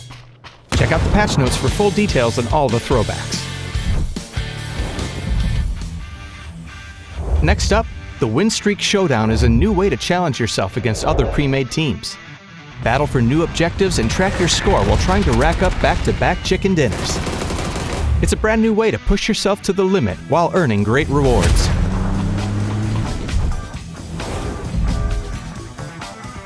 If that wasn't enough, we've also got a brand new tool to help you navigate Rondo. The dynamic new zipline gun lets you deploy a cable to desired locations and zip across. This changes map navigation in a big way, and we know you're going to get creative, so we're looking forward to seeing what you do with it. There's also a brand new Survivor Pass, updates to Team Deathmatch, bug fixes, performance improvements, and more. So be sure to check out the patch notes for full details. Update 29.2 is here, so rack up that win streak, grab the new tool, and zipline back to the past. Because we're going home. We'll see you on the battlegrounds. Nostalgia.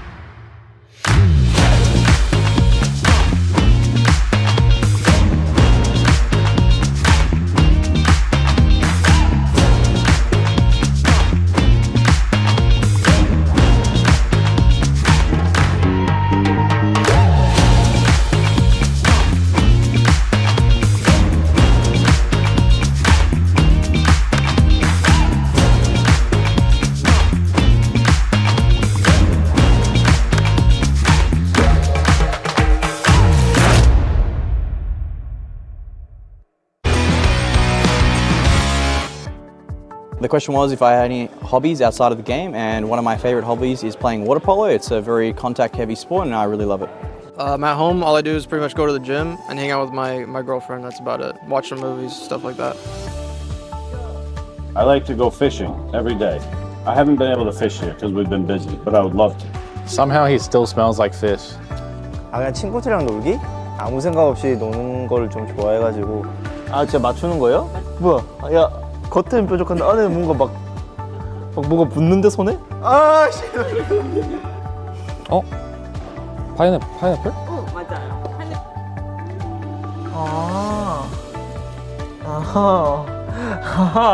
รู้แล้วอุ้ยยากมากเลยอ่ะไม่รู้เลยอ่ะ แล้วก็เบอร์ ถูกแล้วใช่ไหมครับ ถูกแล้วครับ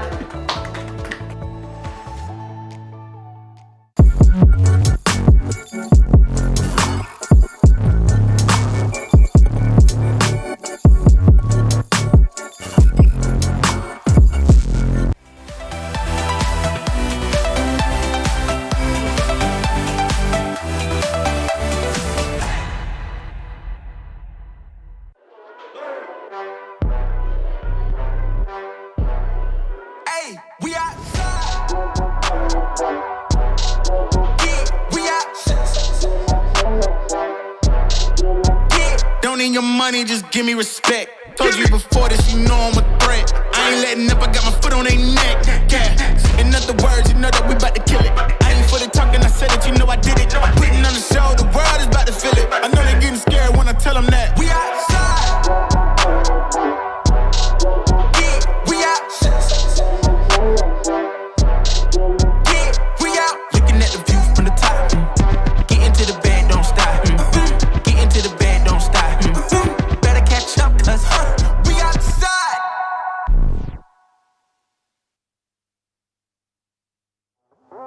Two games to go for day 2 of PGS4, but also that means 2 games to go for the Group B teams, and some of those teams are certainly in a bit of hot water. They may almost not make it, or have no chance of making it even with these 2 games.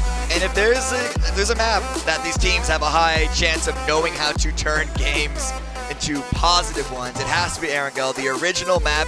Not necessarily the exact same version, but more or less the experience is going to be the highest here for most, if not all, of the squads in play. I'm looking at the expected drop spot for the map so far. I don't think we're going to be getting any hot drops. You might have some fighting over ES9 between 4AM and VP, but you can easily split that if you really want to play nice. Yeah. Well, those teams to be keeping an eye on going into this game. Sonic's, Legacy, D+, and Weibo are the 4 teams that are kind of not even close really to that cutoff. GNL you might also want to have a bit of a discussion about. So for me, again, if we're talking about that cutoff being about 60 plus points, let's just say 60 points, give or take. Yeah. Sonics need about 20 points. Okay. Legacy need about 20 points. D+, and Weibo would need about 30 points. So it's not impossible for these teams in 2 games, but definitely really leaving it to the last minute, which, to be fair, I have done in my time. Done that a couple of times as a young lad in my university days. Got to give a shout out to my mate one time, letting me copy his essay. Saved me a lot. But I did it on the morning of the. I did it on the morning of the. What's the date? The deadline. Right. And I actually passed. Oh. So we'll call that a win. Well, we'll see. I don't know. Depends on who's listening now. Yeah. Could easily go back in time and figure that one out. 10 years ago, mate. I think I'm in the clear. Don't worry about it. Okay. Not that I'm necessarily recommending you guys do that at home. Make sure you do your assignments on time. Sonics, you've left it a bit late. Yeah, a little bit.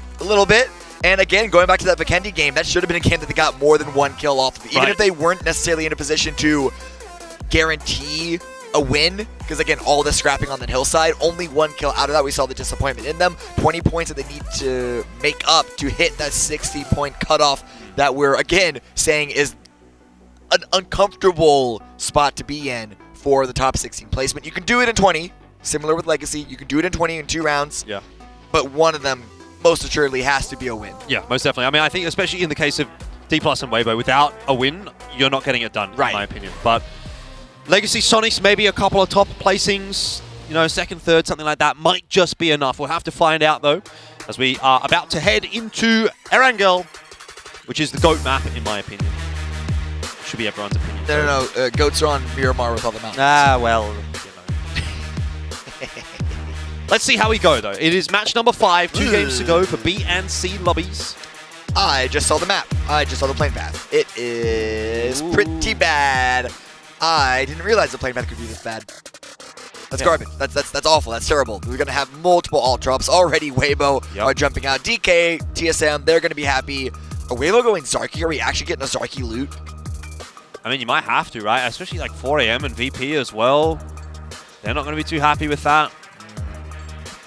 So there's going to be, as you say, quite a number of alt drops. Pretty much anyone, east of like Rozok Apartments kind of area is not going to be able to make their drop pretty comfortably. Pero still heading in the direction of farm. Yeah. The new ferry / farm position. Yeah. There's a lot of teams on Millie, though. There's a lot of teams on Millie. FaZe could be going for vehicles and then taking the eastern bridge up to Milta, which, if that wasn't their initial plan, seeing Na'Vi and Genji and VP all drop on Sosnovka could be what they're just their flying, decision. bro. Yeah, actually, the float also works. And again, as a team, they'll be landing late if they do float all the way to Milta, but as we've seen so far today, they are more than comfortable coming in late into the zone. Yeah, definitely. I mean, that's been kind of the name of the game. I think, honestly, you just sort of land farm, pick up a couple of vehicles, maybe, you have someone loot there, and then move your way into Milta if you want to. Circle 1, a great position for Sonics to find a center spot. You can never guarantee a winning position this early in the game. No. But for a team like Sonics that needs a win, they don't need a win, but they need good games for sure. Looking at this one to finally turn the tides into their favor. Yeah, they need every little bit of helping hand that they can get. And there's your answer. FaZe did opt to go for the boats. At least a couple of them did. And, well, it seems they're on their way to Milta. At least these two in the boat.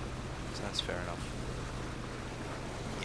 There's Gustav dropped Truckfin, everyone else inside the boat. Na'Vi also seemed to be rotating. And Rello able to catch Lil Ghost out. It's not just Sonics with a good position to find an initial spot here. Falcons and 17 both trying to find a good center position. Lil Ghost is way separated from the rest of 17, though. That's quite an overextension now that I look at the map. There was a bit of a scream on the stage after Lil Ghost went down there. I don't know if it was from him.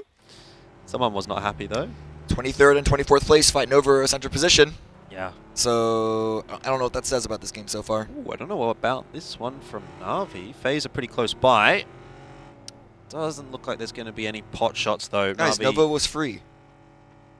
Going to get across okay. Jeems would be the only one to do anything. And with a Tommy, yeah, it's kind of wishful thinking. Yeah. I mean, the damage at that range, not the greatest, but also how much experience do you have leading an SMG on a spray like that? It's worth having a crack. Oh, absolutely. You'd be a miracle worker if you could land more than one bullet, I'd say. Here we go. This is what we've been talking about. PGS 1 cutoff was 57 points, 53 for PGS 2, and most recently, obviously, 54 points. That's kind of the number that we've been working off. I was saying 60 to be safe. Right. With those calculations that we were discussing going into this game. And I think that would probably be the position that you'd want to be aiming for as a team to be. Yeah. Like, yeah, okay, yeah. we've actually got there. Rather than, if you're on 55, you're like, maybe Yeah, we exactly. got it, maybe we didn't. Because, as we just saw from those numbers, at 55, sure, PGS 2, PGS 3, we would have made it, but not PGS 1. So, to be comfortable, if you could even call it that, 60 should be the minimum goal. Yeah, I think the thing is, like, when you're looking at an overall leaderboard, you have to question, okay, is it top heavy? Right. Is there a team or two that's kind of sponging up a lot of points? In which case, it will probably drop the average that you actually need to get to make it into the next stage of the competition. And from what we've seen at this event so far, obviously Cerberus, they're picking up a lot of points, they're sponging quite a lot, and TSM are also kind of doing the same thing. So maybe it'll be somewhere around 55 or less. Based on that, the fact that these teams have picked up so many points, but that's a story for another day. We've got an interview now with Ming Ming. Now, Ming from New Happy is here, and you guys secured the chicken dinner. Congratulations! And you played very well in those two games and showing a significant improvement compared to the previous two. What adjustment did the team make? 第二场你们打得超级好啊，这两场。然后相比前面最早的两场，你们做了哪些改变？怎么做调整的？没有什么调整吧，就按照我们的节奏正常慢慢的打就可以了。But actually, I didn't do any adjustment. I just follow our team, the ransom, and to play. Well, thank you so much. 恭喜，再次恭喜你们，也希望下面2场比赛你们可以取得胜利，好吗 ？Best wish to New Happy. Thank you. 谢谢。 Thank you, Ming Ming, for the insightful words. And honestly, yeah, I mean, hey, if it works, it works. Yeah. Let's just keep on carrying on. Yeah, I didn't make any adjustments. I just followed the leader, and I think more importantly, got kills. Got kills. Yeah, Yep. got the damage, got the kills. Got to be in it to win it. I mean, PUBG is a simple game if you really dilute it down to its core. Okay. core center position. Yeah, fair. Well, Bridge Cross, you know, you could have looked at that as all those teams were dropping onto Sosnovka Island and thought that might be difficult, but actually it's been okay. VP getting over there pretty comfortably. Pero on their way in as well. Driving through the fields, a lot of potential fields in play if this circle goes down south. We saw fields on Erangels yesterday. Could get a repeat there. Yeah, love a Gaka Fields finish. Do you? Yeah. No? Not as a player necessarily, but okay. to watch, I'll take it. Yeah, why not?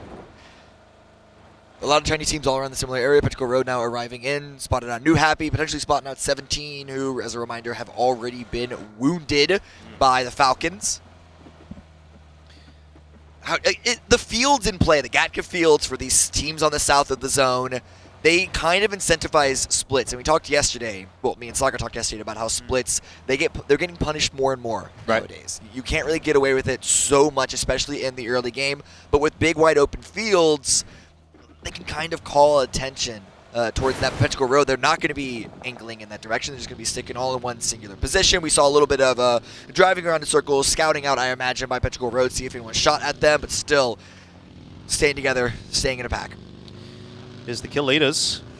You'd be happy if you're a TSM fan seeing that. Purdy and Luke 12 toward the top end of it. And we have representation from Pero, New Happy, and 4AM as well. So solid stuff from the boys. One team that has been splitting quite a lot so far today has been Falcons. They're doing it again. Got a couple of players maybe halfway up Everest and a couple down on the ground. Some of those splits have looked good, but they haven't really turned into anything today for Falcons, unfortunately. So wonder if their fortunes change here on Erangel. It does look a bit congested in that area of the map, so I am a little bit scared. Yeah, I mean, Falcons splits so far today have put them in good position to take good fights, as you could also put yourself in a good position to watch the fights from PUBGsports.com multi-view. 6 teams available to watch their POV and hear their comms, but back onto the Falcons real quick. I think their early game has looked okay today. It's just been the follow-through and the execution of the fights. And, you know, even the best teams in the world can lose a fight. It's just losing so many. They haven't even had one that have truly gone in their favor. That's the big, real concern. Yeah, absolutely. I mean, you're not going to win every game. Certainly not. But you've got to win some. Yeah. And especially in the case of Falcons, where they've got 14 points today. You know, it's neither here nor there, really. Be wanting to win 1 or 2 here just to bump that number up a little bit. But as we sort of alluded to at the start of the game, there's a lot of teams actually at the moment that will be pretty keen on that. FaZe not necessarily in the danger zone. 33 points for them today so far. They'll still get to play tomorrow as well. Yeah. So they're chugging along quite nicely. Yep, they're on trajectory to kind of slide in the double-digit angle. Again, if they have like a good game here, as they've been looking pretty okay so far. If they had the good game here, put themselves above 40, let's say, by the end of the day, I think a lot more comfortable, but still putting themselves in a good position to not have to try so hard on the final day tomorrow of groups. Most definitely. 4AM, one of those teams that at this point really look like they're more than safe to make it through. They've done a pretty good job over the first couple of days. Genji with maybe still a little bit more work on their behalf required. Wait a second, they're driving dangerously close through VP territory, and VP look like they actually have a split to capitalize on this rotation, and then it's going to be Regs going down. Not a good start. Good clean shots, though, from VP. They made it look pretty easy, didn't they? And so Genji instantly have to pull up. They've lost a player, and they've also lost their rotation timing. So this is going to be a very rough game for them going forward. Let's see where phase 2 goes. We also saw a knock onto GNL, but it's going to be a hard shift to the north.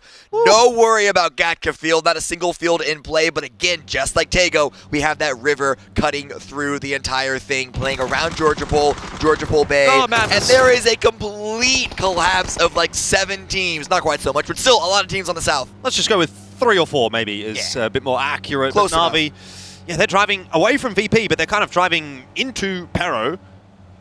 Looks like everyone's going to get away scot-free for the moment. And this is kind of, again, you know, to touch on those teams that had information from Everest. That's where this comes into play. They've been scouting already. They know where they're going to rotate into, and they're on the move already. The northern side teams will be very happy almost to see a shift like this one occurring, but teams from the south, and Genji was one of them, we could see that was highlighted by the Observer, you know, potentially to rotate out through that western highway. Obviously, they're not going to do that, but they have a long rotate to make. Interestingly enough, Sonics haven't moved off of this shift. They're holding this position, looking to try and gatekeep and get kills on the teams rotating up from the south, taking shots at the already wounded, moderately limping Gen G, but they're making their way through. There's still Legacy, there's still New Happy that are potential targets for that, but now onto the river. FaZe, Weibo fighting around Cube. Rello. Good start, but going to have to be aware of the push coming up. Mime, he's already been dropped and finished off. Now Flood is alone, essentially, on Everest. Has to make something of it. There's no way Faris was expecting him from behind. He needs to do more, and Flood doubling down, finishing both off as well. He is holding the hill for Falcons. Losing Mime is terrible, is unfortunate, but already 4 kills for the Falcons. They're trying to really take full advantage of this high ground spot, but Na'Vi are not giving up just yet. Yeah, Flood not quite the king of the hill just yet. Needs to find one more player, and also has to now be aware of New Happy making their way in from the aerial route. This is starting to get a little bit messy. Genji's kind of floating around as well. Everest is always going to be a pretty pivotal position in zones like this. Diffex has been finished off. That's the end of Na'Vi. Falcons certainly going to be aware of that one. But now they've got bigger fish to fry. Na'Vi, unfortunately, once again, unable to really follow through their amazing game number 1, and a great grenade onto Flood is going to get a knock on that player. Rello with the defense, but Na'Vi are not finished. They're not stalling out the push at all. And then, of course, is Twisted Minds coming in from the opposite side. Yeah, I don't think this is going to end very well for Falcons. They don't really have anywhere to go. Flood's been knocked. It's 2 players left alive, and if they go down the hill, well, look who is waiting for them. Perfectix example from Twisted Minds. And in fact, they don't even have to go further down the hill. They just need to pop up above that ridge. Rello copping some shots in the back, even after getting the knock onto Nan. It's not going to relieve any pressure. In fact, it will make it worse. And eventually, they're going to crack underneath it. There's just no way you can't. Snaker's team nade onto Flood, though he was a dead man anyway. I think it's mostly irrelevant. Yeah. Rello's finished off there as well. All into Snakers. Still be an impactful player, but not anymore. Not in this round, at least. 17 points in 5 games. It's not looking great for the Falcons. No sorry. Ooh, but look at Sonics. They've also pushed up behind New Happy. They're going to look to get in the mix. Everyone here is trying to look for kills, but where does phase 3 go? Well, it's just not going to be a south shift that these Everest teams are hoping for, so maybe in the case of someone like Sonics, who aren't necessarily in this pitched battle just yet, they might opt to exit a little earlier, as are a couple of teams, Legacy being one of those on the move initially, trying to perhaps cross the bridge before most. It's going to get a bit messy. Those are some pretty dirty choke points. I can see TSM and FaZe both trying to cross the western bridge at the same time, and they're going in the direction of 4 AM. Luke 12, the unfortunate sacrificial lamb, but that does allow TSM, or at least what's left of TSM, to get across. Ooh. Couple of shots still landing onto TSM, and I said that bridge was where FaZe were just hanging out on. I called that a cube. That is incorrect. Cube is the bridge towards the east, but regardless, these bridge crosses is going to be brutal. It's going to be deadly. A 17 show flips a vehicle in the most unfortunate spot, and Legacy are going to be taking advantage of that. Shawu goes down. Point for Legacy. Show actually somehow gets out of that for a moment. He gets out in so much as he actually gets to take a fight. Didn't really go very well for him, to be fair. Corexi will steal that kill away. Gustav alongside Corexi, putting some damage into Suju. And 17 eliminated, so it was always going to be a bit of a messy game, this one. Sonics have decided to continue to take the fight on the hill. H-Win, the initial knock onto Nan, is going to step things up pretty nicely for Sonics here. New Happy actually down to only the 2 players, and Sonics are, well, so far clean, I was going to say, but H-Win now getting knocked does bring things back a little bit. Shrimzy across to the southern side of the hill to try to help Alan out, but he ends up giving up his own life. It's on to Tickleton, who will be saved by Kickstart. Sonics survive by the barest of margins. Lucky for them, there's no one really there to get those free shots in. Twisted Minds, though, are looking for the third party. Yeah, they're looking to finish things off. They spot the bodies on the ground. The smokes are fading. The grenades are flying on in. Can Kickstart continue to save Sonics further? No, Kick is just running away, allowing Twisted Minds to roll over and grab these kills essentially for free. Yeah, it's such an unfortunate position for Sonics to be in. They just lost a couple too many players trying to skirt around that smoke. So in the end, it'll be Kickstart to try to whatever he can as a solo, but don't see much of a future ahead for him if Twisted Minds are going to set up shop on Everest. Either way, go back over to the northern side of the map, which is somewhere we've neglected for a little bit. But that's where Gen G have holed up. Don't have too many members to play with here, and they're going to have to push their way into D+. These could be some pretty important points on the board for D+. There's one for Americano, and some more on offer. The shots, land. They do land nicely indeed. That MK12 being put to great work. It always takes a couple of shots to really zero in your target, and phase 4 unsurprisingly goes to the northeast, but there's still so many players on the south of that. Yes, the compound held by 4 AM. Arguably one of the better positions, though I wonder how much power that hillside just to the west of it is going to hold once we enter the end game. Barpo still in the blue. Unsure how they're going to be able to salvage this one, as DK seems to continue to be tracing them and trying to find them. Kickstart also on a salvage mission. Already 4 points for them so far, but crossing that bridge, going to be a very difficult send. Grizzly's on the bike.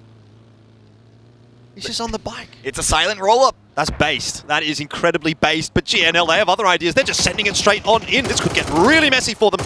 Roy's just driven straight into a huge crossfire. Lucarex dancing around the fence. He's doubled down. That's huge. The third shot's also good. And he's helped out by his teammates. It is clean as a whistle for VP, which is exactly what they need. Lucarex, the only one that went down. And they might have done enough to even prevent that push from Legacy, in so much as they can find the revive. Yeah, Legacy were looking at it. They were keen. But a good grenade, but Twisted Minds also rolling into this area of the map, running into this area code. RBN seemed to have spotted it out, looking that way, pulls the attention away from Virtus.pro. That's going to allow VP to get the revive. 4 kills, 4 left standing, assuming Luca does get picked back up, which he does indeed. Cube can be a powerful position, especially over that bridge. It's on the edge, but that's going to limit the trajectories of the threats, really allow them to focus up on exclusively Legacy and Twisted Minds. Oh, good shots onto Lou. Doesn't really have any cover to play with either. Just going to duck down and see what he can do. This is pretty cursed for Twisted Minds. I would say doomed, perhaps, is even another adjective for their situation. Got multiple teams shooting at you from multiple angles, and there's pretty much no cover there. Yeah, they have the smokes. Batu has already left this area to perhaps look to salvage himself, assuming if the rest of the team does go down, which, as you mentioned, the pressure from Legacy and Virtus.pro might just be what happened. They at least got the revive for now, as we put our attention towards the west. FaZe crawling their way back inside the zone. Yeah, Weibo on the move. Purdy. Oh, he's been kind of gate-kept a little bit there by Alo. Couldn't get over the barrels. In trouble now is TSM. Weibo also, to be fair, kind of under the pump. Look at how low they are. One grenade would have been so hot, but maybe a little bit too late here from Alo. Wait, whoa. Mortar kill onto Legacy? There's still so much happening down on that coastline, but Alo, now last one up. Kurt gets confirmed. Weibo are pushing in now that the heal has locked in. Okay. Are they just going to set up shop next to one another? Happy neighbors? Perhaps not. Spoke too soon. Mamu will get that kill onto Alo. Zone shift has gone straight over the top of 4 AM, as is highlighted to us by the observers. Legacy are still floating around. This was actually a pretty okay shift for Legacy, because they can just pull to the west, continue to stay on that coastline. They don't need to worry about making their way across that road into the mainland. pull away, allow Petrichor Road, Twisted Minds, VP, all of them to fight it out, and they can just come up and clean up the rest. Tulans is in a sticky situation, but he's actually kept his head down enough that Pero didn't spot him. He's obviously got to move, but he's still alive, and one team away from getting into the placement points is better than nothing. Twisted Minds have been plugging away today. I think that's probably the way to describe it. 33 points here. This is now game 5. It's not a terrible performance, but it's nothing too out of this world. Yeah. But it's enough to set you up for a decent day tomorrow to get into the final lobby. That's kind of all they need. Yeah. It still makes me nervous when we're seeing more teams than I expected not be able to repeat their top-level performance that we saw from PGS 3, despite this only being a week difference away. But, hey, we were waiting to see what happens when teams are able to make adjustments on the Run It Back series. Same 24 teams. Let's see what happens again the second time around. And now FaZe dropping Spaceman from Weibos. Continue to send those shots that way. Nice. Nice damage coming out from Corexi. I don't know that there's going to be any salvaging this one for Cold. No, not likely. Hamu's in the blue now as well. Cold's going to have to get a bit of a wriggle on. So There's a pushing. vehicle. Ooh, that's not working. Ever. Huh. Interesting. Yep. I'm not sure what's going on there, but either way, as you mentioned earlier, Legacy won't be too perturbed by that zone shift. They can just shift a little further west, and that's exactly what they've done. Climb up the cliffs here. But Tulans has been spotted. So the end of Twisted Minds is at hand, and he didn't quite manage to make it into the placement points. No, but 3 kills. It was okay, considering their position, the cross across the bridge. And Ixlef ready to put the mortar. We saw a mortar knock come out from 4 AM onto Legacy. We're getting more and more mortar usage as, I guess, the events go on. Bit of tagging onto QZ, but it's coming through from Legacy. Mortars are going a bit too short. If one lands, though, ooh. Is there one still coming? It's in the air. I think so. The first one landed a little short, and yeah, the second one still not able to really dial that one in as much as they would hope. Bit of the same position, really.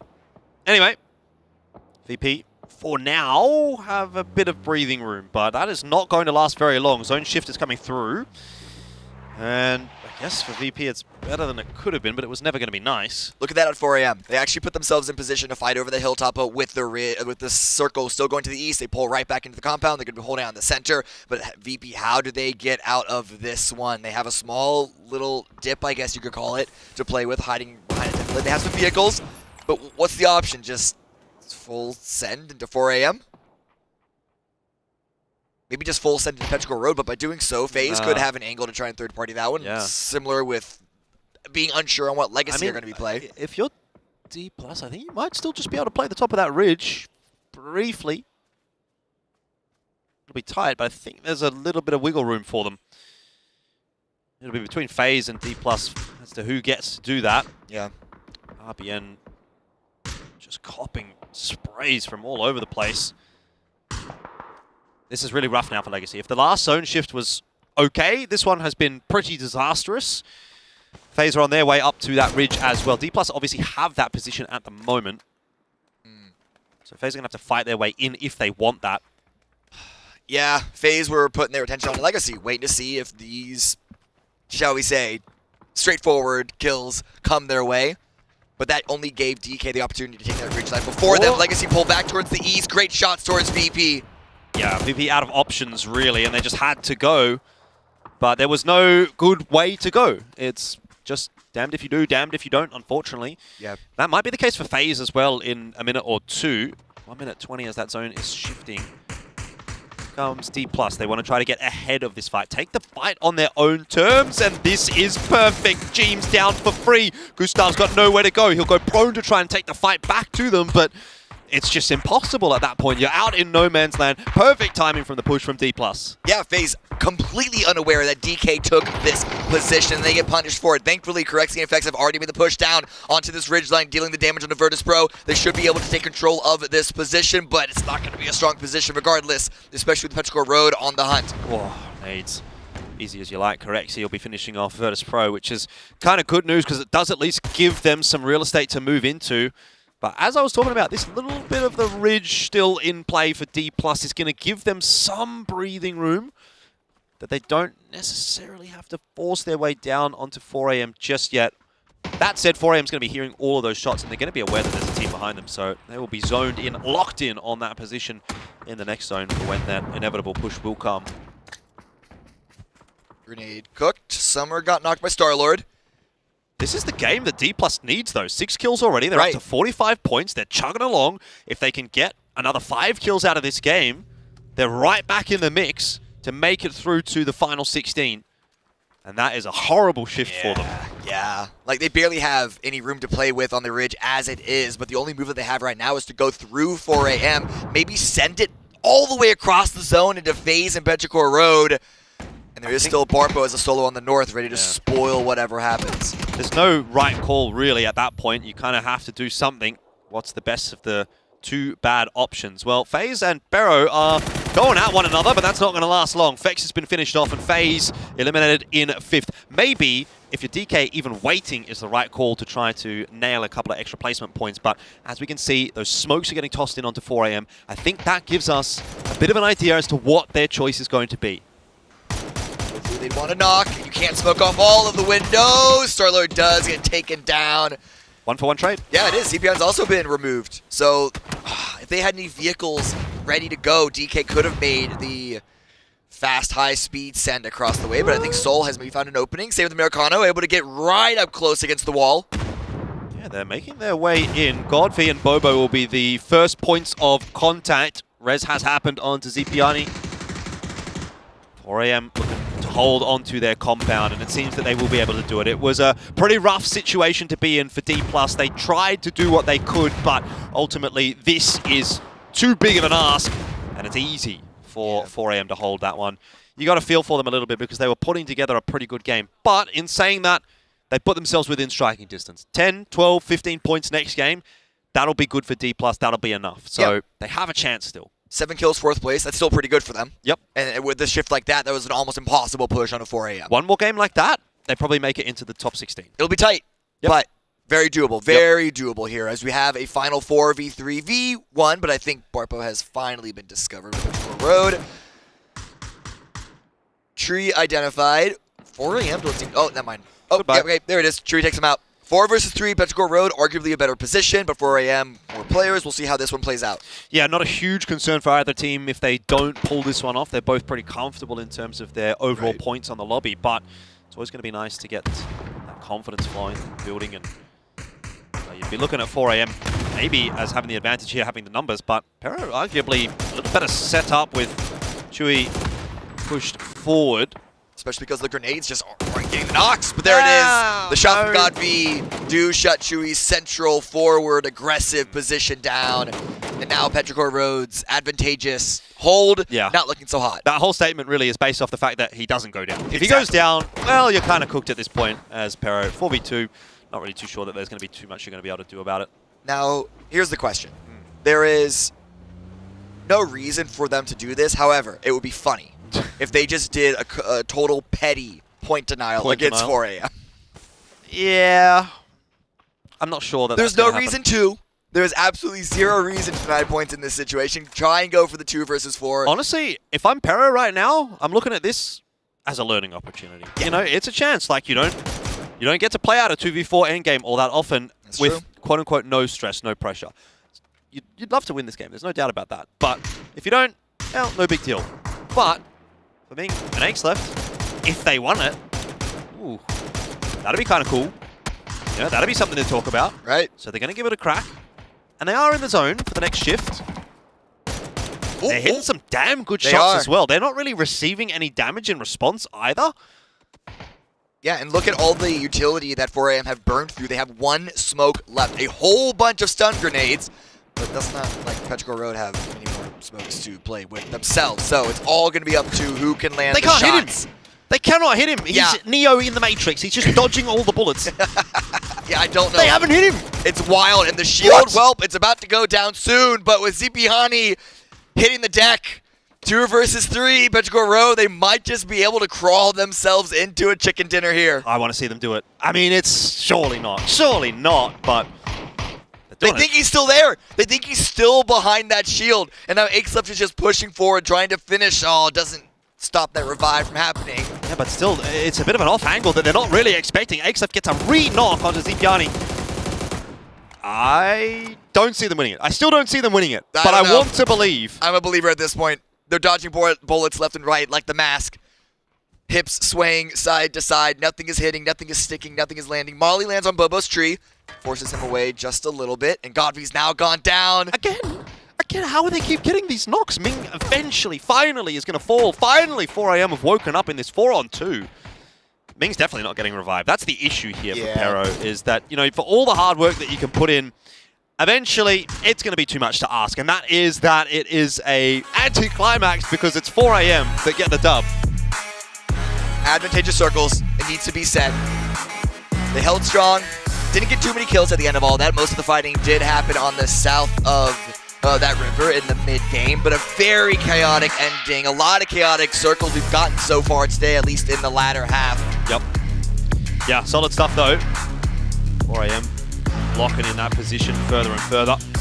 The big winner, I think, from that one, D+, honestly, for me, as far as storylines are concerned. D+ is the one that I think I'll be focusing on going into the final game of the night. Sonics maybe didn't quite get enough done to really lock it in, but they're also still kind of in the mix. Hey, one good game. We saw Navi get 18 kills, 3rd, 4th place. We saw a 20-kill win from Cerberus before. We'll see if Sonics or anyone else in their position can do it on their final game of Group B.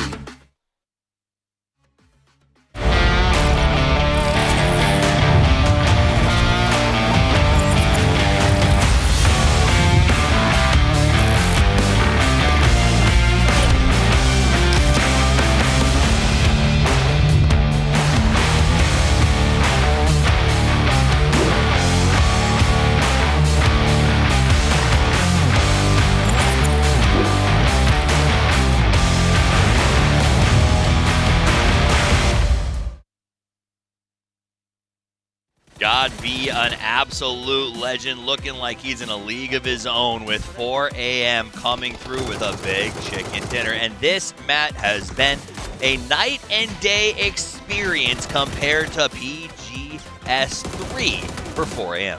I mean, night and day difference. We can see verticality difference all over this map, too, as we're over here on Everest watching just an absolute massacre of teams. We end up with a firefight that's going to be happening over next to the quad on the opposing side of the river. Then we move into, I guess, one of the most classic circles on Erangel, which is just that one building. It's surrounded by all of those, like, that open area and hills after that. And it just gets so hard to navigate, specifically these first couple circles. Not a lot of options when you talk about the compound up here. We saw that fight, a couple of crashes. Legacy trying to keep that low ground and height as best as they could. VP was a dominant poltergeist up on top of that hill. I loved seeing that shot with the mortar, and it was basically 2 stories.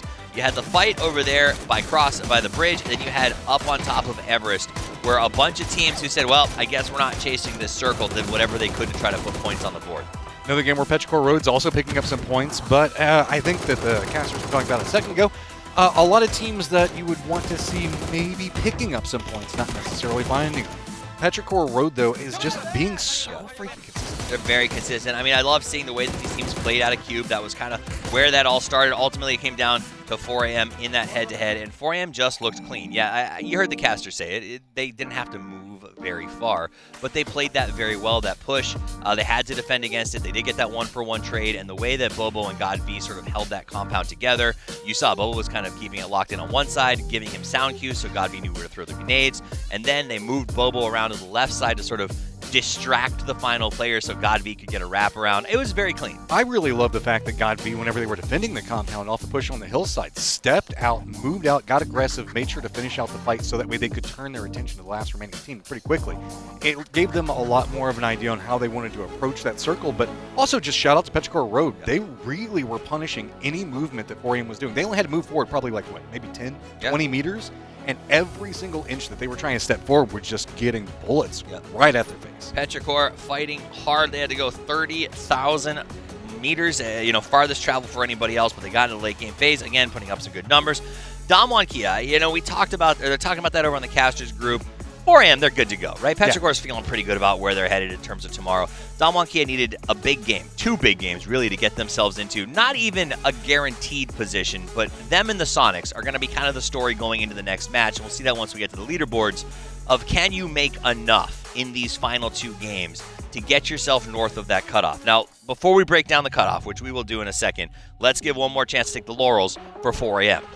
And while we were doing a lot of talking about the aggressive movements coming out from God V at the end, really taking control of that end game, Zepion, you just got to give respect. He was doing a great job on that second story, providing a lot of cover that was opening up a lot of different actions inside of it. So while, yeah, God V was the guy that was coming in and closing out a lot of those close-range skirmishes, the guy keeping everybody off of him was this guy right here. Zepion was just doing such a good job on the read on the hillsides to make sure that nobody could creep down, while also making sure to control Petrichor Road back behind him. Yeah, for a guy named Zepion, he's anything but sleepy when it comes to looking after the rest of his team.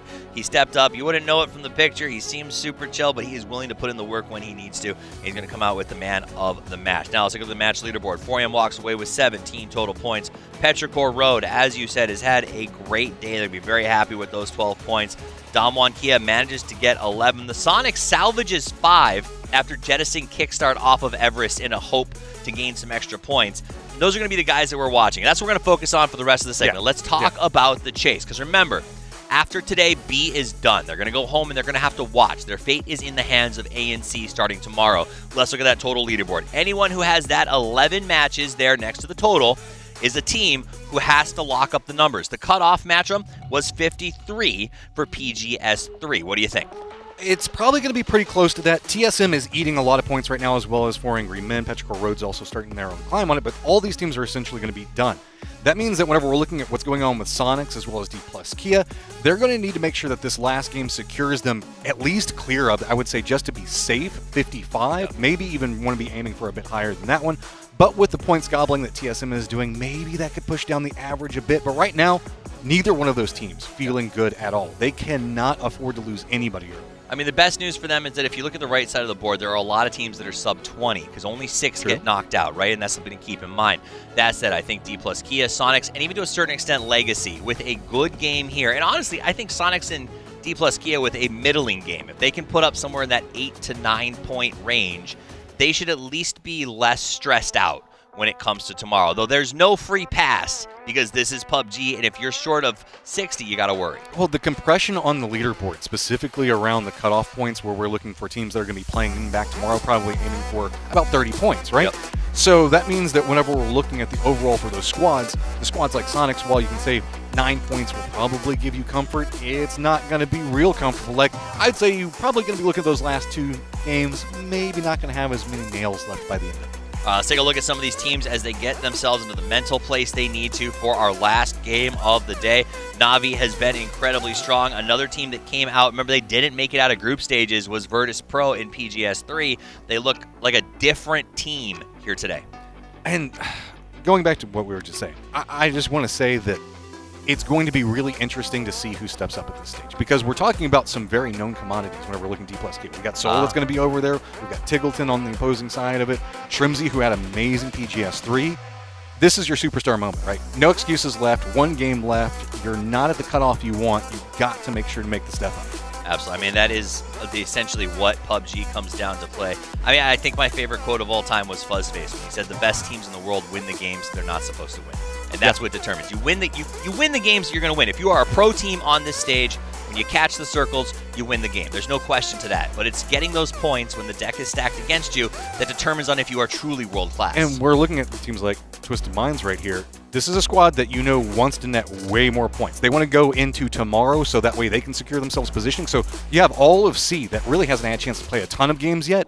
They're going to be essentially what these last couple of teams from Group B are fighting against. We saw the Sonics for a second there. That's the team that needs to get their focus right. Them and Damwon Kia, as well as Legacy, who I think is up on the high ground. All 3 of those teams looking to grab the points, looking to set a statement for tomorrow. It's the last game of day 2. Let's head back to the grassy pastures with your casters, Elvish Guy and the Cammy D.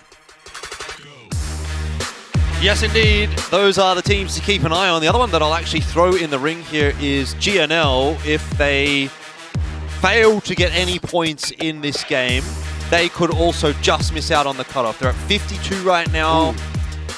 You probably want to be getting 5 or 6 to feel safe. Right. So there's quite a few teams in the mix here that we should be keeping an eye on. I mean, look, we should also maybe mention Weibo. This is also their last game, but they're on 36 points. Yeah. So you'd be looking at like a 20-kill win or maybe a 15-kill win, let's say, to really be in the discussion. I'm not seeing it happen, so might be striking through them at this point in time. But everybody else kind of still in the running. Yeah, what was it? Sonic's on 48. 48, yep. DK on 47. Correct. Both of them could essentially make it if they both are in like a podium position with a good number of kills. I mean, Legacy's on 43, so they're also not too far off of the pace. It's possible for a number of teams is what we're trying to say. Correct. But it needs to happen now. It's an okay plane path to finish things off today on Aragel. Still got to see where Phase 1 puts us. Yeah, it's your last chance, and it wouldn't be a very good feeling to be sitting on the sidelines, right? You play 2 days of PGS 4, and then you kind of have to wait until Monday to go home, and you're not here for anything else. So they've been here for a while. You know, they've probably done all the touristy stuff that they want to do. They've had their fun, and you want to be playing on the stage. Hey, PGS 4, also called the Run It Back series, after we take the same 24 teams from PGS 3. Let's run it back here on phase number 1. Again on Arangel, the relationship to the plane path is going to be different, so the rotations into the zone and the timings are going to be a little bit different. It's also a little bit more to the south, not likely. Oh, okay, never mind. I almost jinxed it by saying it's not likely going to repeat phase. Anyway, whatever. We'll see where it goes. Maybe we might get the Gatka Field endings that you so want. Yeah, I mean, look, I think that would be something. All right, we've had that northern shift off of this kind of phase 1 zone. Let's have the southern shift off of this phase 1 zone, just to make things a little bit different. Again, bearing in mind, you can watch on the multi-view 5 Chinese teams on the list there today. Plus phase. Plus phase. TSM now, South George, DK just above them on Nojo. Good positions. They're arriving quite late. It's already 2.5 minutes, but they don't need to move far to get into the zone. The question is, are Sonics going to beat them? Or 17 going to beat them? Because we saw them rotate pretty quickly. Falcons, similar thing as well. And Na'Vi pulling a very similar maneuver. Once again, 3 teams dropped out of the plane onto Sosnovka, which is weird to see because this plane path, not that bad. But once again, Na'Vi trying to take this rotate across the beach into Milta Power. FaZe might not be expecting it, because I certainly wouldn't. Nah, I mean, they're miles away anyway. They're not really in a position to punish this one at all. They'll be hearing that rotate, Correxy certainly. But, yeah, not even a shot this time, even if it's maybe not that much different from a couple of shots with a Tommy gun, because, well, neither's really going to do any damage, is it? So, yes, Naya looking pretty solid for 4 AM. Nothing really too crazy to sort of touch on for this team. They've kind of done what they needed to do. 84 points over the couple of days that they've played so far. They're well and truly going to be making it through to the final 16 of PGS4. So job done as far as they're concerned. And Twisted Mind's still a little bit more work, obviously. Yeah, they've only had 1 day of play so far. 33-5 is okay. I definitely was expecting a lot more out of them, and I think they would hope to end above 40 to be happy, or at least, you know, okay with their performance today. This is basically the biggest disappointment when you're considering it looks a bit like a rocket launch. Unfortunately, they didn't go that far. This is like the PUBG equivalent of the Kerbal Space Program. Yeah. You don't quite have the spring-loaded technology here on Arangel yet. Maybe on the next update. We got e-pickups. We got jammer packs. Let's do something. Yeah. Yeah. Let's put C4 rockets on the back of our vehicles. I'm down, bro. It'll be like PUBG release, you know, where for whatever reason, the cars just sometimes used to go into the sky. Cars sometimes do that. That was a good time. Drive through a fence. Now you're 100 meters in the air. How about that? That sounds fun. Anyway, hey, that's an exploitable mechanic, okay? It's not a bug, it's a feature. Legacy's going to be making their rotation along that western highway. Oh, there's a little bit of an attempt at going skyward. GNL in the crosshair. They've got to be locked in, because it would be pretty painful to get to 52 points, have a 0-point game, and have the cutoff be like 53 or 54, which is very possible. And they just barely missed this double drop. This is perfect position for 4 AM rotating from Yasnaya to grab good weaponry to follow through their victory from the previous Erangel, trying to double that one up with 2 chicken dinners in a row. Not like they need it, as we said before. 84 points, second place for them. But still, it would feel nice. As New Happy also troll around the south once again, quite split at the moment. Looking at Longskirt and Ming to be grouping on up as VP also crossed the bridge not too far south of that pair. Yeah, shouldn't really run into any problems on that rotation. We'll see. I wonder if Virtus Pro want to set up a camp here because they are stopping for just a second. Could be expecting Gen G to rotate not far behind them. And the bridge is on Erangel. It's always a weird... It doesn't incentivize, but it can kind of flirt with an idea of, oh, let's set up a bridge camp. Let's really try and deal some damage, but at the same time, you're throwing away rotation timing. But yeah, 4 a.m., definitely grabbing both of these crates. Yep. P90, we love it. Zapian can be pretty happy with that. Orm in the other one, as we saw earlier. Wins a win, though. 2 crates. We'll take that. Thank you very much. Absolutely. Level 3s. Good with this one. No one behind them. They should be expecting that. Shouldn't be expecting anyone to be rotating. Yeah. It's not really this rotation that's going to be an issue for 4 a.m. It'll be once the zone, you would think, inevitably shifts south. Right. Because GNL, once again, similar position, similar phase 1, they have control of both bridges, at least the main shorter bridges east of Georgia Pole. So 4 a.m. likely going to be aware of that. Petrichor Road, as we see, coming in opposite angle, more or less, as you head back over to 4 a.m. as they push forward. Stella out, driving around, perhaps pulling some attention, I guess. Being in a vehicle is similar to shooting a weapon, but Virtus Pro, they are camping the bridge. Oh, wow. They get a double knock.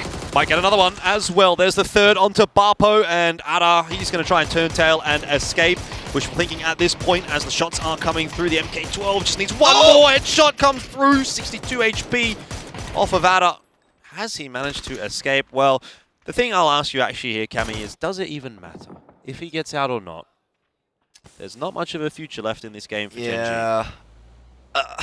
32 points. If they had a banger of a final match, they could have potentially qualified. But now just down to Adder, that is asking too much of a salvage. Gen G will be able to play tomorrow as well. Keep that in mind. Right. So kind of on that cutoff where like 30 points in a day, it's just about enough. We'll see. We'll see. I'm looking at the map now. Seems that Petrichor Road are now camping the campers as they are pretty close to Virtus Pro. We got the last couple of teams rotating into the zone. Na'Vi just outside of Pachinki. FaZe just below them. Bit of taste your own medicine, I suppose. For Petrichor Road and Virtus Pro, yeah. Yeah, might not go down well.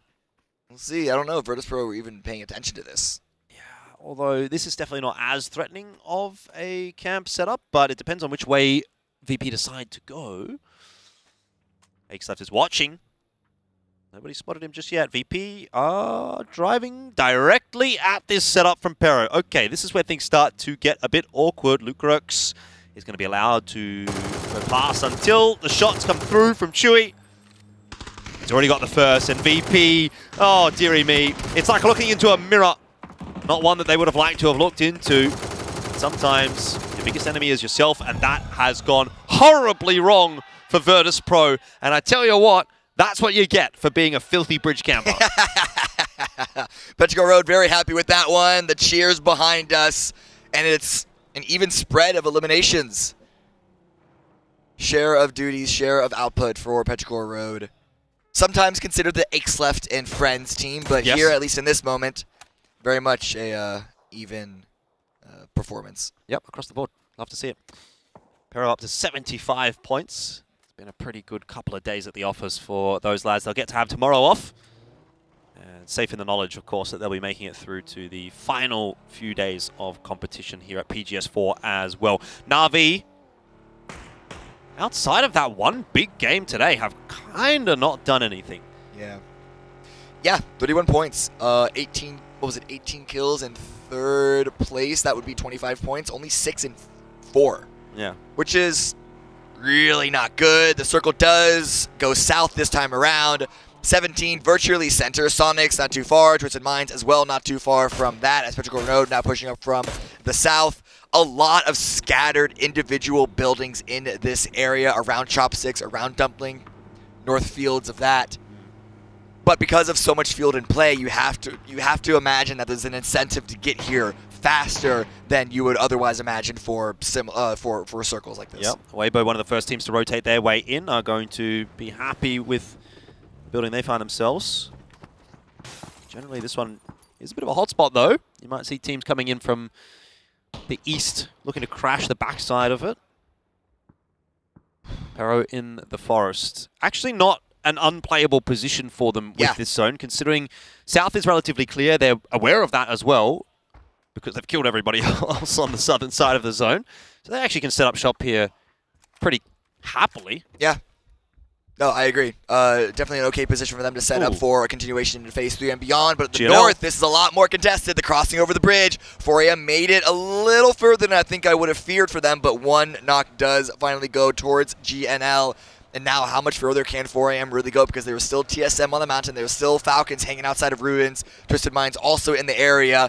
4AM might just look for some semblance of safety in the Ruins position. Just try and get that cover and reset, get the information. At least they were able to grab their down teammate, throw him in the vehicle, gonna get the res inside the low ground here. Yeah, it's unfortunate for GNL, right? Like, they only want 2 or 3 points. Like, come on, that was the one. That was at least one. That one might even be enough. Are they sending it? Stella is getting closer and closer. They might be thirsting over this kill. Yeah, they really only need a couple of points. So if it's mutually assured destruction, both teams like lose 3 or 4 players. I mean, that's fine as far as these guys are concerned. If they're doing the math in the same way that we are. Although, to be fair, you know, I don't know that I'd want to be going, okay, well, let's get 4 kills. We'll be to 56, and that'll be enough. Because I don't necessarily know that that's going to be enough. We're just doing the quick maths, you know, the napkin. Yeah. On the back of the napkin. I mean, PGS was 57. Right, so PGS won. You wouldn't want to overcommit to it. And it looks like maybe GNL have sort of slowed down a little bit. So that's good to see, but sad for them to miss out on those kill points. Touching in on those other teams that, you know, maybe we need to sort of keep a bit more of an eye on. Sonics, as we've sort of touched on, they're very central, very well set up. Happy days for them. TSM's up the top of Everest with full control and lots of vision available to them. Lots of info. Yeah, I mean, this roster, this core team has been playing outside of North Georgia Bowl for the longest time. Very intimately familiar with Georgia Bowl Mountain, with Everest, and not just the capabilities of a defensible position, but also the sight lines that it gives, the information that it gives. Trying to output as much damage as they can at the moment, as Na'Vi also slowly roll in, or rather Fairest. A lone player from Na'Vi, the rest of his team are all playing around Pachinki. This is quite a spread position, but the space is open, the space is available. Getting this virtually for free and finding some information, as I think he might have just spotted out a vehicle by Petrichor Road. Poor Adder, the sole survivor of the bridge shenanigans, although he got the last laugh because VP went down even before he did. Zone Shift's going to go hard south. None of our teams in the hot seat are going to be too happy about that. GNL on the move, Legacy as well as Sonics. They're all sending it for chopsticks. This could be a chaotic fight here as Sonics getting close to 17. Yeah, we know how that ends. And Kickstart already down. This is bad news. Sonics in a bit of trouble. Now, that might be a resable player if they can still win the fight. Oh, I spoke too soon. The nade is perfect. It bounced off of the fence. It bounces off a wooden fence. It's just not possible. H-Win down now as well. And this might be the final game we see from Sonics. PGS 4. After such a strong finish in PGS 3, it looks a little bit cursed now. And, well, Tiggleton, potentially a bit of Tiggleton magic to save the day. A double kill. Hang on, have I spoken too soon? He's fighting hard, but it's not enough. The nade will come through. It's the end of Sonics. They won't make it. 49 points simply will not be enough. Yeah, you have to imagine that's not going to be enough with Twisted Minds and Falcons also fighting it out. Everyone's sending it from the north into these scattered positions. Rather, the last one up going to at least confirm a third kill for them so far. Can potentially get the revive on one of their teammates. Yeah, you know, I think it's a very unfortunate situation for Falcons. It's a silver lining, though, to a very dark cloud. Relo's actually been doing okay today. Yeah. He's almost been playing solo a lot of the time, but he's been getting a bit of work done, and I think they can kind of give him a bit of a pat on the back that they've even managed to get to the 20 points that they have. largely off of his shoulders. Yeah, definitely. Rello is often touted as one of the most underrated players. Very mechanically strong, very powerful, but also the IGL, so hosting a lot of duties, responsibilities in that sense. So who else do we have to touch on here? Legacy, obviously very important for them. 20-point game maybe would be what's required. 15 maybe? If they could get a 15-point game, that might just be enough to keep us interested. Weibo Gaming, well, you'd have to say they're well and truly out of the running at this point in time. I mean, they're still 4 up.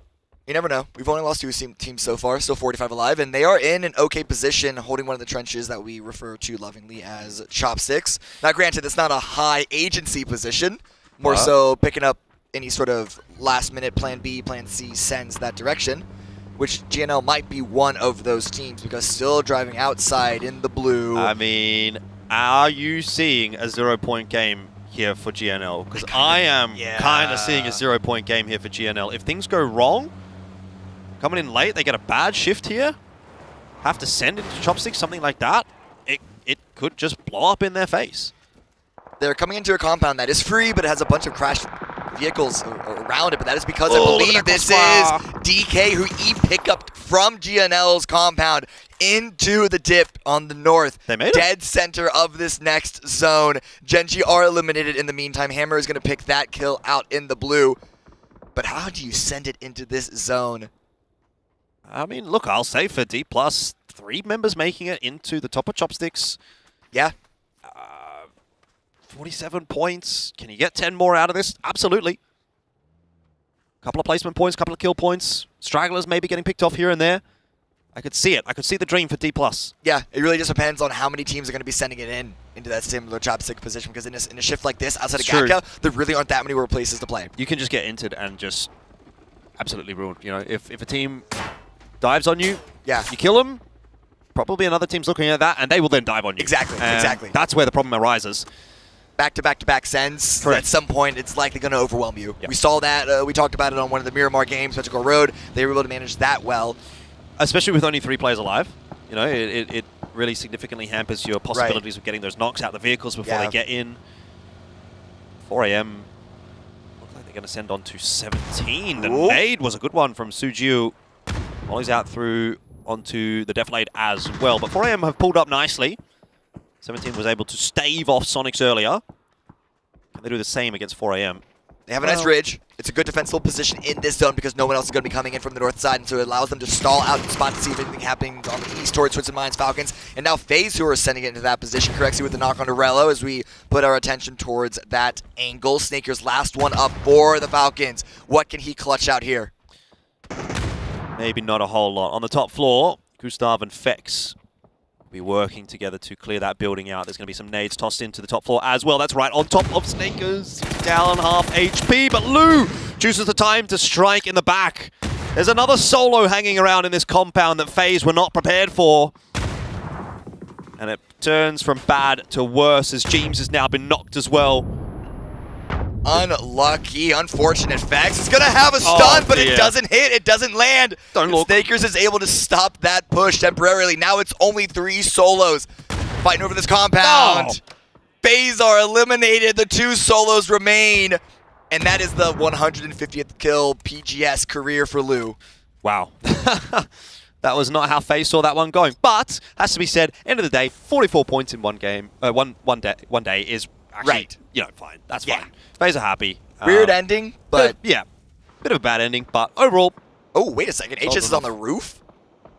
17 just let that happen, I guess. Yeah. That shot's gone nowhere. It's not a Dragunov. The bullet doesn't drop that aggressively. Well, Roy from GNL has been knocked. And look at the position that they're stuck in. It's not looking too good here for GNL to split. Hammer also getting knocked down by a grenade. So it is just a duo for GNL. They've managed to take 1 point out of this. And by the way, just have a look at what Snakers is up to right here. Jason Liu already dealt the damage. Wasn't able to track the rotation, though, trying to find a position, an angle through that window. The Molly could do it. The Molly could do it. I think it might fly just a bit too far. Liu with the first aid kit just in time. This is like Ring Around the Rosie. Game of cat and mouse. Quite violent version of it, but yeah. Blue zone nade. It's going to force Lou back a couple of steps. But Snake is not able to find the angle at the moment. Holding on to a nade though. Not going to land. Oh dear. Whoa, wait a second. Okay. Still, a bit weird, a bit complicated, and the blue is now closing in. Ooh, but this is where the fight actually happens. And Snakers gets the first couple of shots off. It doesn't really work out too kindly for him. Lou has the advantage now. The Pika's advantage will go his way. And he gets out scot-free. The zone not pushing quickly enough. We'll turn back over to Na'Vi versus New Happy, which is decidedly Na'Vi-sided at the moment. 4 up for Na'Vi. Only 2 kills so far, but let's see if they can't turn around and have another great performance to bookend this day. 4 AM finally putting the fight onto 17. I believe it is just Suju left indeed, but not for long as TSM finds yet another kill. This is another game where TSM are not being pushed at all, but they have so many angles out in the open to pick up. And now Lou, solo player again, just never mind. Yeah, well, you were. I could see what you were trying to do. You know, you were building something, and then P90. Yes, P90 happened. 4 AM just not interested at all. GNL have lost another member though, and this is what I'm building. Okay, I've been keeping my eyes very peeled on that kill feed, watching for GNL. They have gotten 1 kill this game, 53 points. They're now down to 1 member up. Obviously, there's a revive possibly. And I'm starting to get a bit worried about their chances of making it off of 54 points, which might be enough, but it might not be enough. Yeah, it's not great. Kirk did get knocked very extended away from the rest of the squad. It's going to be difficult to revive him, especially now with 4 AM taking this tractor position. So I think any attempt that direction just got 180'd and turned back around. Purdy down for TSM, no longer full squad. Kill, win over to Legacy, 4th kill of them so far, and they are in the center of the zone. So our attention has been put towards DK, towards Sonics, but Legacy now up to 48 points. Yep. Plugging away. They are plugging away, and especially with GNL having a bit of a rough game, you know, there's a chance that they just leapfrog them, and that might be the difference, you know, that might be 16 versus 17. Ooh. And they get a bit of a feed as well. GNL also. So that might be enough to actually get GNL over the line with some placement points. DK getting some kills in here as well. I don't think GNL are going to have too many opportunities for kill points because the East is where all this fighting is going to be. DK versus 4 AM, New Happy versus Weibo, and then Na'Vi. They could try and send it onto the west side, or they also could gatekeep this East position to find more kill points for themselves. We have a mortar that comes into play. That one is actually aiming, I believe, towards Chopsticks. Towards no, that's actually towards GNL. That is towards GNL. They're clearing out the west side before they make their send that way. We'll see if they're going to land. Nothing so far to speak to, and you can see the mortars actually striking the ground now, so maybe not quite finding their targets. I'm really interested to see how these last 10 minutes or so of match 6 are going to play out. Na'Vi ready in the vehicles, ready for the send. Mortars didn't find anything. Good damage on the Alo from GNL, but will they be expecting the full squadron of Nadas Vincer to be right behind them in a matter of moments? Oh yeah, just skirting the edge of the zone. The blue on their left.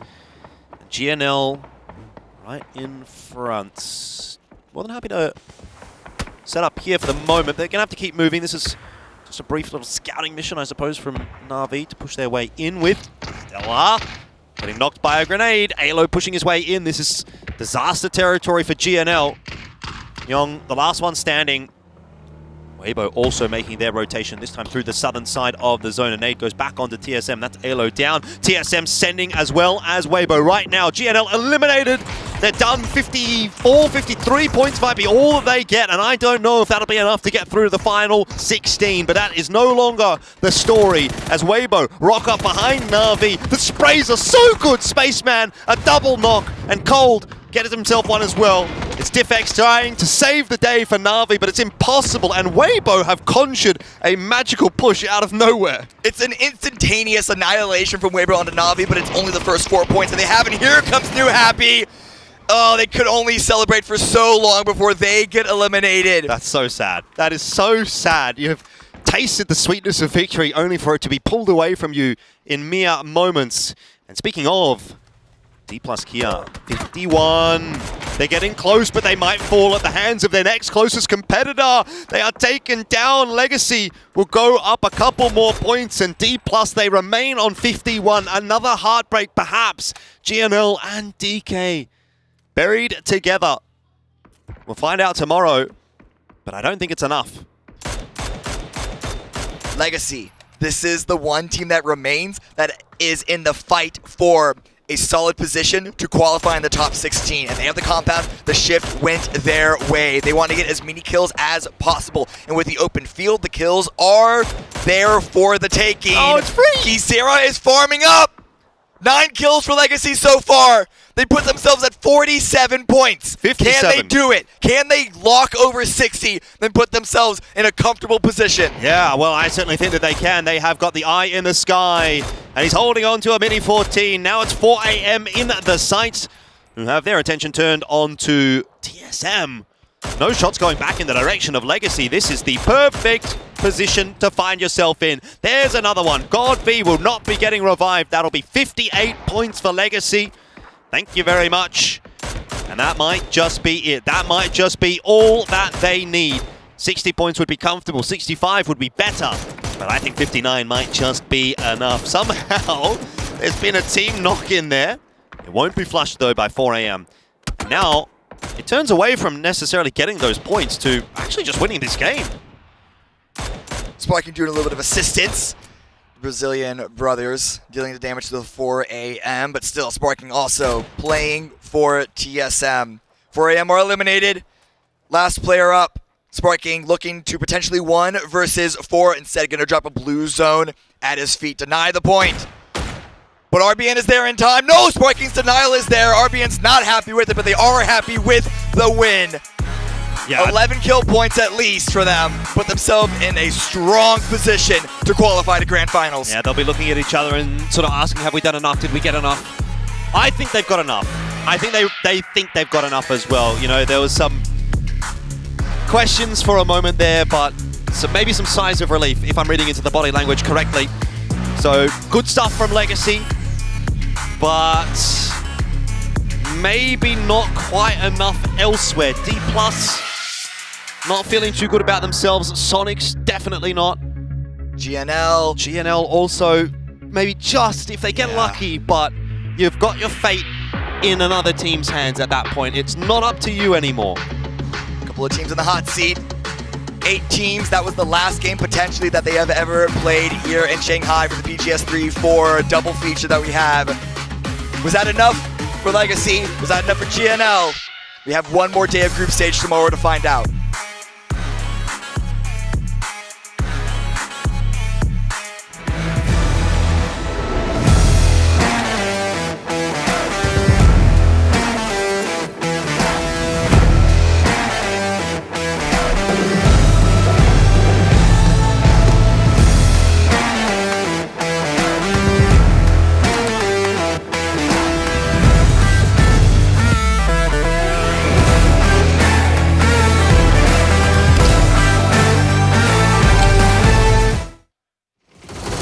Legacies are determined by the moves you make when your back is against the wall. When you have to do something and go big, that is how you solidify a legend. And Legacy came out in this game when they needed to. Boy, did they need to, and they did it. That was incredible. That's a very difficult circle to navigate, Yes. and you could see that whenever Cash was talking about after the game ends, Legacy, they wanted those points. Sparking playing on the outside, TSM, Sparking picking up a couple more kills, even denying himself. Hopefully won't be something that you can see Legacy look back on and say. If there was a poetic moment, it is seeing Sparking deny himself instead of giving the point to Legacy. If you know the history of the teams, there's going to be a little bit of a backstage banter perhaps because of that. But I don't think Legacy is going to be in trouble. Remember, the Sonics, D+ Kia, they needed the points. They didn't get what they were hoping for. Yeah. And we're going to get to that scoreboard in a little bit. So right now, though, Legacy played that so well. They did, and they did what they had to. They were way farther down that leaderboard. When we went into this, I said Here's the two to keep an eye on, and then maybe Legacy, and then they did this. Just a massive game, picking up the kills, managing to pick up the victory, put themselves right back into this one. So once we see the overall, we'll know exactly how comfortable they're going to feel. But you can see they were up on top of everything, exploiting their positioning, and just using the vision that they had for days to just absolutely assert control over that circle. Whew, man, what a game. Welcome back to the Analyst Desk. We are done with the games for today.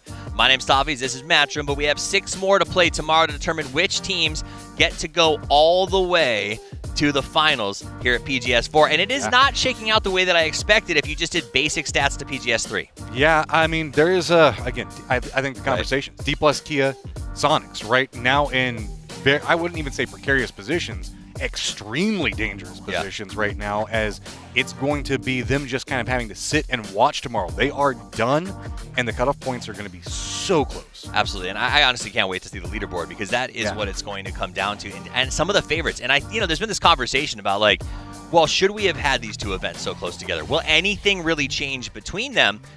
It looks like it, right? We're seeing some of the top teams. Sonics was 2nd place at PGS 3, and they were so mad about not getting first. And they were like, it's okay. We're going to come back and we're going to dominate. And now we're in a genuine position where they may not make it. They probably won't make it to the grand finals, right? This is wild. I mean, it really just comes down to TSM did eat up a whole bunch of points. Yeah. So whenever we look at that, that could push down the average just a bit. But on the same side of that, Twisted Minds had an amazing run in the group stage for PGS 3. So it's not like it's an unheard of thing. So whenever we're looking at the potential cutoff points, we could be seeing anywhere you were talking about. Yeah, what do you think it's going to be? You said it was like 53 for the last one. I mean, 55 to 60 is usually what you're wanting to be aiming for. But again, with point sponges, it could push it lower. It really just depends. We've been seeing Petrichor Road have a great run. And then, I mean, it comes down to tomorrow. Can one team just really take everything from everyone else? And then maybe it's enough. All right, before we get into what tomorrow means, let's take a quick look at what today means. Legacy, 11 freaking kills and a chicken dinner. A 21-point glow up to, I think, get themselves to the grand final. I mean, it could be enough. TSM just, again, continuing. Just them and 4AM, man, these guys. Just in everything, every single time. New Happy today, too. Let's be real. New Happy has had a great day today, and if there's potential for a big point sponge for tomorrow, I think it could be them. Hey, I'm bullish on New Happy. I think these guys go the distance. I like it. All right, let's take a look at the WWCD team stats. Look at that smile. That was not the smile on RBN's face at the end of that game. However, they played well. They were happy to be here. Gizera and BHC both getting those 5 kills, but LFP, no kills, 436 damage. Everybody on that team was peppering, protecting, and playing that match. LFP putting all the work and VHC taking all the kills. Ain't Look that at the that. truth? Nah, I mean, it just depends on angles and stuff like that. So that's why you can't always say that kills are going to be the defining factor. You can see LFP putting in a ton of work. The elevated positions that they were playing on that circle gave them so much. So Gizera, a big beneficiary of that. You can see just racking up a decent amount of kills. I mean, 10 pretty solid all around for their squad. It's just it came at the right moment at the right time. It's just one of those things that this is a squad we know can firefight. Yep. And this was a circle that just let them unload. And I'm happy to see it. This is a team that comes out of the region that you and I spent a lot of time in. So it is always nice to sort of, I don't want to say it's a bias, but we're familiar with them. So it's nice to see guys that we know are generally pretty good-natured, are fun to hang out with, fun to talk to, and are always up for sort of a chat and to get better. And I love seeing them do well. Now, let's start talking about the team summaries here. We got TSM, 67 kills. I don't know what they've been eating for breakfast. I don't know what they did during their training camp. TSM showed up here, and I'm going to be honest with you. Having TSM as the best North American team at this event was not on my bingo card when I showed up here. Yeah, I mean, we were expecting them to do well. Okay, yeah, good. But this is just, you've been saying, Renaissance, it's just a complete step up in control and authority, just an overall confidence in play. I really like what we're seeing out of them because this is a squad that is historic in PUBG. They've been around for so long. Yeah, there's a couple of changes they made here and there. Sparking hasn't been on the roster through the entirety of it, but this is a squad that has been universally together for a very long time. What a great pickup of Sparking. He really is gelling well with that team. He loves the professionalness that sort of Purdy brings to calling, and it seems to be working very, very well for him. New Happy at 4 a.m. The Bobo swap-in is doing wonders, but total leaderboard, let's get to it. Okay, so what we're looking at is teams that have 12 games played already are no longer playing tomorrow. Top 3 teams, they're through. No issue whatsoever. With 64 points, yes or no, Legacy through? I think that they're okay. I agree with you. They are good. GNL 54, DK 51, SQ 49. There is the problem. 6 teams don't pass. Those teams have played their games and all are sitting around that 53-point cutoff. Now, when we move to the second half of the leaderboard, we're going to see where the chase is going to be on, right? We think there's Armory, I think there's Bleed. There's a couple of teams that have struggled to put points on the board. Day Trade that may give a little bit of space to those teams. But the question mark then becomes, you expect 17 to have a second day? You know, like these guys are going to go up. I mean, 17 didn't have the best performance today. The Freaks didn't have a best run whenever we were looking at them yesterday. Falcons have not necessarily had the best overall point average for the day either. But that being said, tomorrow everything can change for these squads. We know that those squads can have really big days. VP also, while they had a phenomenal, a big, massive game to kind of kick everything off, it's also been pretty quiet for them. So whenever we're looking at this side of the leaderboard, just look at how many of them still have 6 matches left. And if you're, I guess if you're a Sonics fan, if you're a D1's Kia fan, that's the nerve wrack right there. That's the problem, as we are going to be moving into tomorrow's matches. Get you guys prepped. We are starting back on Erangel, moving into Tego and Bikindi, and ending on Miramar. I love it. So it's the same thing. 6 teams that started yesterday. Everyone's back here in the fold. You've got to make that statement that you deserve to be in the grand finals. Now, coming back here, I do want to say we want to give a big shout out to the people who make this possible. This has been the PGS 4 desk co-hosted by Crafton and VSPO. And we want to say thank you to Onda Seat, the official tournament gaming chair, Onda Seat, for their great support for PGS 4. And Zowie's 2546X gaming monitor has been provided for these players. It is the choice of PUBG professionals when they need to see the game in perfect clarity. Real quick, what are your final thoughts for the day? Oh man, why, oh why are you doing this to us, D+ Kia? Why are you doing this to us, Sonics? Tomorrow is going to be interesting, and I am not going to sleep well. And I know that there are going to be several other teams that are not going to sleep well either. Absolutely. We know those teams have a long way to go. One team that is going to be sleeping well is going to be TSM. They are done, they are dusted, and they are on their way to the grand finals. In just a second, we're going to be on our way over to the stage with Lydia, because I believe she gets a chance to catch up with TSM. It looks like she's got Purdy Curdy, so I'm excited to hear more about that. All right. Could be I spicy. love it. I think it's going to be spicy. I can't wait to hear the interview. Purdy has been incredible so far this year. I can't wait to see what they bring to the grand final. Let's check in with Lydia. Guys, thanks for watching. Don't forget, come back tomorrow. Final 6 games of the group stages.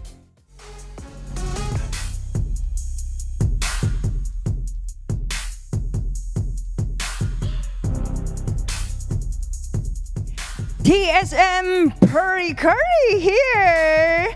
Well, today you guys performed very well and in the group stage this time, and you guys secured the several chicken dinner. How do you feel about it? Pretty good. It's just groups, so it's not overly exciting. Got a lot to prove in finals for sure. Okay. Well, actually, you had a very good start in the PGS 3, but the finals didn't go well. Do you feel confident this time? And what the preparation will you make? Yeah, feeling a little bit better this time around. We're working on some things in these games, obviously not taking them lightly. So, yeah, I think we're making good strides. Okay. Well, we hope you guys have the more good performance for the next, okay? For the PGS 4 finals, which teams do you consider your biggest rivals? No rivals, really. Seriously? Usually it's Sonics. Sonics, but? I think they might have been cut short from the cut, most likely, unless a miracle happens. So it's just going to be ourselves going into it. As long as we beat ourselves, we'll play pretty well. Wow. So the rivals is you guys selves. Okay, well, thank you for the interview. Thank you so much, and best wish to your team. Appreciate it. But thank you. Please have rest. Now, let's invite Legacy LFP1.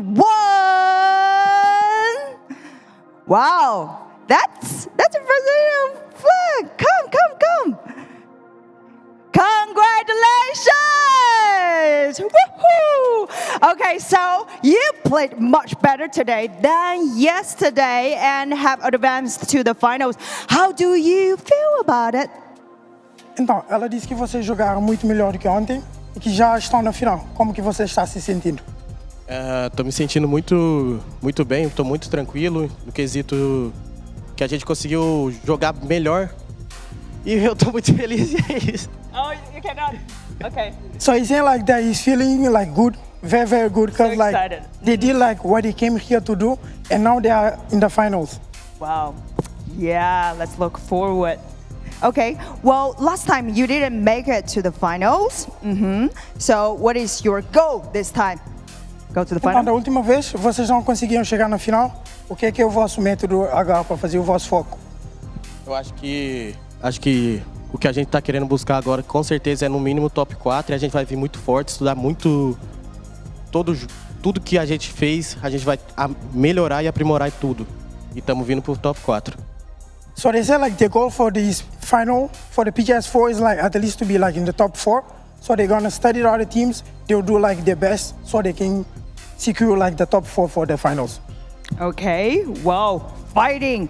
Okay, so as the only South American team, what do you like to say to your fans? Então, vocês são a única equipa da América do Sul que estão agora no final. O que você quer falar para os vossos fãs? Muito obrigado por ter acordado aí 6 ou 7 da manhã, agora eu não lembro. E a gente vai fazer valer a pena vocês acordarem cedo. Vai valer muito a pena. So he wants to say like a big thanks for all the fans that wake up at like 6 or 7 in the morning to see them. So like they do their best like to make like all the sacrifice that the fans are doing for them. Well, congratulations to Lexi again with a remarkable game. Congratulations. Thank you so much. Please take a rest. Thank you. Well, this is the wrap of Day 2 of the group stage at the PGS4 held in Shanghai, China. And tomorrow is the final day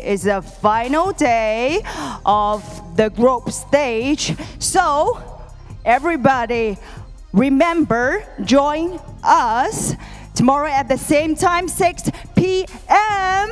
for day 6. It's for day 3 and with the group A and C. I'm Lydia from all of us here at the PGS4. Thanks for watching. See you tomorrow.